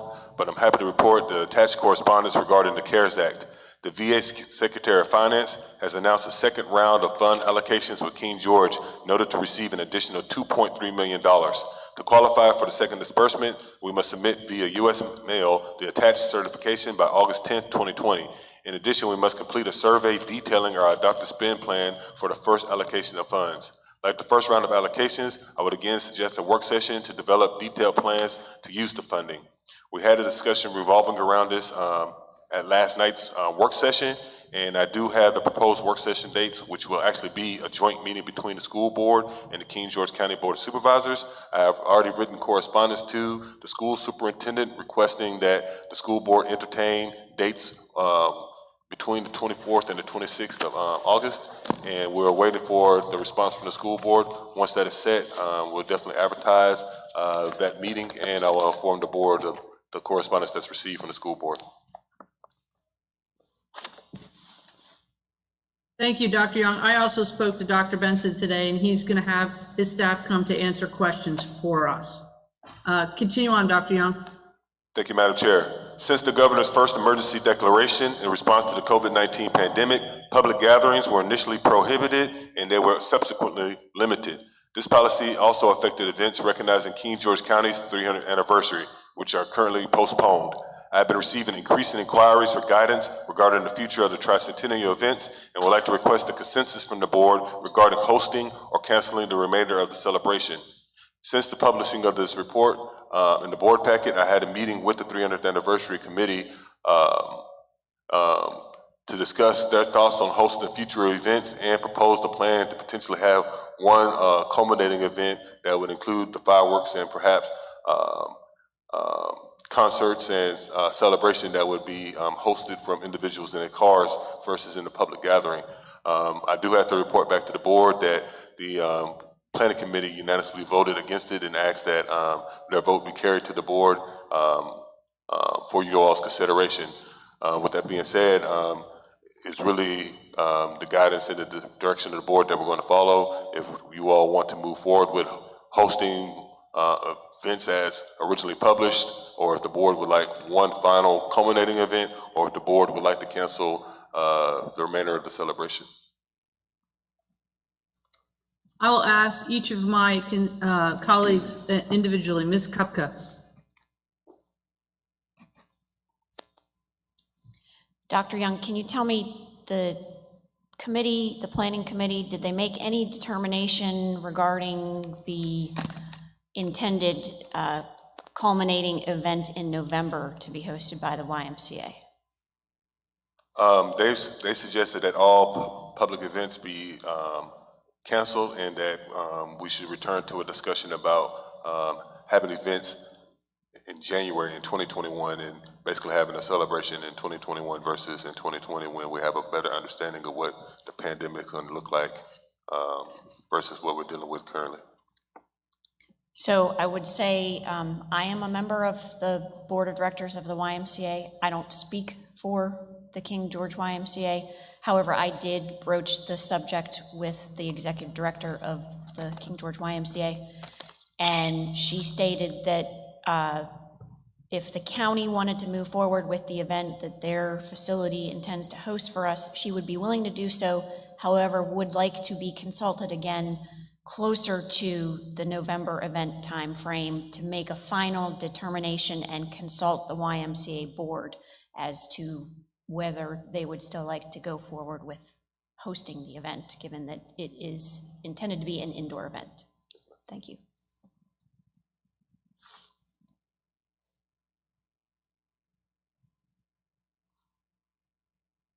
Mr. Bush.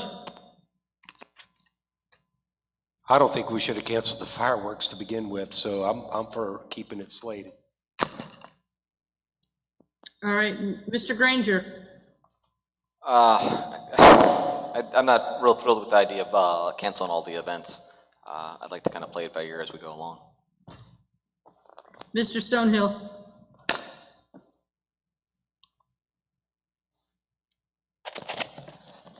Mr. Granger, what was your comment? I couldn't hear it. I don't want to cancel all the events just out and out right now. I'd rather kind of go along and play it by ear as we go along and just see where it takes us. I'm not a real fan of canceling them, but I also don't think a grand finale at the end of the year where people sitting in their cars is not really exactly, something that I would be interested in. Obviously, we can't really do anything until the governor changes his policies on gatherings and things. So, yeah, I guess we should just play it by ear the rest of the time. Thank you. My opinion was sort of the same, to play it by ear, but I always thought it would be nice. Our citizens deserve some happy. Fireworks in December, a Christmas celebration. It could be in cars. I will tell you one thing on my trip up north. There's quite a big communities that are hosting movies at their parks, and you can come like an old-fashioned drive-in, for those old of us who remember a drive-in, and it seemed to be quite popular, but I would like to play it by ear, but I still maybe would like to carry those events over into 2021 if we can. It would be a shame to only have 3 or 4 events in the celebration. People need happiness too. Okay, so it sounds like the consensus to me is the board wants to return or restart the published events on the calendar and move forward with planning the events as published, correct? Playing it by ear, that's what I heard from my board, and possibly carrying it over into 2021. Is that amenable to everybody? Well, Madam Chair, that's kind of conflicting. I'm trying to define what playing by ear means, and so I guess playing by ear isn't 2021. Playing by ear, I don't know what that means. I'm trying to say, okay, do we have the events through the end of 2020? Yes, that's what I was saying. Yes, the plan to have events through 2020. I guess as we've been going along, some of them, obviously, a lot of them have been canceled because of restrictions on getting together. But that was what I was thinking. Was to say let's continue to publish those. That's the plan. And if they have to be canceled as we come along, then that's what we do. So the next event, the next September event, we'll go. We can get the 300th anniversary committee started on planning the September event and hosting it, moving forward for the October event, November event. I agree with Mr. Granger. I would note, we are funding this through the tourism fund, correct? I just want to make that very clear for the public, the citizens. This is being funded by tourism funds. Yeah, I was thinking just the remainder of the events. Obviously, we can't do anything about Fall Festival in October. The committee itself has authority to cancel that, and they did so. But I agree with Mr. Granger. I'm thinking do the last couple that we can, if we are able to, and go out with a bang for 2020. And as I mentioned during my board report, Ms. Hayes from the base had talked about trying to coordinate something with the county. Maybe we could do something in the new year as a joint one. I know it would be outside the 300th anniversary, but try to schedule something with the base to do some kind of activity, joint activity. Yes, sir. And if all else fails, host it at Walmart. They're open.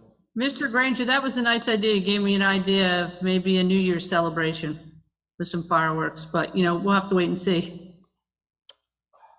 Yeah, like I said, nothing concrete, so it's a matter of trying to work something out, and hopefully we can. Yep. All right. Well, Dr. Young, there's your consensus. Do you want to move on to number 4? Thank you, Madam Chair. I have been contacted by Dr. Shannon Kennedy, the president of the Rappahannock Community College, or RCC. Dr. Kennedy would like to advise the Board of Supervisors of Joseph McGettigan's resignation from the RCC local board. In addition, Dr. Kennedy would like to ask the Board of Supervisors to appoint a new representative to the Rappahannock Community College local board. All right. As of my last reading, we had 3 nominees. That was Mr. Bush volunteered, I myself volunteered, and Ms. Kupka had found a community member, Ms. Tammy Inceth. Ms. Kupka, would you like to say a little bit about your person you found for us? First off, I would like to remove my name from consideration, please. Thank you, Mr. Bush. Ms. Kupka? Thank you, Madam Chair. I would like to nominate Tammy Inceth. As many of you all know, she founded King George Education Foundation 6 years ago. She most recently served as the at-large school board member for 4 years on the King George County School Board. She is an environmental scientist at Dahlgren. Prior to attending Virginia Tech, she received her associate's degree from none other than RCC. And I believe she will be a fierce advocate for career and technical education and STEM. Thank you for your consideration. Thank you, Ms. Kupka. I still want to throw my hat in the ring in honor of my dad, who was a jack of all trades and had an associate degree from a community college. And I have always been an advocate for CTE, in that not every kid goes to college. It could learn a trade. And I hold the Master's of Education degree, which was a sub, a coach, and was very active in the community. So we will go with, I guess, a vote, consensus vote. Dr. Young, we just tallied up. So our first nominee is Ms. Ansett. Would anybody like to nominate her and vote on it? Or just not sure how to do this? So, Madam Chair, if I may, one more point of discussion. I personally feel very strongly this was a citizen appointee prior to now, and I would prefer to keep it that way. I mean you no disrespect, but I do want to move forward, and I move to appoint Tammy Inceth to the remainder of Mr. McGettigan's term, his current term, and if I'm able to do so, the future term, the following term, because I believe that was the intention, was to finish his term and the following term. Do we have a second? Second. In discussion, one question, Dr. Young. How many King George representatives are on that board, and do we have a board member on that? Is it 2 citizens? Just to clarify. One second, Madam Chair, I'm sorry. seeking legal advice. Gotcha. I'm asking Matt, can we do appointments for 2 terms, or can it be you had to appoint for a term and expires and then reappoint?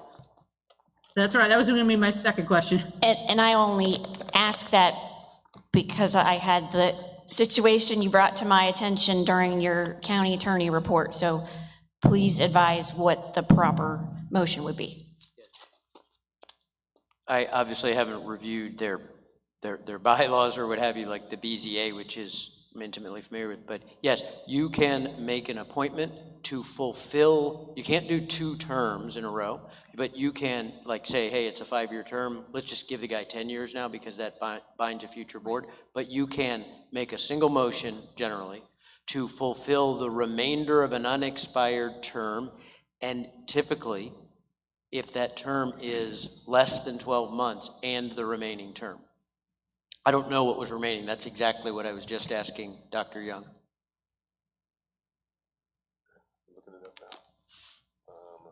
We haven't had to appoint one of these board members in my term, so. Yeah, the answer is I don't know. I'm going to have to open up the boards and commissions books. And so Madam Chair, that includes how many members. I believe that is 2, but I don't want to be incorrect. So what I would recommend is whether it's going to be Ms. Bender appointed or if it, Ms. Incest appoint tonight, appoint one of the 2 for the current term, and then let me do a little research with the staff, and on August 18th, I could bring back to you all the answers on, well, how long are the terms and how many people serve on the local board. I do think it is better that way. It could be 4.5 more years of a 5-year term or something, and but you can always make a motion for the current term and the subsequent term. You can't go beyond that, an unfulfilled current term and the subsequent term, but the board is free to reject, the institution is free to reject it. So, but given that we don't know the timing. So I'd like to amend my motion to, I move to appoint Ms. Tammy Inseth to the RCC board to fulfill the remainder of Joseph McGettigan's current term. Second. All right, any more discussion? All those in favor? Aye. Aye. Any nays? Chair votes aye, motion carries. Thank you. All right, Dr. Young, number 5. Thank you, Madam Chair. I received correspondence from Kyle Allwine of the Fredericksburg Chamber of Commerce. Mr. Allwine would like to ask the Board of Supervisors to adapt a resolution declaring August 25th, 2020, Public Safety Day. And rather than reference the resolution that is in your packet, I am going to read the proposed resolution as there were some grammatical errors that on the resolution that was captured in the board packet. So I just want to make sure that the accurate language is actually presented publicly. A resolution declaring August 25th, 2020 as First Responder Appreciation Day in King George County, whereas King George County, Virginia volunteer and career first responders to include law enforcement officers, firefighters, paramedics, emergency medical technicians, and 911 dispatchers who bravely and selflessly risk their lives every day to protect families, visitors, and businesses. And whereas first responders do not hesitate to risk their own lives in order to save the lives of others, and a commitment to continue training, skill enhancement, and interagency coordination make them vital members of our community. And whereas the life of a first responder requires a sacrifice of time with family and physical and mental stress, and whereas acts of kindness and appreciation from citizens for first responders provide them needed encouragement and support to confront the dangerous and uncertain situations they face every day. And whereas the Fredericksburg Regional Chamber of Commerce, in partnership with community businesses, in honoring all regional first responders on Tuesday, August 25th, 2020, during the First Responders Appreciation Breakfast at the Fredericksburg Expo Center. And whereas it is appropriate to recognize the value and the accomplishments of local first responders and emergency service personnel, including emergency medical technicians, paramedics, firefighters, law enforcement officers, and many individuals, volunteers, and others that provide services to King George County and its citizens. Now therefore be it resolved that the King George County Board of Supervisors hereby proclaims August 25th, 2020 as First Responders Appreciation Day in King George County in an effort to recognize and celebrate our county's first responders, and encourages all citizens to take time out of their day to show first responders and their families how much we value their service to our community. Thank you, Dr. Young. Do we have a motion for the resolution? So moved. Second? Second. Any discussion? All those in favor say aye. Aye. Aye. Any nays? Chair votes aye, motion carries. Last one, Dr. Young. Yes, Madam Chair. Well, two more, Madam Chair, if you will allow. In addition, the Chamber would like to request that the board name a designee to attend that 4th Annual First Responders Appreciation Breakfast. The event will take place on August 25th, 2020 at 8 a.m. in the Fredericksburg Expo Center.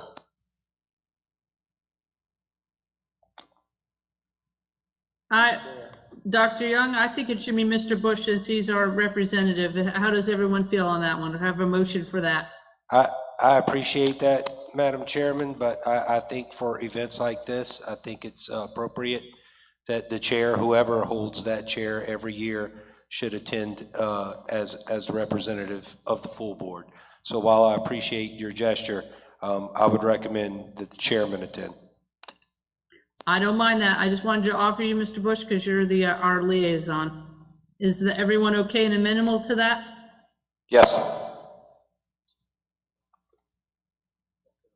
All right. Thank you very much. Dr. Young? At the meeting on July 14, 2020, the Board of Supervisors requested the Tourism Advisory Committee, or TAC, provide dates to attend a joint work session. The TAC was contacted and have determined the following dates as options for the board to consider: August 6, 2020, August 10, 2020, August 13, 2020. Times, anytime between 4 p.m. and 6 p.m.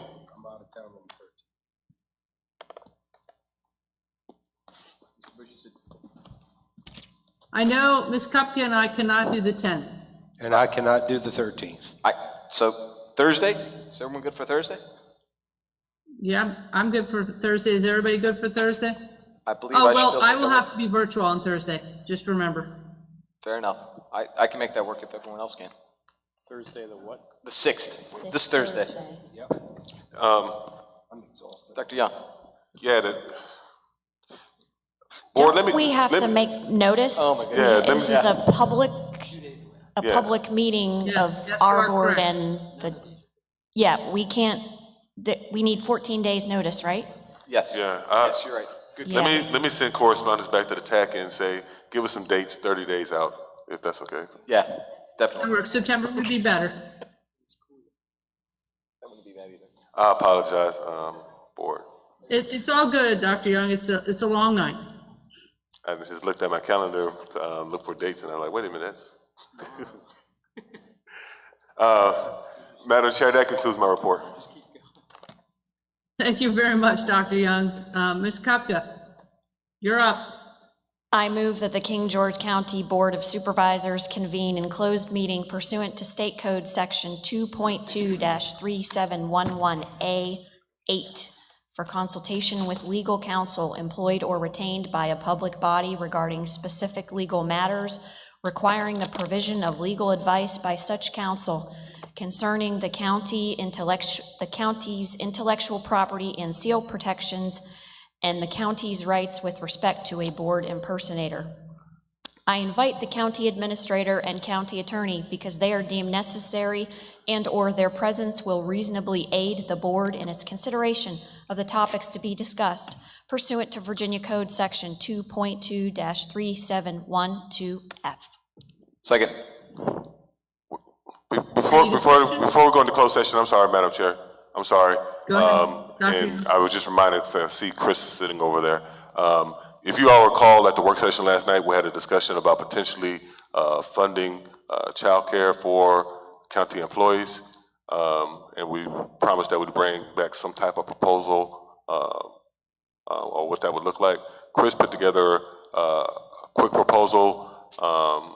And I wanted, if the Madam Chair, if you will entertain, as a part of my report, if Chris can come up and just give a brief, very brief review of his initial thoughts on what that would look like and his initial cost. Mr. Britton, do we need We did request that, so go right ahead, Mr. Clark. we made a motion and a second. Do we need to table that and then remake that motion afterwards? I can withdraw my motion if that would be the easiest thing to do, or just table. Okay, Madam Chair, I request to table my motion for the time Make a being. motion and a second to the table it, or, okay, just a.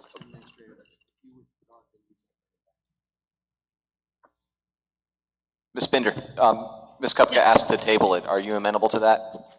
Yes, I am. Okay. All right, so we're back to me.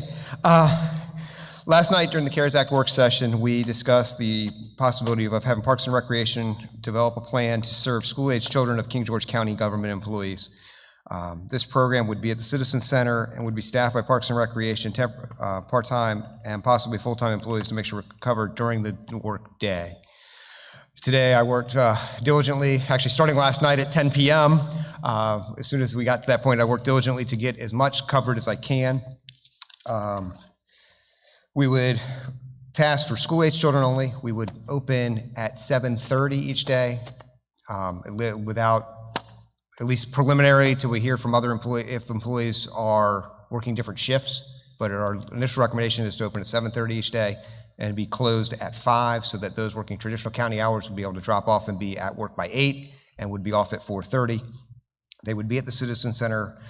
We would we would fund the program through the CARES Act, and during the day, we would drop the children off in drive-through fashion, which we are doing now with camp. So the children drop off in their car, the parents do not get out. We medically screen the kids, asking COVID-related questions, take a temperature, bring the children in. So the parents do not enter the facility. With camp, they only enter now to come into the lobby to pay if they have to make a payment, so they don't actually enter the hall where the kids are. With it being a funded program, the parents won't have to enter. And the kids, we have two different entrances. We use one door for enter and one door for exit so that the kids don't cross. We would establish virtual learning. We have started and already reached out to Atlantic Broadband on the necessary increases to our internet usage so that we would be able to accommodate the kids using their devices. Our staff would facilitate recess and break times. I have a meeting tomorrow virtually with Dr. Benson, where hopefully I will get more information on what the actual school day will look like, so we can actually figure out the best way to help these children work through their instruction. Our goal is not to have the kids play all day and then go home at night to their employees who have worked very hard and then say, oh, now you have to take your child through 2, 4, 6 hours of schooling. Our goal is to assist these children through their synchronous and asynchronous learning so that when they get home, hopefully they can be at home and with their families. And if there's additional things like we would, in a traditional school system, we'd be able to take care of that with homework. Children would be asked to bring their own lunches, their needed supplies, and their Chromebook or other device. A quick breakdown in costs comes to a cost of approximately $175 per child. So tonight I ask that you would approve CARES Act funding up to $52,500, which would cover the 9 weeks of the program. I have not completely figured out what the minimum floor would be, that no matter how many children we got to, we would need just to account for the overhead costs, but up to 30 students would be $52,500 for the entire program. As of 5 p.m. today, we had contact from 19 children of county or service authority employees that would be looking to possibly take part in our care. Thank you, Mr. Clark. Dr. Young, how can we, since we already have, for our first allotment, made a list of things that we spend on, can we still do this with the first allotment, or does it need to be for the second allotment? We can still do it with this first round if the board is so moved to approve this or approve me including this cost in the resolution that's going to be appropriated at the August 18th meeting. Then I'll move forward and get with finance. We'll make that adjustment, make sure it's captured in the resolution, and the board would then adopt it and appropriate the funding.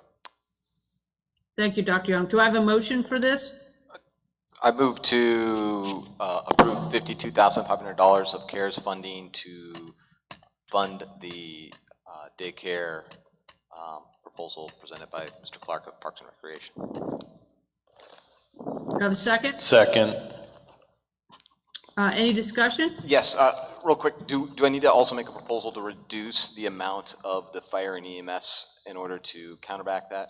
No, sir, because if you recall, I said that Left it open. we'd had that balance. Okay. We'd had the balance, and that's what. Want to make sure. Okay, Still sorry. had to do the math, so. Madam Chair. We have may a I- motion properly seconded. Ms. Kupka? Yes, if I could just point out to Mr. Clark, if, I know frequently the schools require supplies, but if you find that there are needs that you have for the program, just like the YMCA did, please do not hesitate to reach out to King George Education Foundation Fox Smart Center to help defray the costs of the program. Thank you. Absolutely. The chair of our Parks and Rec Advisory Committee, Ms. Chris Buck, is also a member of the Fox Smart program. It is a big help to us that way. And I have a comment, Madam Chair. Go ahead, Mr. Bush. All right, the only thing I would caution with ours and the schools, there was a small discussion last night about an audit. We need to make sure that that we're eligible for utilizing these funds, so that after, if an audit occurs and they determine that, well, you have children that were in daycare last year, and then you put them in this program that's funded by CARES Act this year, they're deemed ineligible for CARES Act funding, and we get a bill from the federal government after an audit when they recoup funding. That's the only thing I would caution, that we need to keep a close eye on that. Thank you, Mr. Bush. Any other discussion? Madam Ms. Chair. Kupka? Yes. Can you clarify for us, this is for school-age children, is that correct? It Or is all this- for school-age children. This is for and school-age children only? To the best of my recollection, to the emails I got, which I scanned all of them today, all of these students are first grade and above. But Because don't that hold me to the was, fact that possibly one might be a kindergartner. that was what we discussed last night, was that it was open to school-age children because those are the ones that are not in school because of the school closure. Thank you.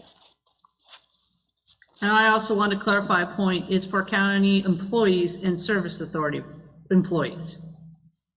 Just to clarify. Yes, all the employees, we sent the invitation, essentially was sent out today by Human Resources to the county and the Service Authority employees. Right, thank you, Mr. Clark. So we have a motion and properly seconded. Any other discussion? All those in favor? Aye. Aye. Aye. Any nays? Chair votes aye, motion carries. Thank you, Mr. Clark, for waiting around. Thank you. Dr. Young, how do we bring the motion back from tabling? Mr. Britton? Madam Chair, you just do it, you unsuspend the motion. You had a Okay. motion and a proper second, and you were in discussion. All right, thank you. I unsuspend the motion. And just like Mr. Britton said, we had a motion properly seconded. Any more discussion? All those in favor? Aye. Aye. Any nays? Chair votes aye. I'll see you in a few minutes on the phone.